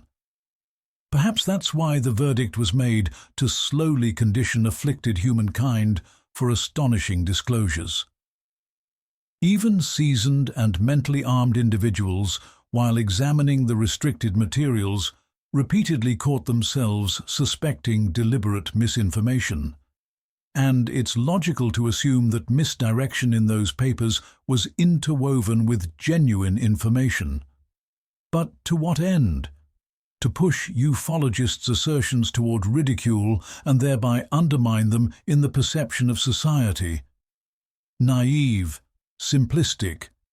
Moreover, accounts stating that our world has been frequently visited by beings from beyond, nurturing and overseeing humanity, saturate the publications of believers in the theory of ancient astronauts. But why would intelligence organizations suddenly choose to support this idea? If faith systems with their ethical laws were truly delivered from the heavens, then the unavoidable query emerges: toward which infinite expanses of the cosmos should we aim our devout vision and high-powered observatories? Linda Howe, who quickly skimmed the presidential dossiers, Recall that the extraterrestrial's native world is located 55 light-years away and receives warmth from a dual star system. Falcon identified the home of the small entities as the twin stellar system Zeta 1 and Zeta 2 within the Grid constellation. Detailing the aliens' physical traits, Falcon offered a remarkable observation. They possess dual eyelids, presumably as a defense against the intense illumination of two suns. Curiously, Bob Lazar also found in the Blue dossier that the small beings originate from a world revolving around Zeta 1 and Zeta 2 in the Grid. Falcon stated they reside on the third planet, whereas Lazar referenced the fourth. But these are trivial discrepancies. The crucial point is that the point of departure is the twin star system Zeta in the Grid constellation.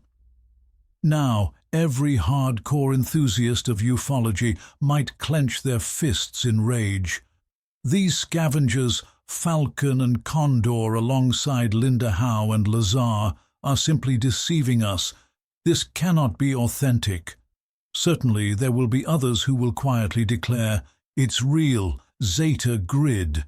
That's their origin. They are already among us. Well before the managed release of intelligence concerning flying discs, this dual star system from the Grid formation had been named as the origin point of extraterrestrials. Our world has for ages been frequented by envoys from distant realms, and not merely visited, they assisted in the creation of the human species. Inhabitants of Earth who had remained at a primitive stage of advancement for ages mistook the arrivals from the heavens for deities. Reminiscences of these beings have been retained in countless fables and legends. Upon completing their assignment, the non-terrestrials departed, allowing us to independently pursue the arduous ascent from barbarism to the pinnacles of culture. Perhaps they continue to observe us, but for various motivations they choose to conceal their activity. Such is the assertion of advocates of the ancient alien hypothesis. Hypothesis might not be the most fitting expression here. Rather, it's a kind of experimental field for the boldest conjectures. According to one such idea, for instance, members of humankind themselves originated from the cosmos. Here on Earth, they mingled with native primates, somewhat refined them, and constructed a radiant civilization which later met its end in a planetary cataclysm. Upon the remnants of that primeval society, the world we inhabit today was gradually erected. This transpired in the remote past, immensely long ago. Definitive proof of such encounters, paleocontacts in academic language, is no longer accessible. Nevertheless, followers of the theory possess an entire arsenal of folklore and mythology, relics of tangible culture, prehistoric paintings, engravings, and speculative ideas about historical interaction between mankind and beings from other worlds. These encompass the remnants of Tiwanaku, the Nazca geoglyphs in Peru, the platform of Baalbek in Lebanon, the Tassili rock art in the Sahara, with characters resembling space explorers. Critics of the theory discard the legends and tales, or more precisely, dispute their interpretation, challenge the chronology of the structures, and contest the reading of the images and carvings. However, since detractors have failed to offer convincing counter-explanations, the ancient alien theory continues to prosper. Its most accessible form, popularized by the books of Erich von Däniken, remains the most recognized. Since its early development, the Bible has fallen within the scope of the theory. Donald Menzel, a Harvard astronomer, regretted that in 1953 he had erred by including a section entitled "The Bible and Flying Saucers" in one of his books. By doing so, he unleashed Pandora's box.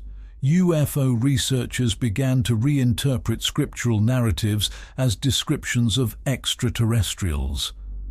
Menzel maintained that no unidentified aerial vehicles existed during biblical eras, just as none exist now, and attempted to illustrate this by citing the prophet Ezekiel's vision of the burning chariot descending from above. "And I looked, and lo, a mighty windstorm arose from the north, an immense cloud, and a fire rolling within, and a brilliance surrounding it." Ezekiel 1:4. Some might interpret this as an account of a spacecraft arrival or departure. But Dr. Menzel reassured his readers that Ezekiel had witnessed a rare and vivid atmospheric display, the manifestation of parhelia, or phantom suns. Undeniably, it was a tempest that blanketed the sky with frost particles and snowflakes, leading to this spectacle, Menzel insisted. Given that the event occurred in sweltering Babylon during the 4th month of the ancient Hebrew calendar, one of the year's hottest periods, not everyone was persuaded by Menzel's explanation. Furthermore, he did not account for the sound described, the roar of great waters, like the voice of the Almighty, a thunderous sound, like the din of an encampment. Ezekiel 1:24. After all, parhelia produce no noise. Whether inspired by Menzel or not, numerous writers turned to the sacred texts and began rereading them through a fresh lens, discovering compelling indications of what is now labeled as aerial phenomena. In addition to the prophet Ezekiel, emphasis was placed on Elijah and Enoch, both of whom were taken up into the sky.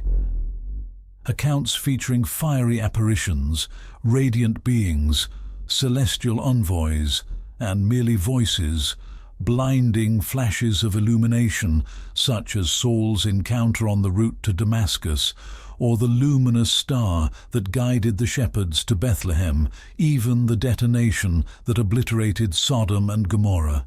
Everything previously deemed nonsense by the skeptical intellect, or regarded as divine marvels by conservative theologians, was now interpreted through the rationale of the ancient alien paradigm.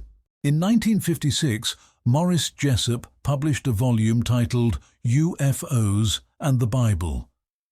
For an astronomer and physicist, this was an unorthodox subject.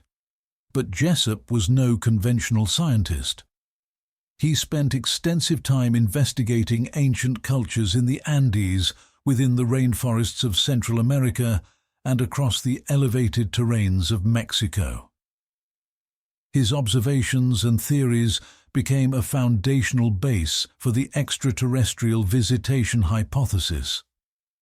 Soon after the initial wave of saucer sightings during the late 1940s, Jessup surmised that Scripture could represent a bridge between the miraculous and the concealed enigmas of ancient epochs. Academics hesitate to address the miraculous, and traditional clergy fear undermining dogma.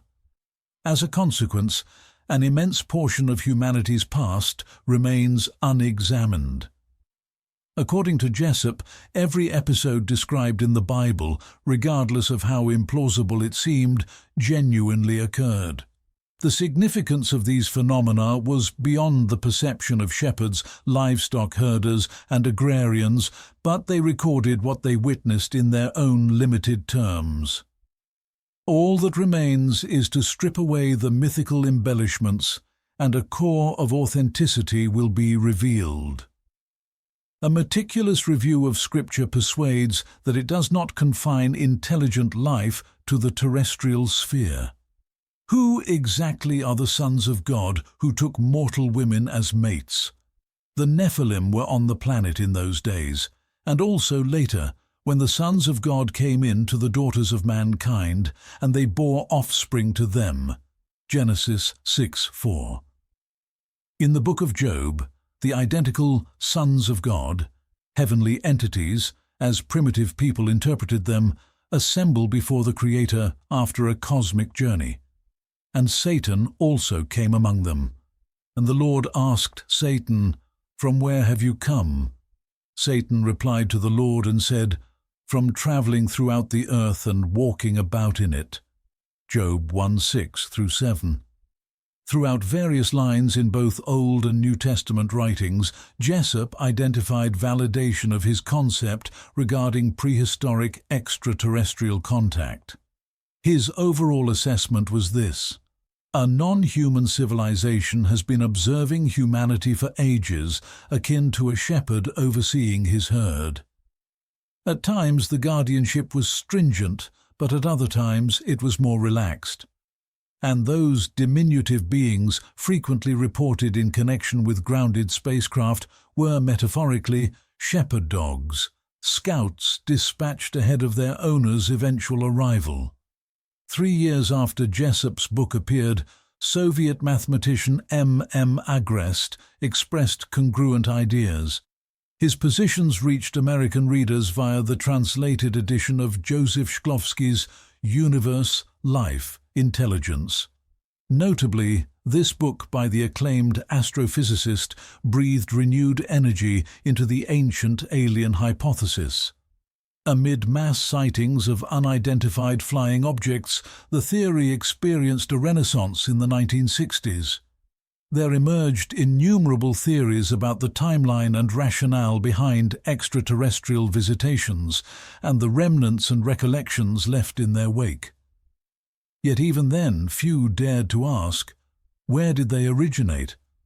That is, until, during the deconstruction of a notable UFO event, the identity of that stellar system naturally came to light. The narrative of Betty and Barney Hill's alleged abduction by non-human entities is widely documented. It is retold with a host of provocative elements, often causing one significant detail to be overlooked: the celestial chart visible on the wall of the spacecraft. On the moonlit evening of September 19, 1961, the couple was driving back from Canada to their residence in New Hampshire. The extraterrestrials reportedly halted their vehicle and escorted them aboard their craft for a series of biological assessments. After the procedure, the beings released Betty and Barney, erasing their recollection of the occurrence. The broader public became aware of the incident several years afterward, following hypnotic regression sessions conducted at the medical facility of Dr. Simon. So, what transpired aboard the aerial vessel? Betty was the initial one to regain composure. And while her spouse was confined in a separate chamber, she, having settled down after the unpleasant examinations, began conversing with the ship's overseer, whom she perceived as the commander. Betty inquired about their origin. The commander guided her to a chart displayed on the wall. There were no labels on it, merely large and small circles, just dots linked by lines of various thicknesses or broken dashes. The commander requested that Betty identify her son on the chart. Naturally, Betty couldn't recognize the sun on the diagram, and the commander either couldn't or wouldn't clarify where they had originated. During the hypnosis session, Dr. Simon instructed Betty to sketch the star diagram as she remembered it. While still in a trance, Betty recreated it. 2 circular shapes were joined by 5 solid lines, which probably indicated established routes of transit. 4 other stars were interconnected by 2 or 3 lines. Dashed pathways emerged from 2 of them. Altogether, the illustration displayed 26 dots and circles. This comprised the map. The episode involving the hills was frequently treated as a novelty, nothing significant. Betty and Barney were traveling by night. They noticed an unusual illumination in the sky that seemed to approach them. They pulled over, stepped onto the deserted highway to observe the glow through binoculars. Then they resumed driving and eventually arrived home. Safely? Their garments were torn, footwear scuffed, and the car's hood marked with stubborn stains. Another oddity was that they reached home an hour later than expected, based on the distance and travel pace. This hour was absent from their recollection but reappeared in their disturbing dreams. This led them to consult Dr. Benjamin Simon. After placing them in a hypnotic trance and unlocking their blocked memories, Dr. Simon interviewed them separately in different chambers about the incident in which they had unknowingly been involved. In the mid-1960s, hypnotic regression sessions for individuals involved in UFO occurrences were still a novelty. Nowadays, dozens, if not hundreds, of hypnotic disclosures are documented. People recount narratives about earlier or recent moments in their lives when they were forcibly taken by small beings, subjected to strange procedures, and then let go, with memories of the ordeal wiped. The Hills hypnosis sessions were arranged and funded by the NICAP UFO organization. Its director, Donald Kehoe, still assumed that the couple's tale was probably the result of imagination. The celestial map that Betty sketched was regarded by many as an illustrative enhancement to their strange account. Only Marjorie Fish, an educator from Oak Harbor, Ohio, took Betty's account seriously and chose to verify it through the diagram. Marjorie understood what awaited her. Amid the countless stars in the Milky Way, she needed to locate a region of the cosmos where 24 stars were arranged precisely as they were in Betty Hill's sketch, and in the identical sequence. Additionally, they had to be envisioned from a three-dimensional perspective, as they might appear from an unidentified planet from which the spacecraft travelers had originated. The challenge seemed insurmountable. But Marjorie deduced that the stars in question were probably those situated closest to Earth. This greatly reduced the scope of the search. Initially, she had to pinpoint the Sun on the chart. Marjorie reasoned that the connection between the desired star and the Sun shouldn't be particularly intense. Also, the movement was expected to be unidirectional. They journeyed to us and returned. No travel from us. From one prominent star to a smaller one on the diagram, the connecting lines were not parallel, possibly indicating reciprocal visits, but rather two tapering paths. One line suggested the outbound route, the other the return. Marjorie Fish tentatively identified this small star as the Sun. Thus began the process, constructing a 3D representation of space, where the stars from astronomical directories would be arranged around the Sun in the manner indicated by Betty Hill's chart. After 5 years of computations, investigations, frustrations and breakthroughs, the teacher from Oak Harbor managed to designate 9 stars that were situated relative to the Sun, exactly as Betty Hill had illustrated. Could this be mere happenstance? With considerable effort, she was able to correlate a few more stars with the dots on the chart. Yet 3 stars could not be found in the register. Only 3 years afterward, when a new, revised and expanded version of Gleaser's Nearby Stars catalogue was issued, Marjorie Fish succeeded in identifying the last unnamed markers. Those 3 stars were labelled after the catalogue's author: Gleaser 86.1, Gleaser 95 and Gleaser 97. Identifying the final star trio was taken as confirmation that Betty Hill's star diagram wasn't a fabrication and that Marjorie Fish had determined its location in the cosmos. Why? Because between 1961 and 1963, when Betty produced the chart and Marjorie began searching for matching stars, no astronomer could have foreseen that the last 3 pinpointed stars would be positioned as they were in the revised catalogue that didn't come out until 1969. According to Ralph Bloom, this was how Alan Hynek, who always saw himself first as an astronomer and only secondarily as a UFO researcher, reacted to the account. Marjorie Fish identified the target star system, the dual star system Zeta 1 and Zeta 2 in the constellation Reticulum. Zeta is the sixth letter in Greek, indicating the star's rank in brightness. The brightest star in any constellation is labelled Alpha. From this binary system, Betty's map showed pathways leading to notable stars Tau Ceti and 82 Eridani. Could her drawing one day guide future interstellar travellers?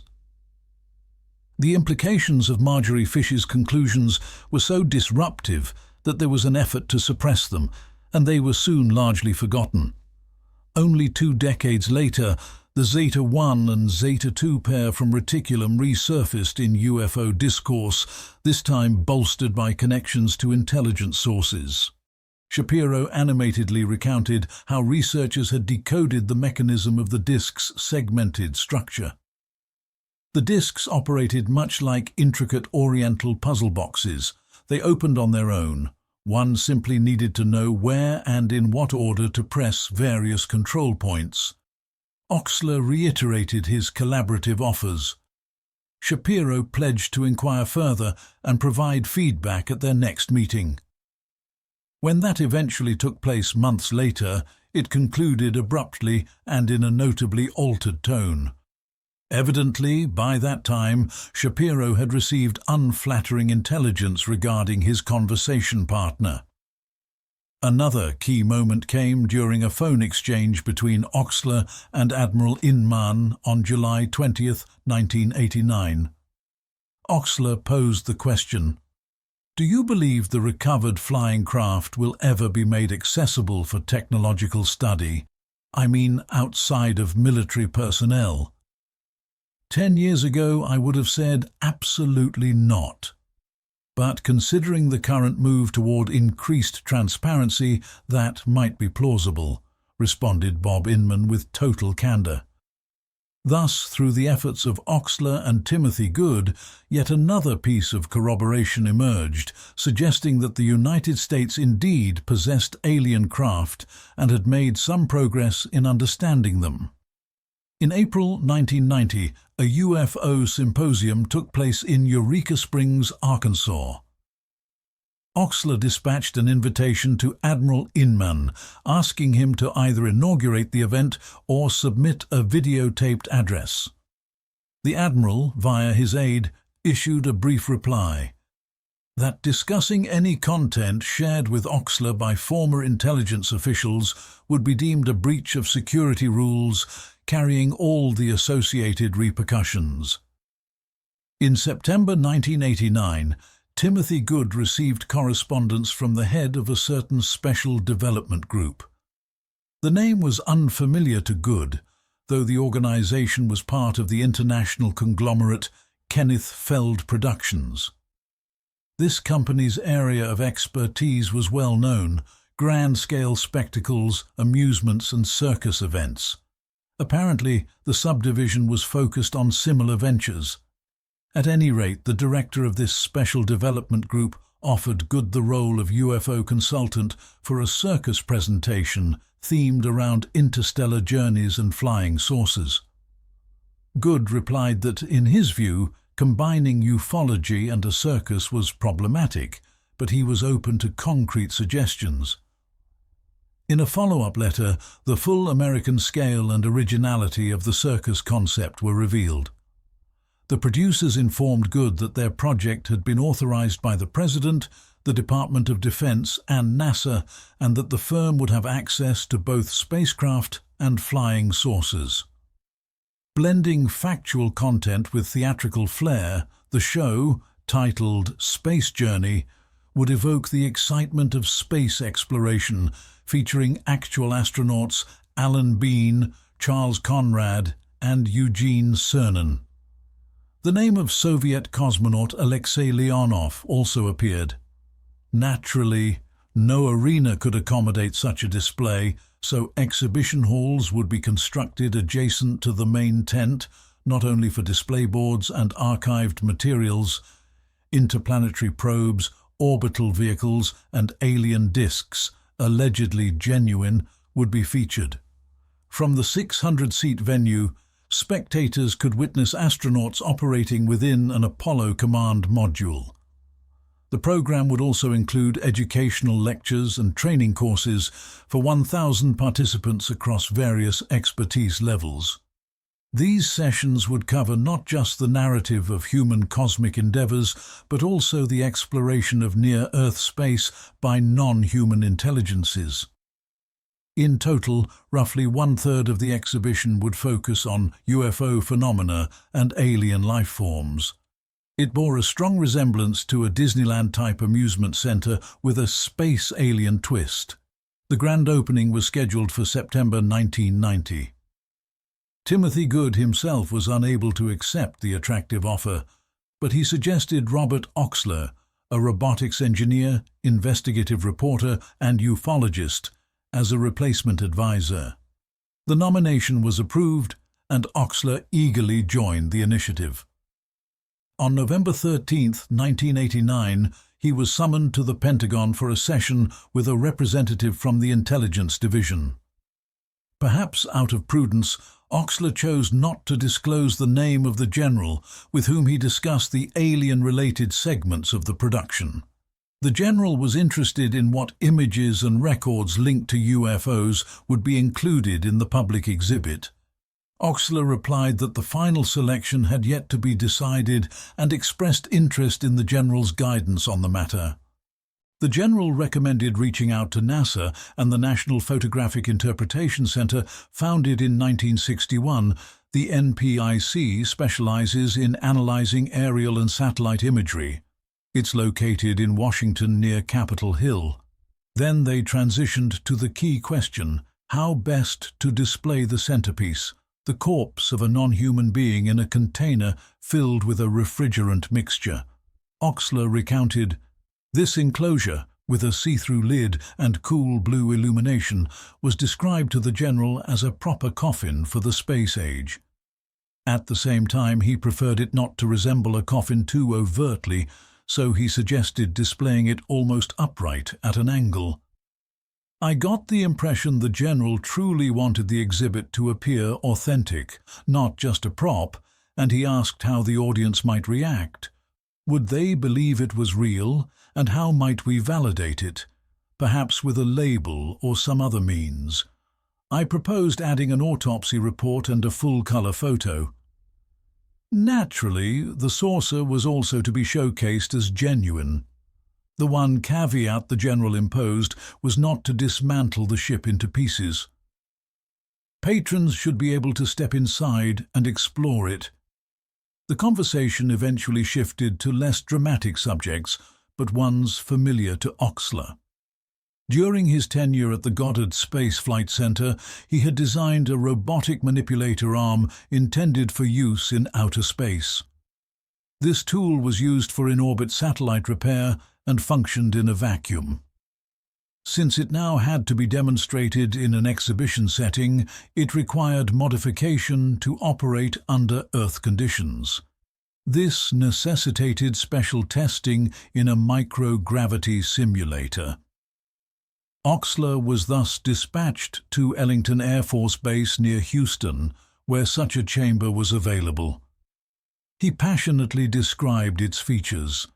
But the second part of the classified journey, to which he was flown alongside other engineers and consultants working on the Space Journey project, proved even more compelling. They were transported via helicopter to a marine platform floating in the Gulf of Mexico off the coast of Florida. These rigs are typically used by petroleum companies to extract offshore resources. However, this particular structure housed a NORAD installation, the North American Aerospace Defense Command. Here, Oxler's electronics specialist colleagues were tasked with resolving specific technical issues. While they worked, Oxler was escorted to a control room with an enormous display screen showing a panoramic view of the southern United States coastline, including Florida, Alabama, and Mississippi. On the display, Fireflies drifted about, aerial objects presently in the atmosphere, each bearing its individual identifier. Some of the fireflies vanished off the screen, while new ones emerged. A number of them, besides their ID, were labelled with the abbreviation ASC. Oxler remained in the chamber for nearly 40 minutes. The personnel, all uniformly dressed, white button-ups, black neckties and dark trousers, paid him no heed. Soon, however, Oxler realized that ASC denoted unidentified flying objects. I overheard someone mention alternative space vehicles. They descended, dispersed, the entire cluster of 5. 2 vanished from the display in the northwest direction, one surfaced near the inlet's curve and travelled eastward, then veered south. It appeared as though they were flying directly along the shoreline. 1 or 2, I can't say for sure, paused somewhere on the boundary between Florida and Alabama, and the moment they halted, they began emitting a red glow. I don't know what that indicated. One thing was certain. NORAD analysts had developed the ability to differentiate alien craft from ordinary terrestrial blips. Oxler's input on the flying disc subject is undeniable. However, his precise and measured account is soon disrupted by a thread that reeks of pulp thriller fiction and speculative fantasy. In earlier times, UFO researchers typically avoided mentioning such absurdities, concerned that they might tarnish the credibility of the witness and thereby undermine the value of the testimony. Nowadays, every associated incident, no matter how outrageous, appears to come bundled as a standard supplement to these factual narratives. During that notable exchange at the Pentagon, the general offhandedly remarked that since Oxler was scheduled to travel to Dallas, he'd arranged for someone at Carswell Air Force Base to connect with him there. This caught Bob off guard. He hadn't uttered a single word about visiting Dallas. Furthermore, why meet?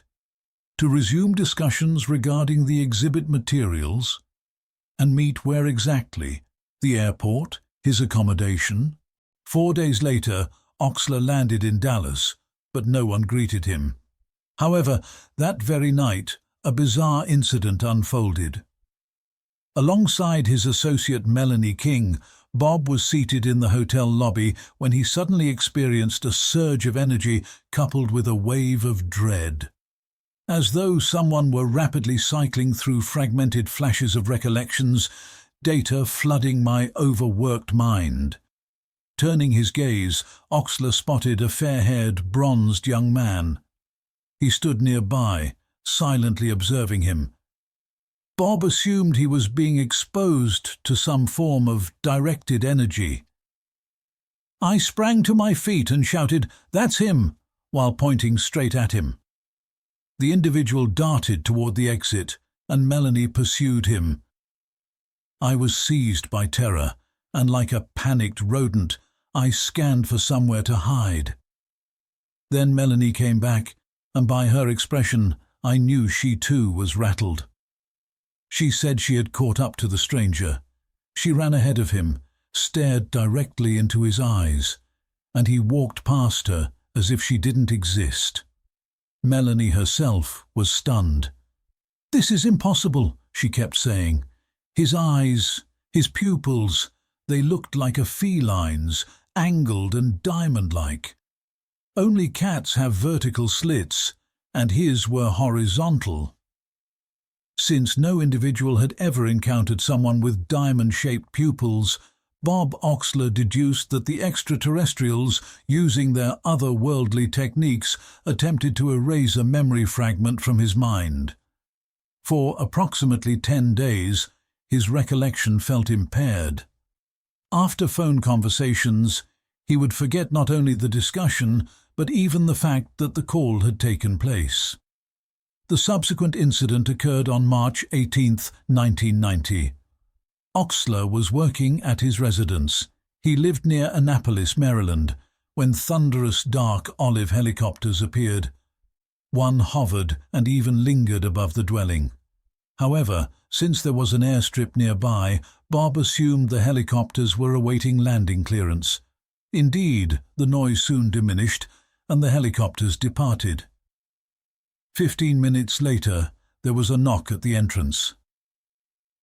At the threshold stood a broad-shouldered officer with a thick head of hair and a prominent moustache. He wore no headgear. He had on a light, tropical uniform shirt with extended sleeves, a style Oxler had never previously encountered. On the breast pocket was the standard insignia, U.S. Army. Without any introduction, the colonel stated, "We request that you refrain from reporting for several days." Noticing the confused expression on Bob's face, the colonel specified, "We request that you delay reporting regarding the Walters family for a short time." Oxler responded, "I wasn't intending to provide a full report at the gathering, merely a brief summary." "Excellent," replied the colonel. "We would be quite appreciative if you postponed your report for a few days." He turned to leave. 2 individuals were waiting for him on the street, but Bob didn't manage to see them clearly. No vehicle was visible nearby. That night, Oxler had in fact planned to give a briefing.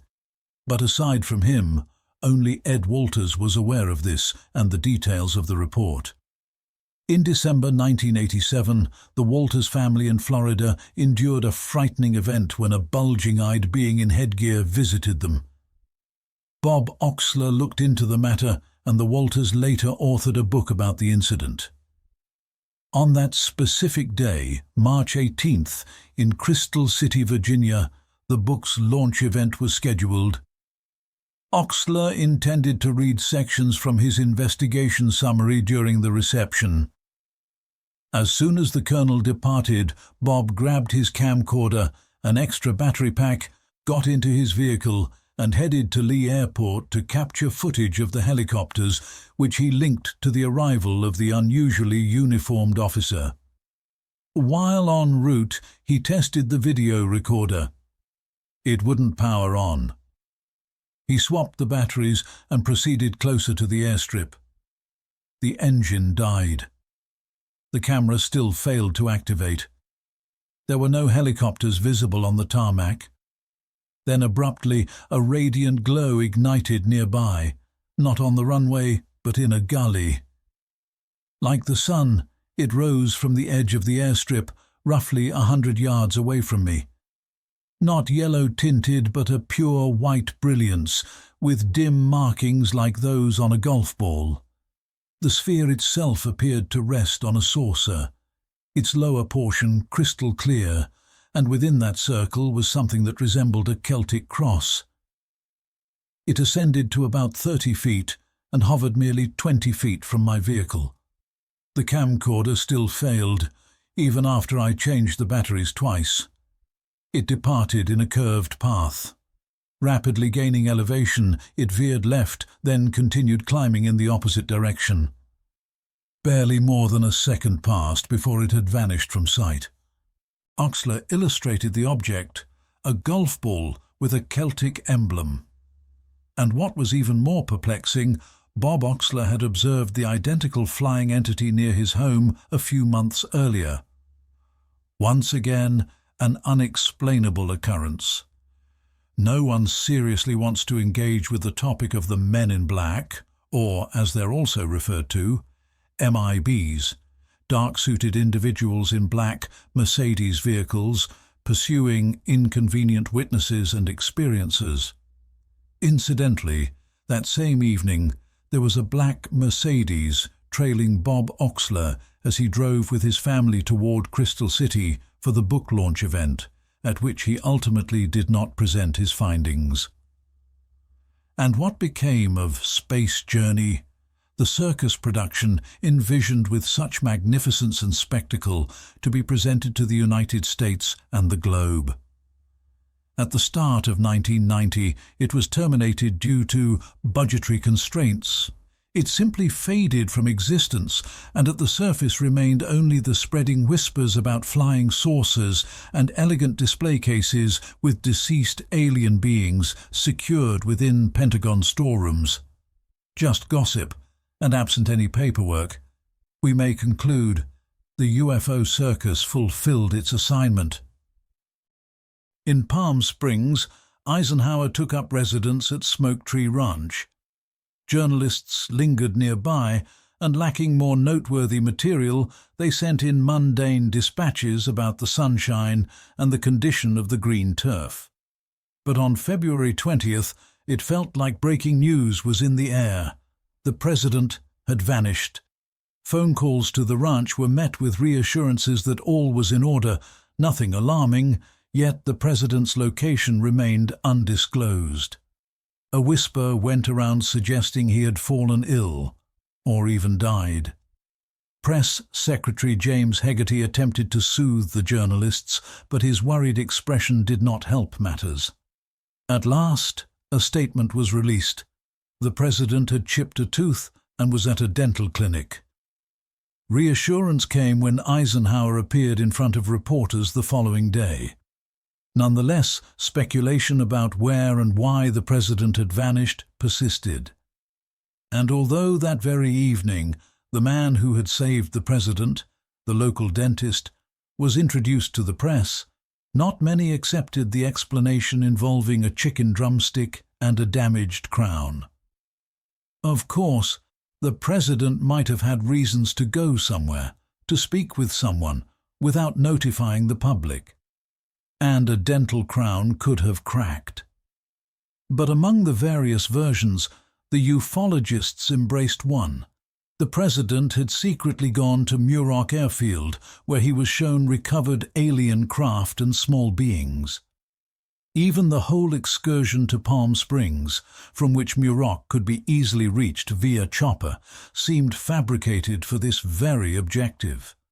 The gossip began at once, but supporting evidence accumulated gradually over time.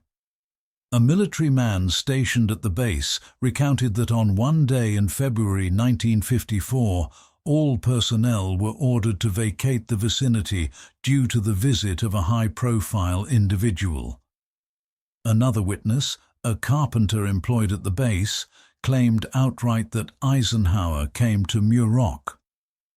One of the president's personal aides reportedly mentioned this in a private discussion, and his valet let it slip that when Ike departed for California, he had forgotten to pack the most essential item, his golf clubs. In 1979, Bill Moore located the family members of the late dentist and sought to determine when and how often the president had attended the dental clinic, and which tooth's crown had required replacement. The relatives were unable to provide an answer, though they did verify that the president had undergone treatment. Berlitz and Moore, in their publication, conclude, "The fact that she, the dentist's family member, failed to remember the specifics, which in similar instances are usually easy to recall, does it not suggest that the dentist, willingly, served as a front for the fabricated story invented by Press Secretary Hegarty, whose goal was to pacify the journalists?"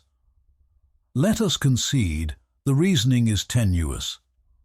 Similarly dubious evidence stems from a correspondence written by someone named Gerald Light.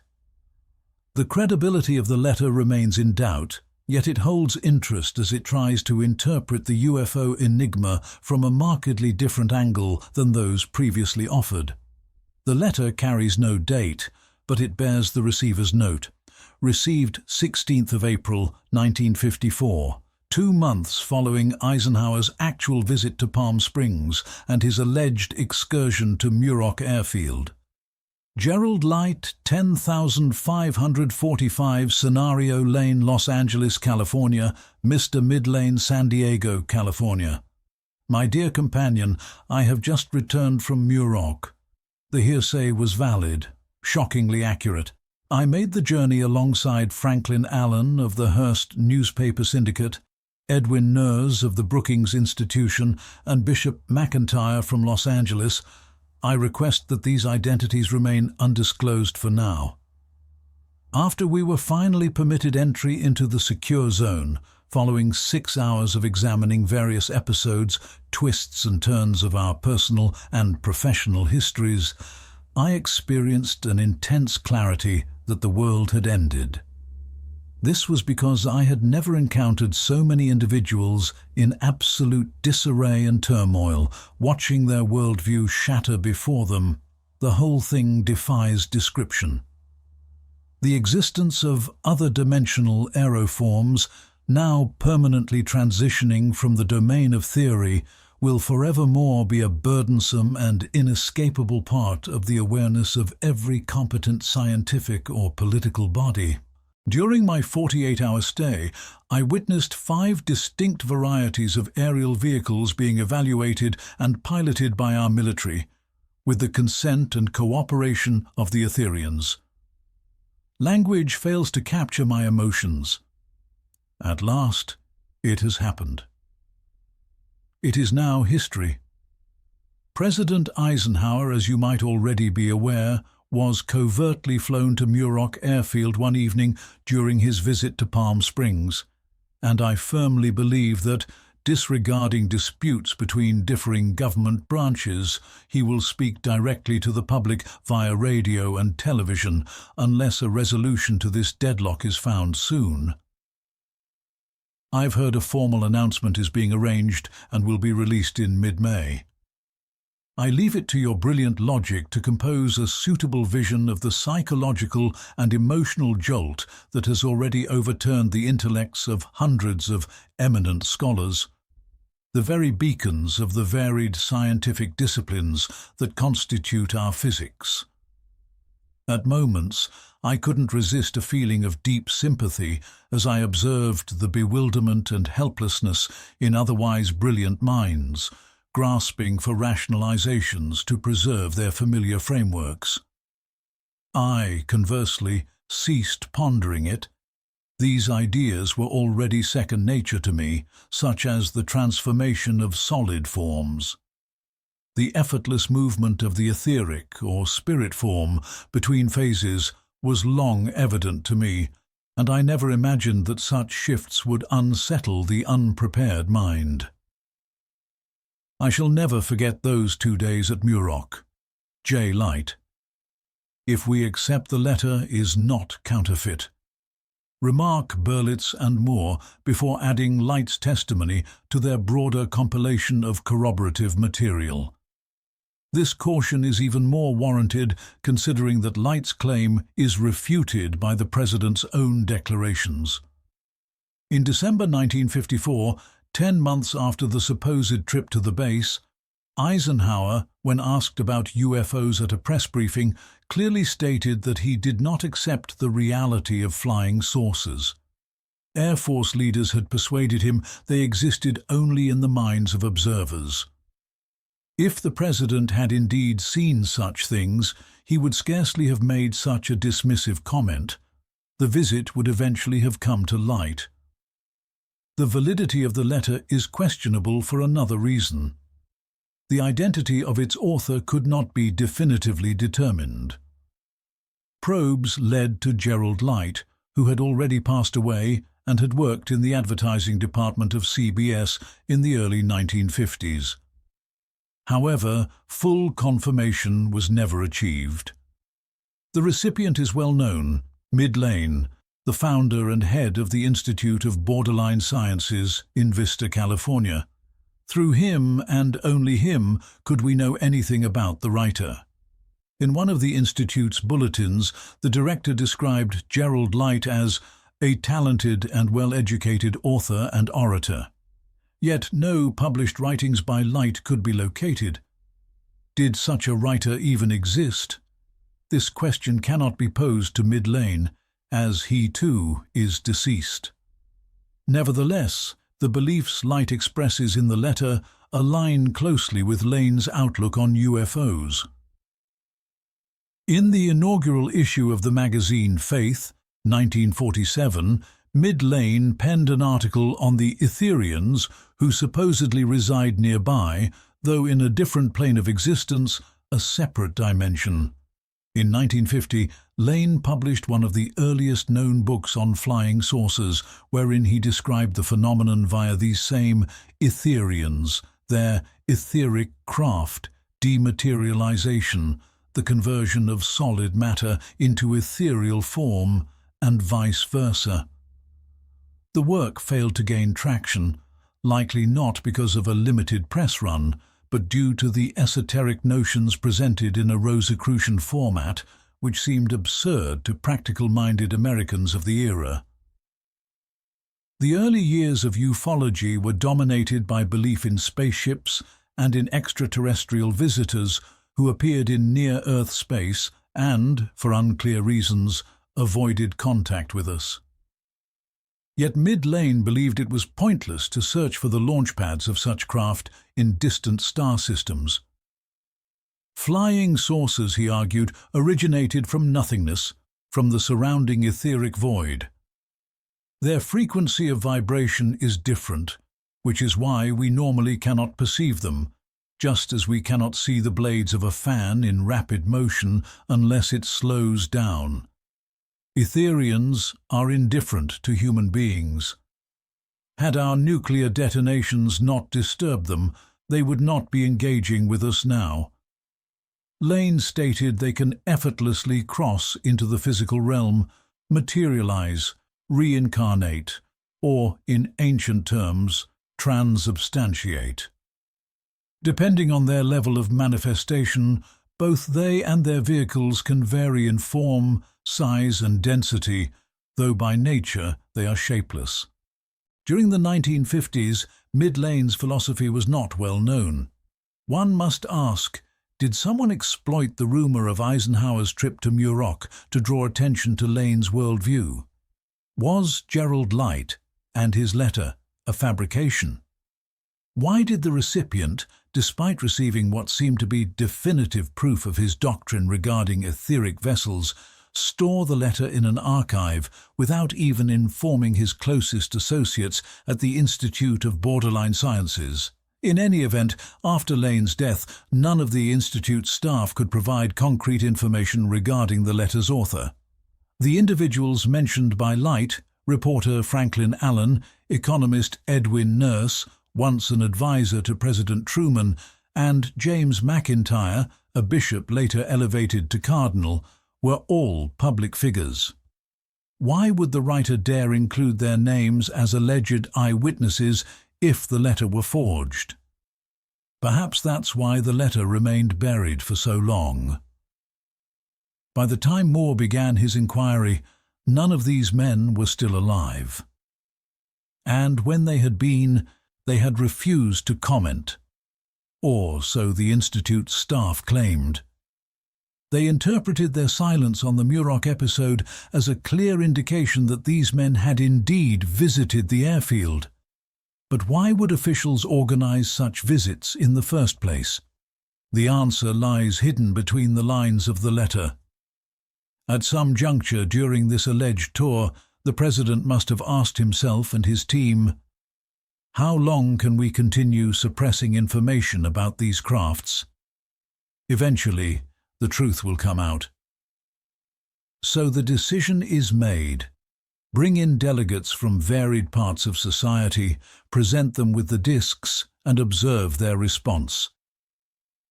The coordinators of the presentation were curious about the response, not only of pragmatic entrepreneurs and media figures, but also of spiritual leaders and metaphysically oriented individuals like Gerald Light.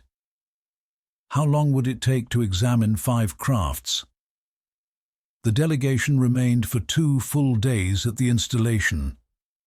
The prolonged stay makes sense. The purpose was less to showcase the discs than to monitor the reactions, which astonished Light more than the objects themselves, of the hand-picked observers. This could assist in shaping a strategy regarding UFOs, supplying the appropriate language for public disclosure. Light indicated the expected time frame when the president would speak. No speech, neither in May nor thereafter, occurred. Was it because the reaction, as Light reported, total bewilderment and turmoil, was too extreme? In December, during a media briefing, President Eisenhower dismissed flying saucers. Along with the believers, one might view this as closing the case. Yet defenders of the tale argue that powerful institutions persuaded the commander-in-chief to remain silent. Why? Several justifications exist, all seemingly valid. Truly, what might a president declare? An imagined address to the nation, not necessarily by Eisenhower, but by any American leader, was drafted by UFO researcher Bud Hopkins, and it reads as follows: "My fellow citizens, I feel compelled to inform you of an almost inconceivable reality. The Joint Chiefs of Staff and the Central Intelligence Agency possess irrefutable confirmation that alien spacecraft are present in near-Earth orbit. This is corroborated by photographs and close-range film footage, as well as radar tracking.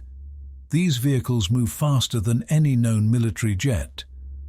The method of their propulsion is unknown to modern science. There has been no communication between our species and the visitors. Their motives are unclear to us, and we are unsure whether they mean harm or goodwill. We are left with no option but to observe and wait." Bud Hopkins aptly notes, "If this is all the president is permitted to declare, and he is unlikely to say much more, then such a statement will not soothe the public. It will trigger anxiety. Hence, the conclusion is that it is better to remain silent and keep the material restricted, at least until the extraterrestrials' objectives are determined." However, Light's correspondence implies a different interpretation.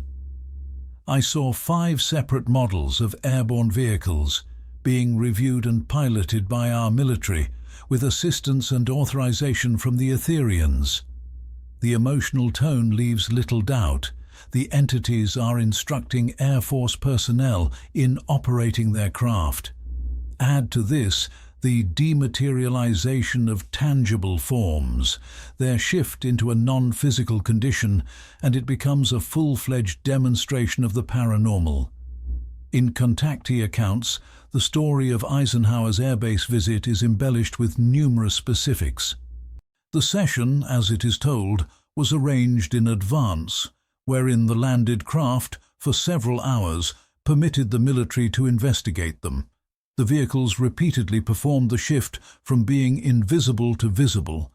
They allowed Earth humans to either walk through walls or be obstructed by them. Essentially, they illustrated how solid objects could transform in shape and even their essential nature, violating the known principles of physics.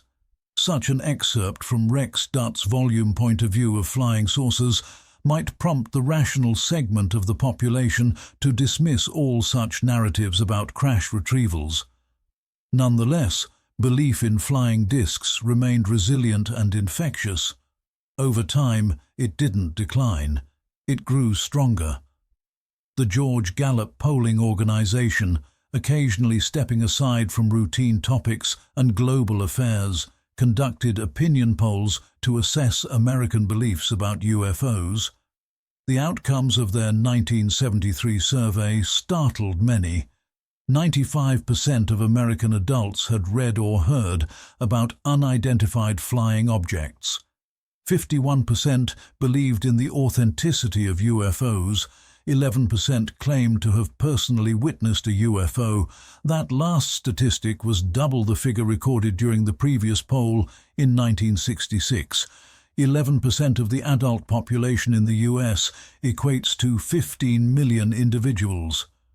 Unsurprisingly, many notable figures were among them. It was large and radiant, changed hues, and nearly matched the size of the moon. We observed it for around 10 minutes, and no one could determine what it was. I'm certain I will never mock anyone who asserts they have seen mysterious things in the heavens. That's how President Jimmy Carter recounted a UFO sighting from 1969. back when he was still the governor of Georgia. Carter had gone to the town of Leary to give a speech at a local civic club when a UFO appeared in the evening sky.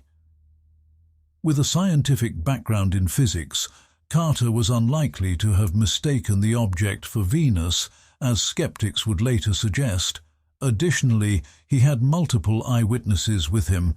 Carter submitted his account on a questionnaire from the UFO group NICAP in 1973 and in May 1976.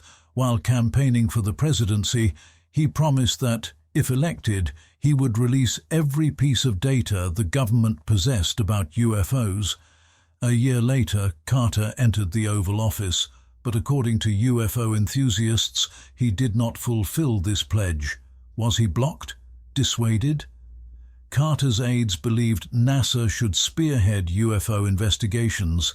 However, the agency's leadership, so ufologists claim, did everything feasible to prevent the issue from falling under their oversight, not because anyone assumed they'd be forced to unearth disks and alien remains from obscure hangars. The subject itself was already volatile.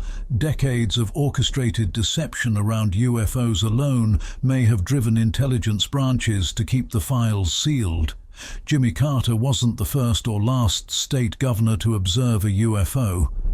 On April 25, 1966, an unidentified flying object neared the aircraft carrying Florida Governor Hayden Burns. The governor requested the pilot pursue it. As the plane banked, the UFO rapidly ascended and vanished. A press contingent was accompanying the governor, and the incident made headlines. A parallel case unfolded years later with California Governor Ronald Reagan. But after Reagan became president, he gave rise to even more speculation. We first learned of this from a remark by Mikhail Gorbachev in the Kremlin during an address to the International Conference for a World Without Nuclear Weapons for the Survival of Mankind. According to Gorbachev, the exchange went like this. At a summit in Geneva, the American president expressed the notion that, if the planet faced an extraterrestrial incursion, the United States and the USSR would unite to counter it. I will not debate the theory, though perhaps it is premature to be concerned about such a possibility. Laughter, applause. Today, reading the transcript from February 1987, one may not immediately grasp what prompted the crowd's laughter and clapping. But clearly, the amusement was over Reagan's supposition that Earth might be endangered by a spacefaring species. The reaction, laughter and applause, was notably elicited by Gorbachev himself through tone, demeanor, and delivery. This was especially evident to viewers watching on television. But when the applause faded, some people began to ponder. If leaders of superpowers are entertaining the scenario of an alien assault behind closed doors, then Gorbachev did not disclose any confidential information. Immediately following the summit in Geneva in November 1985, Reagan, in recounting the outcomes to his compatriots, referenced this particular episode. But in what manner? The statement that interests us was embedded within the segment of his address where Reagan illustrated the challenges of discussions with General Secretary Gorbachev. How much simpler my responsibility and his would be in our talks if our planet abruptly found itself endangered by an incursion from entities from another world, from a different cosmos. We would at once disregard the lesser regional disputes between our nations and at last recognize that the whole of humanity on Earth constitutes a singular whole. International Herald Tribune, December 5, 1985. Therefore, such a subject was not part of the formal talks. It was an exaggeration, a stylistic flourish. In Gorbachev's version, if Earth were endangered by an incursion, the notion was expressed somewhat differently than Reagan's formulation. if our planet were suddenly endangered. The orientation of the speakers toward the substance of the message is similar, though not exactly the same. Each had a distinct objective. Reagan, through a speculative premise aimed at dramatizing the context, was appealing for improved bilateral understanding. For Gorbachev, Reagan's phrasing merely served as an excuse to emphasize that a space invasion worried him less than real-world issues. It is more crucial to address the challenges that have already entered our shared household. Furthermore, these distinctions, if versus if, could also be the outcome of real-time interpretation, which doesn't consistently convey subtle shades of intent.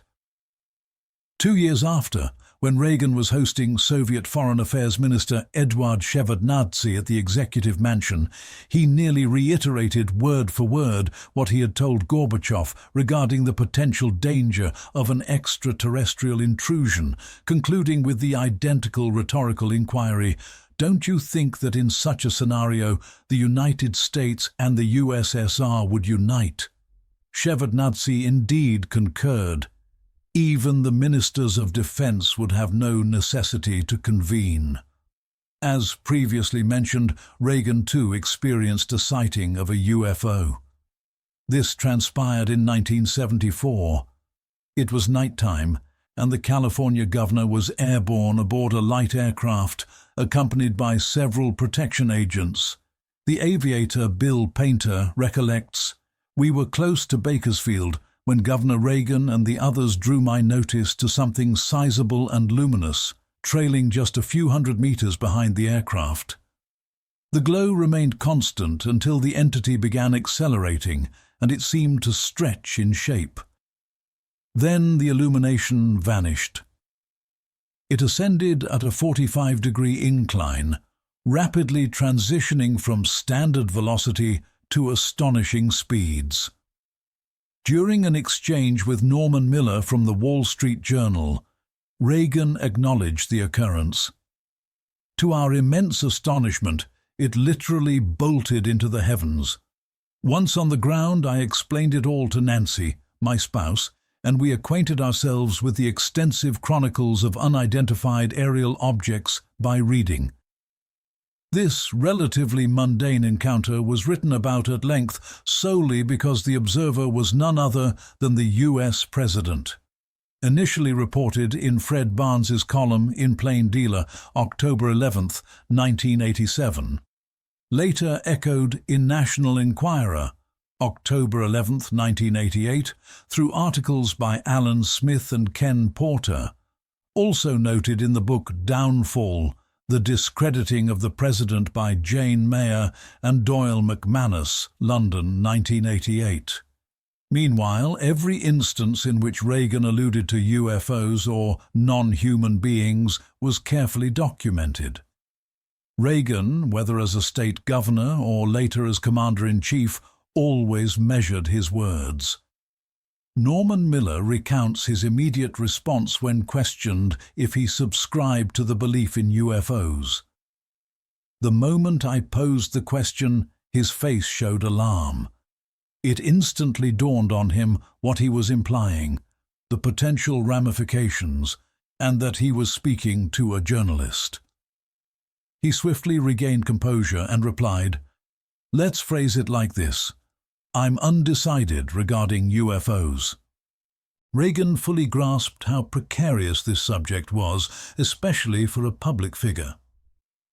He didn't discuss the potential threat from beyond Earth casually. His dialogue with Gorbachev occurred privately, with only interpreters present, and with Shevardnadze, it happened informally during a meal at the White House, accompanied by trusted aides.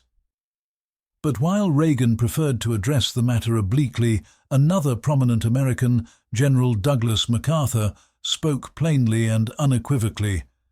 "The world's nations must form a union, for the coming conflict will be an interstellar war. One day the global community will be compelled to join forces to repel an assault from beings of other planets.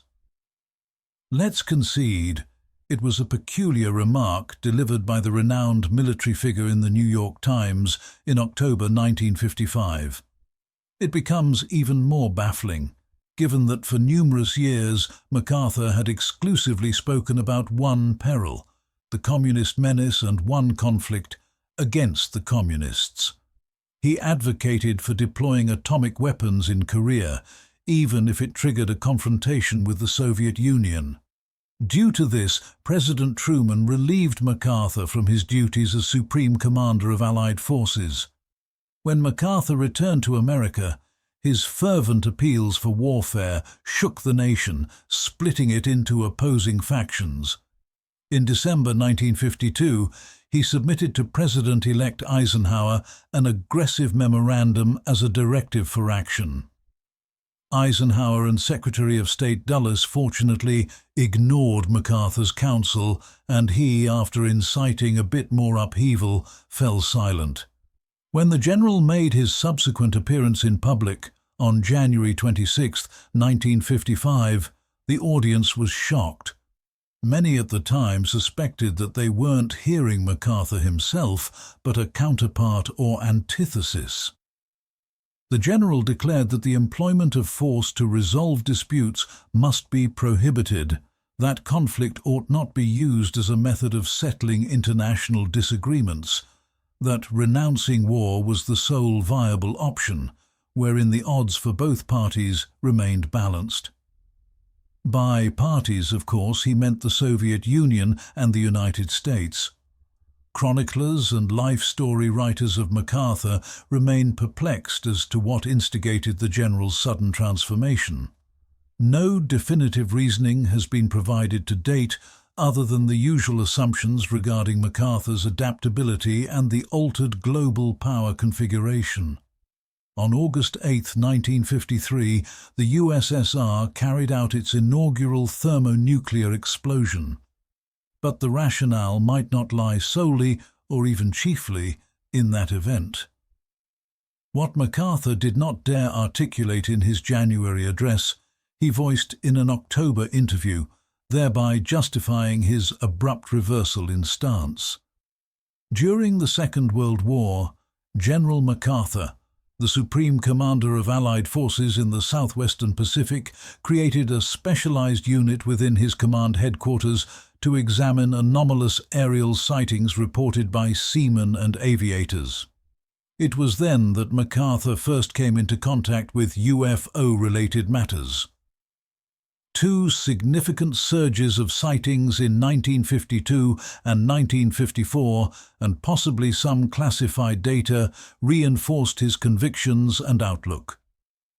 2 years prior to his passing, addressing the graduating class at the U.S. Military Academy at West Point, 1962, he once more referenced the unavoidable alliance of Earth's nations to withstand a foreign extraterrestrial threat. We are speaking of a forthcoming confrontation between unified mankind and the malevolent energies of a distant cosmic system, MacArthur proclaimed then. The vagueness of the phrase planetary galaxy may raise eyebrows, but the implication of the statement is unmistakable. Unlike the earlier citation, this quote I found only once in Donald Keyhoe's book, Aliens from Space. However, Keyhoe, who often astonished Pentagon authorities with his inside knowledge, seems a credible source to me. But if MacArthur and Reagan recognized the peril of interaction with extraterrestrial realms, could academics and researchers not have considered the same? What will mankind undergo from interaction with alien civilizations?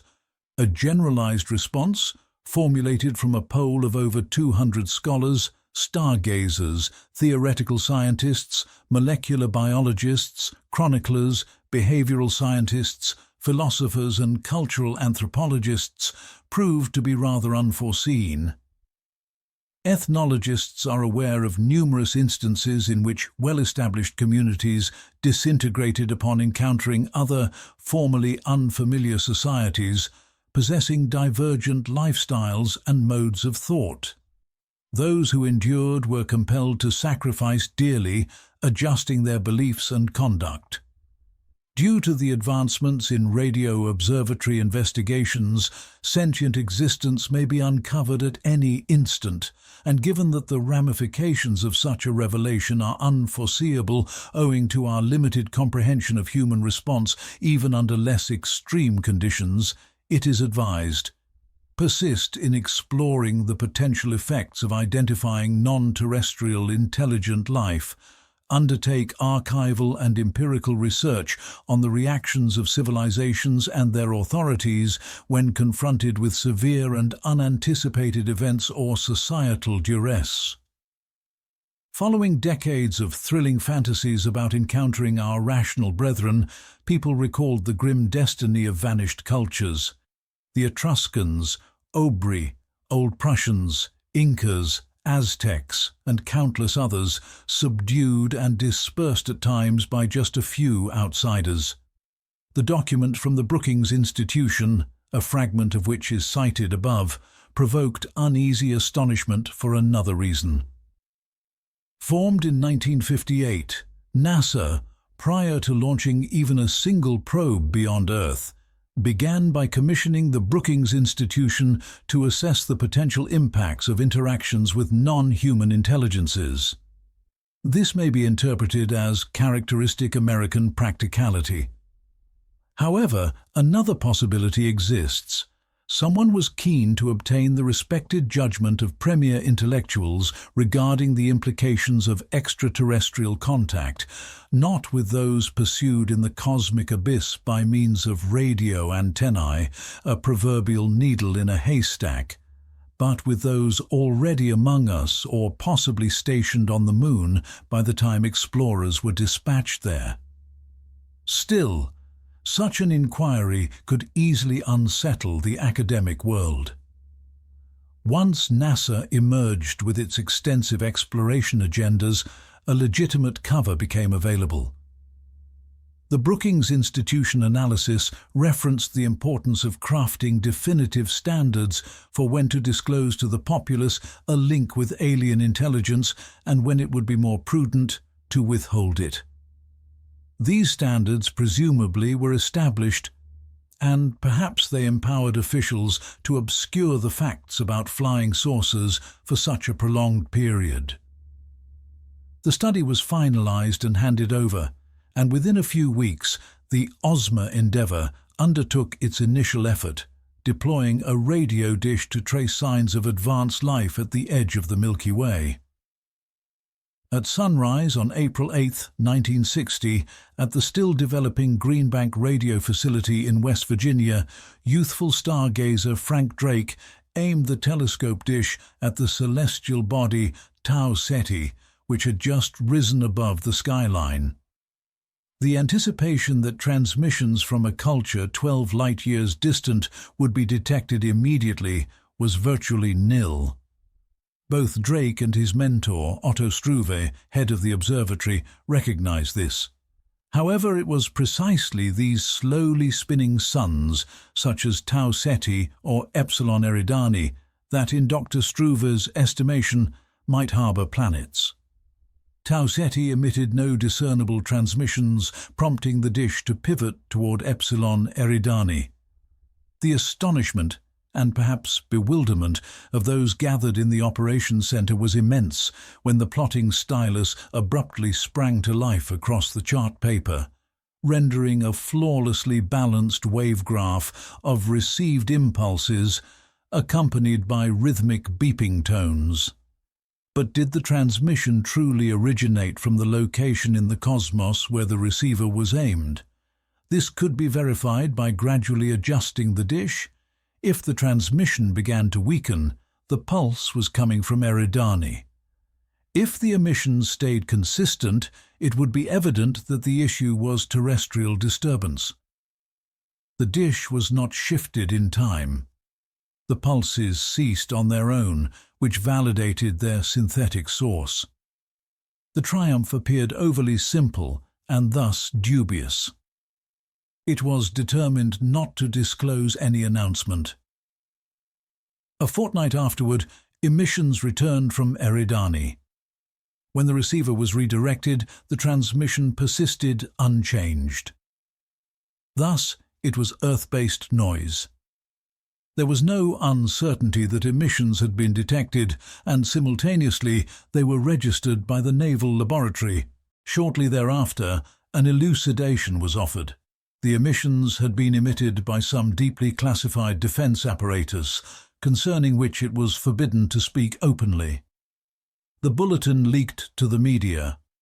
The defense mechanism was regarded as a standard cover story.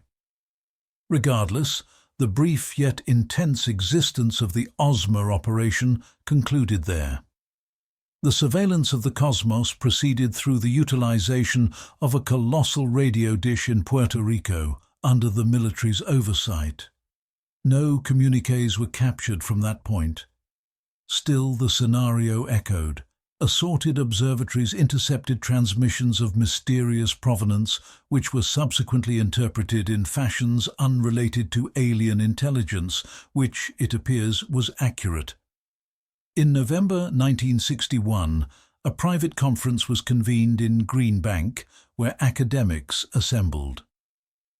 Apart from the hosts, Struve and Drake, Nobel laureate Melvin Calvin, Giuseppe Cocconi, Philip Morrison, John Lilly and Carl Sagan were in attendance. There were no uninvited individuals. All 10 persons were in some way connected to the investigation of extraterrestrial intelligence. The central and sole issue of the assembly was to estimate at least roughly the quantity of technologically mature civilizations in the cosmos. The equation introduced by Drake was examined extensively and thoroughly. Accounting for numerous parameters, the researchers deduced that there might be between 40 and 50 million life-supporting worlds in our galaxy where cultures had attained a stage capable of transmitting or detecting electromagnetic communications. This determination, referred to as the Green Bank equation or Drake's equation, captivated the imagination of both laypersons and scholars. Almost instantly, counter-arguments arose. Notwithstanding its academic features, the equation was founded upon subjective premises and speculative inference. It all narrowed down to the notion that with such an abundance of suns, some must host planets, and some of those ought to be livable. But this was nothing greater than interstellar speculation, stated the detractors of the equation. The attendees of the OSMA operation and the symposium in Green Bank were blamed for chasing personal publicity and superficial sensationalism. Dr. Struve bore the brunt of the reproach. After all, it was he who had endorsed Drake's attempt to detect conscious transmissions from the heavens and 60 days later proclaimed the experiment entirely pointless. 90 days afterwards, Struve, wielding the weight of his previous leadership of the International Astronomical Union and as moderator of the symposium, appeared to proclaim that the notion was not so unproductive after all, given that there were countless livable planets. Dr. Struve himself acknowledged that the OSMA mission attracted more mocking feedback and passionate acclaim than any other celestial enterprise, hence polarizing stargazers into 2 factions: those who unwaveringly backed the endeavor and those who deemed it the gravest misfortune of our epoch. Possibly the scornful remarks influenced Struve more than the accolades, and he altered his standpoint. But alternative interpretations existed. NICAP director Donald Kehoe maintained that the confidential gathering of scientists in Green Bank was in some fashion tied to the abrupt shutdown of the OSMA initiative. Kehoe even theorized that the scientists had not only intercepted but also deciphered messages from the stars, after which, almost certainly, Dr. Struve was persuaded, in the interest of public tranquility, to obscure the realities, though this was a degrading ordeal for him. Conceivably, the motive was the dread that certain researchers operating in space sciences harbor. A few even caution, merely receiving signals from out there is perilous. The most uncompromising appears to have been Nobel Prize winner, space physicist Martin Ryle. He maintained that alternative life forms might turn out to be exceedingly aggressive toward us and, using their advancements, exhaust Earth's ecological assets. In 1976, following the transmission of an encoded signal from the enormous Arecibo dish in Puerto Rico to the cosmos, disclosing to our brethren in intellect the whereabouts of Earth, Ryle demanded a prohibition on any endeavors to initiate communication with alien societies. The alert was quite opportune.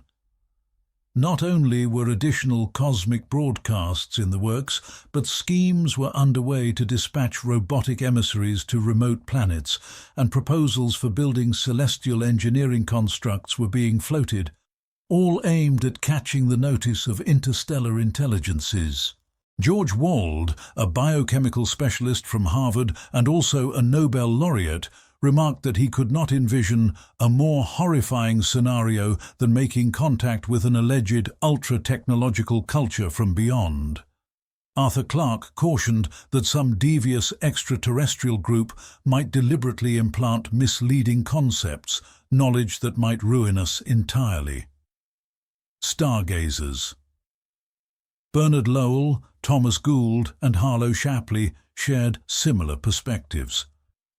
However, many researchers did not endorse such pessimistic forecasts, though they could present nothing beyond hazy speculation and conjecture to counter their peers' opinions. For example, Philip Morrison contended that vastly advanced civilizations would refrain from annihilating lesser planetary societies that posed no immediate peril to them.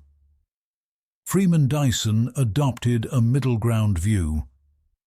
It would be incorrect to attribute distant minds with sagacity and virtue just as easily as we might assign madness and destructive behavior to them. We ought to be ready for either scenario and carry on with our duty, maintain the investigation. Astronomer Zdenek Kopal, summing up the positions of those who aimed to dislodge the firmly rooted notion of friendly aliens, penned, "The peril associated with encountering a foreign civilization is not merely unwarranted by natural inquisitiveness, much less by any benefit, but might culminate in our obliteration. Therefore, if the galactic receiver buzzes with a signal that allows no alternative explanation, for heaven's sake, let's not reply, and let's remain as unnoticeable as achievable, avoiding drawing interest toward ourselves." If scholars grasped the risks of interaction with otherworldly intelligences, interpreting it more instinctively, hypothetically, as a remote but menacing eventuality, how could senior statesmen and defense authorities, who also had classified insight, not have grasped it? The Brookings Institute's dossier wrapped up with a forecast.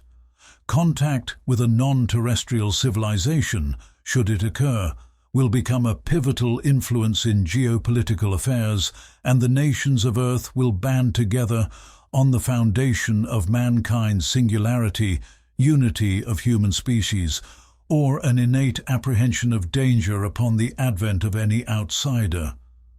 This aligns precisely with what General MacArthur had declared earlier, and what President Reagan would firmly reiterate in the following years. This is what other top-tier officials with verified awareness should have conveyed to the public. So maybe they've already begun revealing the truth? Picture this scene.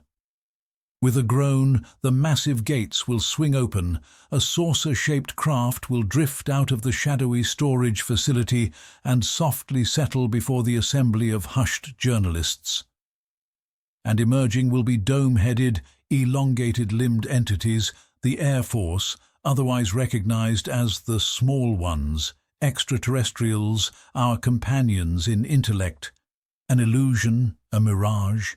Yet at the cry of the cock, this spectre will not vanish, will not crumble into powder. And a spokesperson for the administration, amid the racket of film cameras, will confidently proclaim that they are pleased to unveil indisputable confirmation of alien existence. Why, then, was the knowledge concealed for so long? The individuals who reached that conclusion are long departed, but it was done for the benefit of the public, for the sake of peace and order, in the aspiration of obtaining advanced innovations, enhancing the nation's security, and so forth. Let us cool our blazing fantasy and reflect. Does the tale of the saucer craft offer grounds for such foresight? Let us perform a rigorous audit of the records and evidence, eliminate everything even slightly dubious, suspect, or unnamed, and determine what remains. Assuredly, what persists is the correspondence from the Chief of the Air Force's Primary Engineering Division, General Twining, in which, referencing findings from aerial tech surveillance, he affirmed the actuality of disc-shaped aircraft. 7 years afterward, 1954, Twining, by then the Chief of Air Force Operations, openly restated the significance of the disc craft matter and voiced certainty that it would soon be clarified.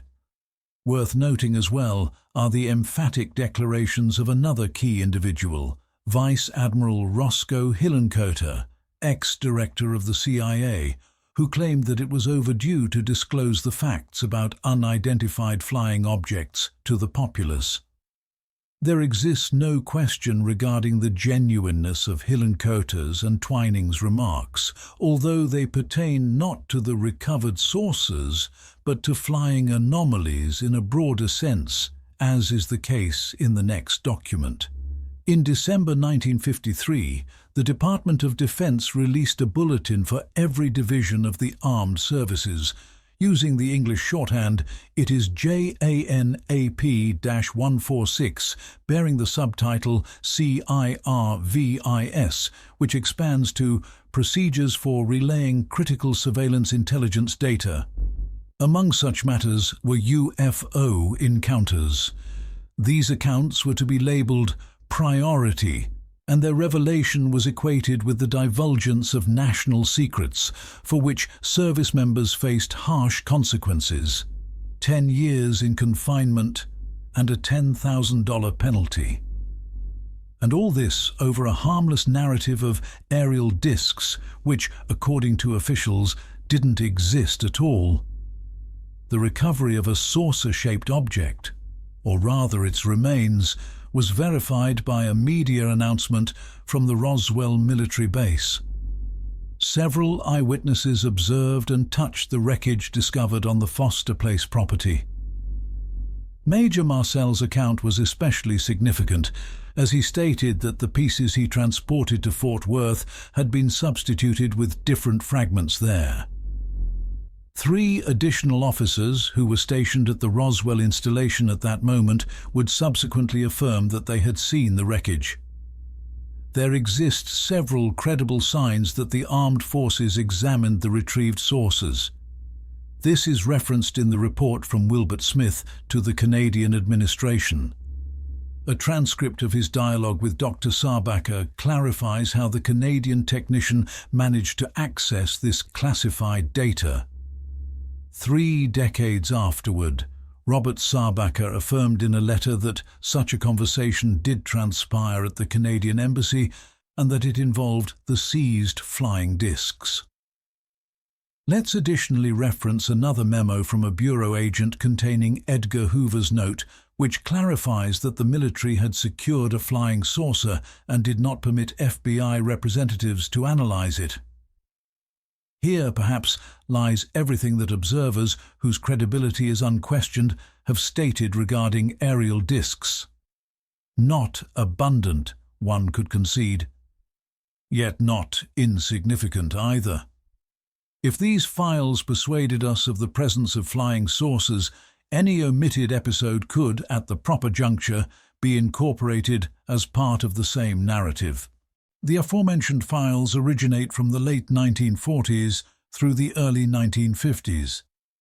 They are imprecise and filled with numerous uncertainties. However, those that emerged in the early 1980s are detailed, definite, and lacking in vagueness. The material of each represents a global revelation. But typically there were no bombshell moments. Papers usually surfaced under cryptic conditions, and there were perpetually substantial suspicions concerning their legitimacy. They leave an impression through their accumulated volume and the consistent recurrence of the identical subject, and first-hand accounts at this juncture are nearly absent. Understandably, observers have passed on. Those who could and wished to express something have long done so. The tales from kin and acquaintances nourish the mythos, which is why it assumes the haziness of folklore. And then, abruptly, it becomes apparent that the intelligence agencies do not wish curiosity regarding flying saucers to entirely vanish. Why? Are the truths too incendiary to disclose? Have UFO researchers and reporters encircled them from every angle? Wouldn't it be more advantageous to begin unveiling the facts on their own terms?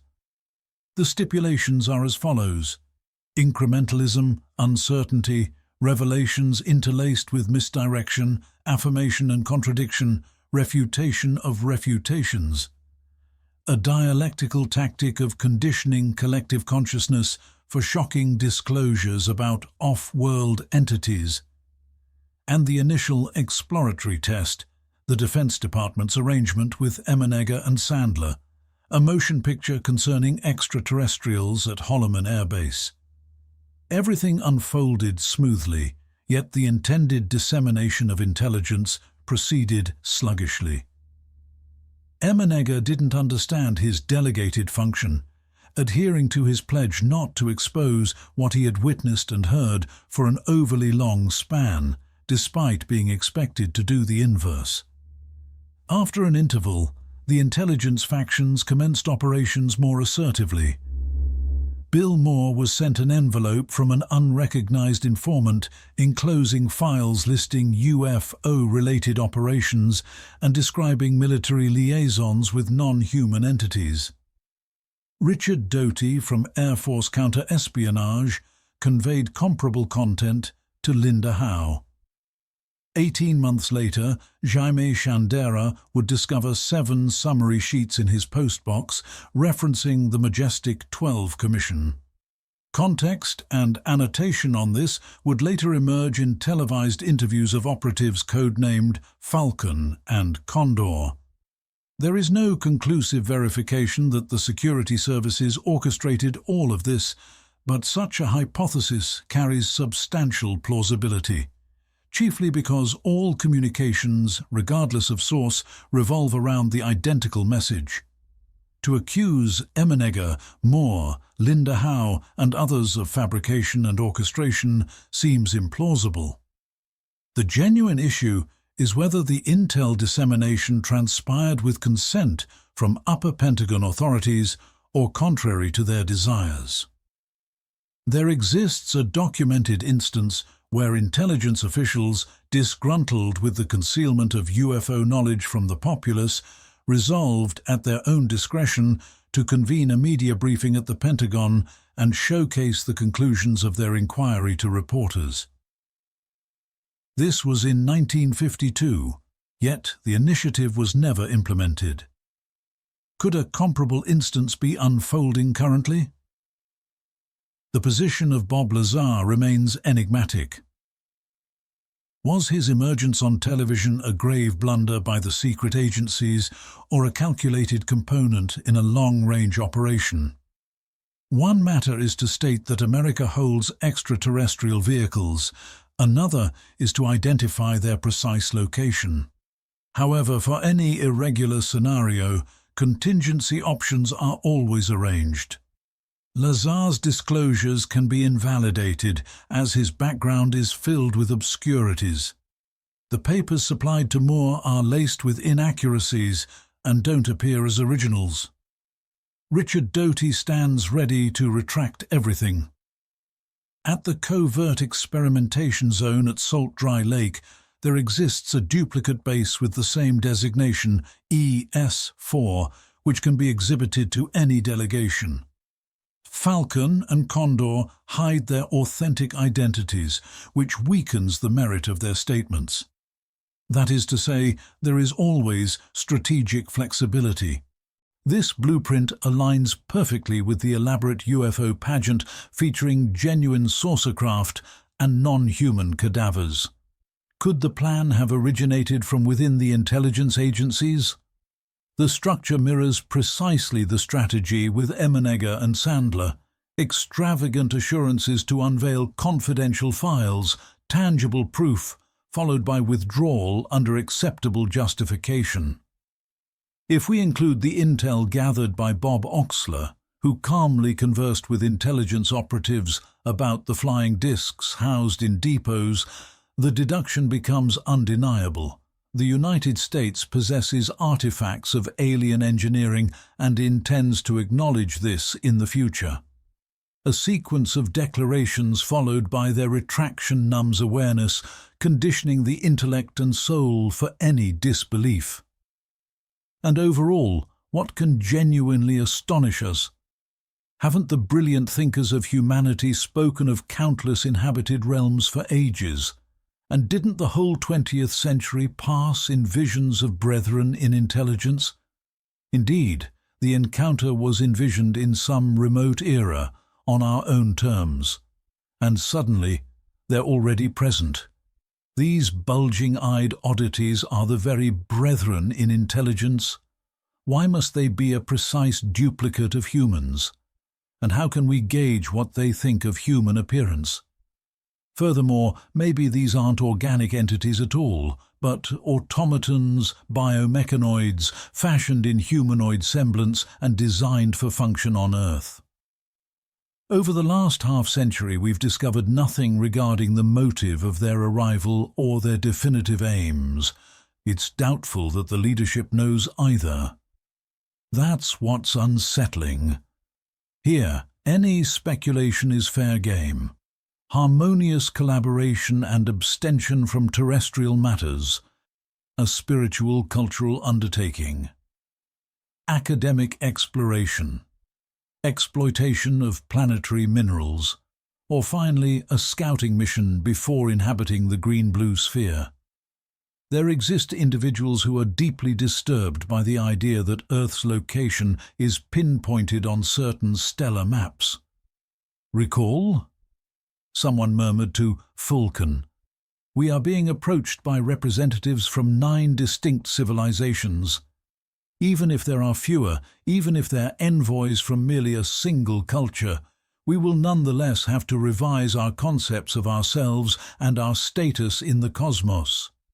Mankind abandoned geocentrism once it became evident that the stars weren't created to orbit Earth or embellish the night sky for human delight. The sun long held the title of the universe's center, only to be exposed as just another star in a peripheral arm of the galaxy. We were left to soothe ourselves with the illusion of humankind as the crown of existence.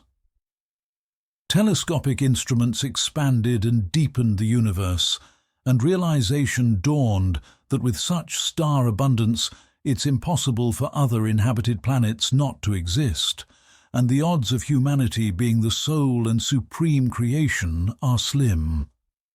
Yet it's entirely feasible that in the fabricated papers, the hues were purposefully intensified so that in the end, those for whom it was devised could exhale in relief. Thank heavens, it's not that dreadful.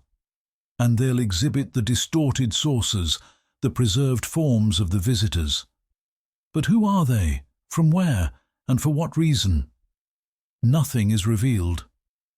It might also be that the populace is being spoon-fed narratives about compliant and cooperative small entities eager to collaborate with humans, instructing them in piloting their craft. Perhaps this fabrication serves to obscure a dire predicament, at least until Earth's vessels built for interstellar conflict are launched into orbit. Regardless, the contest carries on. Who plays whom is not wholly apparent. It's plausible that a fresh dossier is currently brewing somewhere in which truth and fabrication will again intertwine. Someone will be labeled a fabricator, another motivated by greed or ethical collapse. All of it is scripted in the plan for the choreographed divulgence of confidential material. Depending on how things unfold, the maneuver could span a great length, or everything may be clarified in a matter of weeks or a year. The chief revelations will be declared, only to be retracted. Then the retractions themselves will be contradicted. Let's imagine this transpires. In a broadcast to the citizens, the President will state the reality of extraterrestrial life and call for peace. But we've also encountered another narrative. In a cross-planetary clash, humanity will come together and summon the will to confront any challenge. And even if no catastrophe ensues, it will remain a tremendous jolt for most. And how many personal and organizational tragedies await, how many doctrines and ideologies will be discarded. And those matters that were mocked will be pulled from obscurity, cleansed of disdain, and elevated to sacred principles from church altars and academic podiums. Contrary to forecasts, science and faith will swiftly recover. Their crammed archives already contain the essentials for renewed exploration and novel ideologies. And once more, akin to ancient epochs, science and belief will walk side by side as kin. The collapse of individual egos is trivial. What awaits the Earth and its inhabitants? This can solely be answered by understanding why they are here. Surely not from idle wonder, it's quite a trek, and not to welcome us into the intergalactic league of enlightened cultures. To assist us in addressing earthly dilemmas and rescue the biosphere from ecological demise. I deeply wish that all that is written in this volume is falsehood, a figment of a fevered psyche, a malevolent jest and fraud. Earth for Earthborn, and no outsiders from remote star systems or alternate dimensions, a boiling mass of vapor and debris. Over infinite spans, it gave form to the Earth. Following a series of upheavals, it solidified, and vitality emerged in the waters and on the terrain. Shellfish, ferns, coelacanths, reptiles, tree ferns, feathered lizards, blossoms, and man. Through boundless experimentation and failure, the biosphere sculpted the beings we recognize from petrified remnants and today's surroundings. And how often nature, with no hesitation, discarded flawed attempts, eliminating whole orders of plants and beasts, allowing entire ethnicities and peoples to disperse and vanish. Scorching magma engulfed towns and territories, land masses plunged beneath the oceans. But existence rekindled. The earth cradled and cultivated it. And what we label as evolution and advancement occurred without interference from stewards and instructors of extraterrestrial origin. Everything we have, our victories and blunders. It is we, the reckless progeny of the earth, who brought ourselves and our world to the verge from which ruin may commence. Yet there is still a window for introspection and rectification, and we shall do so without any alien supervision.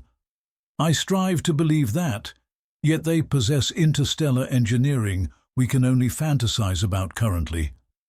And it's evident that the armed forces are determined to conceal the recovered specimens, intending to exploit alien apparatus to boost national defense strength.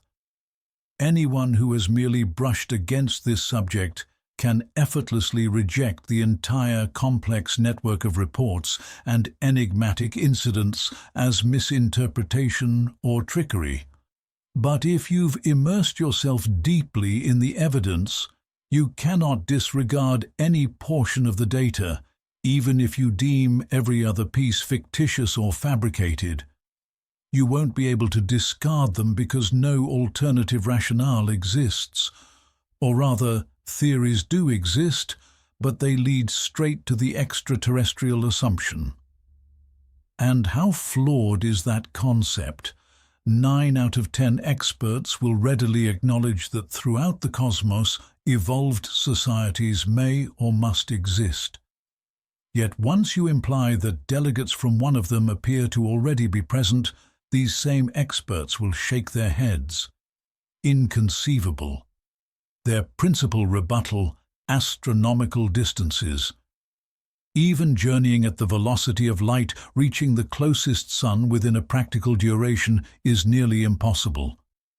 But who says they travel at light speed? And within our solar system, as is commonly accepted, life is unfeasible. Earth stands as the anomaly. At present, this sounds persuasive. But perhaps tomorrow an individual will walk to the chalkboard and draft several equations that account for everything. Who can predict what those equations may include? Perhaps they will represent the long-sought grand unification theory, extra dimensions, in which long voyages are abbreviated. Or tachyons, speculative particles thought capable of surpassing the speed of light. The allure of the alternate dimensions theory lies in its capacity to bypass the dreadful vastness of quadrillions of miles extraterrestrials would need to traverse to reach us. The idea essentially localizes UFOs and miniature entities, rendering them practically native. In a sense, they become cohabitants of Earth, forever close by, just as our forebears were accompanied by hearth spirits and woodland sprites. Peculiar, hairy, mischievous, yes, they play pranks and induce fear, but largely they're innocuous, tolerable if not antagonized. After all, small entities too can delude observers. All those staged kidnappings, the absurd mimicry of medical assessments, the orders and proclamations transmitted via contactees. No, not even a fraction of scientists would endorse such claims. The field of science recoils from imps, ghosts, and nature spirits in any guise. Hence, both interpretations, alien and interdimensional, face major challenges. Can we not fuse them into a unified model? Suppose spacecraft arrive from the stars. They are typically maneuvered by humanoid automatons. Actual touchdowns are exceptional, a handful over the last 5 decades. The rest of the apparitions in the skies and on land are illusions, ingeniously orchestrated displays. For a hyper-evolved species, and only such could send interstellar vessels, this is trivial. Controls are activated, projections emerge, psychoactive substances and suggestion and other methods still unknown to us are applied. Every act is uniquely crafted, yet all are permutations on a core motif. A climate of nonsense, satire and theatre temporarily veils what they intend to obscure. Writer John Keel dubbed it a universal ruse. But it's more than deception. It's therapeutic conditioning, a measured strategy by advanced intelligence to prevent collective shock among anxious humans. It often seems the alien and interdimensional paradigms have absorbed every possible rationale for the UFO enigma, just as all metaphysical systems diverge into 2 major directions: spiritualism or physicalism, depending on whether mind or matter is fundamental. However, an obsolete hypothesis, formulated in the early 1950s and then dismissed, stands apart. It claims that flying saucers are precisely the wonder weapon Nazi propaganda referenced until Germany's final hours, one that would obliterate its foes and ensure eventual triumph. The weapon was not completed or deployed. But post-war, mysterious Nazi experts hiding somewhere finished it, and now endanger the globe. Naturally, it all proved to be an exaggeration. Still, this version, which dispenses with space travelers or shadow realms, has a more credible, albeit still fantastic, variation.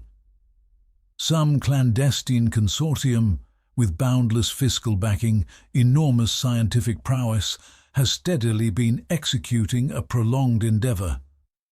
Their hunger for authority and a unified world regime might be tempered by a noble motive.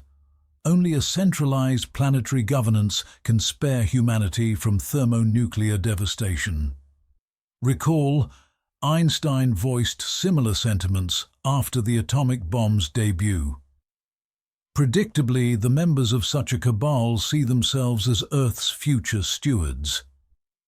The fruitless attempt to decode the covert mechanisms of a veiled syndicate, likely non-existent, and yet the unseen agents of a metaphorical round table may have decided that humankind, the sole earth-dwelling being blessed with sentience, has dangerously strayed from its destined path.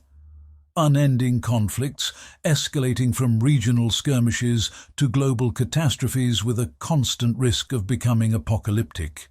Starvation and scarcity for the multitudes alongside opulence and extravagance for the elite. That's merely the beginning of a long indictment. Only something profoundly unorthodox might steer civilization back onto its rightful track, focusing every ounce of attention, every resource toward the cosmos, to the distant spheres, for only such an endeavor matches the grandeur of reborn humanity. First, people must be persuaded. We are being approached by star-born visitors, divine envoys, or cosmic agents who seek to reveal the true universal doctrine. The go-between? That same arcane fraternity that engineered illusions in the sky shaped like saucers, simulated landings with physical imprints. It's one thing when dazzling performances are credited to aliens and their incomprehensible engineering, akin to sorcery from our view. But could ordinary humans, even members of a hidden society, fabricate such marvels? Utilizing psychotropics and psychological manipulation, perhaps some counterfeit abductions could be enacted. But once we recall the barrage of remarkable incidents, unidentified objects above defense installations, pursued by fighter aircraft, confirmed by radar, witnessed en masse. Just recalling all this and the hidden society hypothesis recedes. Yet it resists total erasure. Allen Hynek pondered it. Jacques Vallée dissects it thoroughly in Messengers of Deception, appearing willing to accept any theory about UFOs, except extraterrestrial origin. Yet, if the narrative of the wrecked saucers is ultimately validated, it will mark a definitive victory for the alien interpretation. What shall the reality prove to be? Who is aware today? What shall we discover tomorrow? This immense enigma endures. The saga of the downed discs is destined to persist.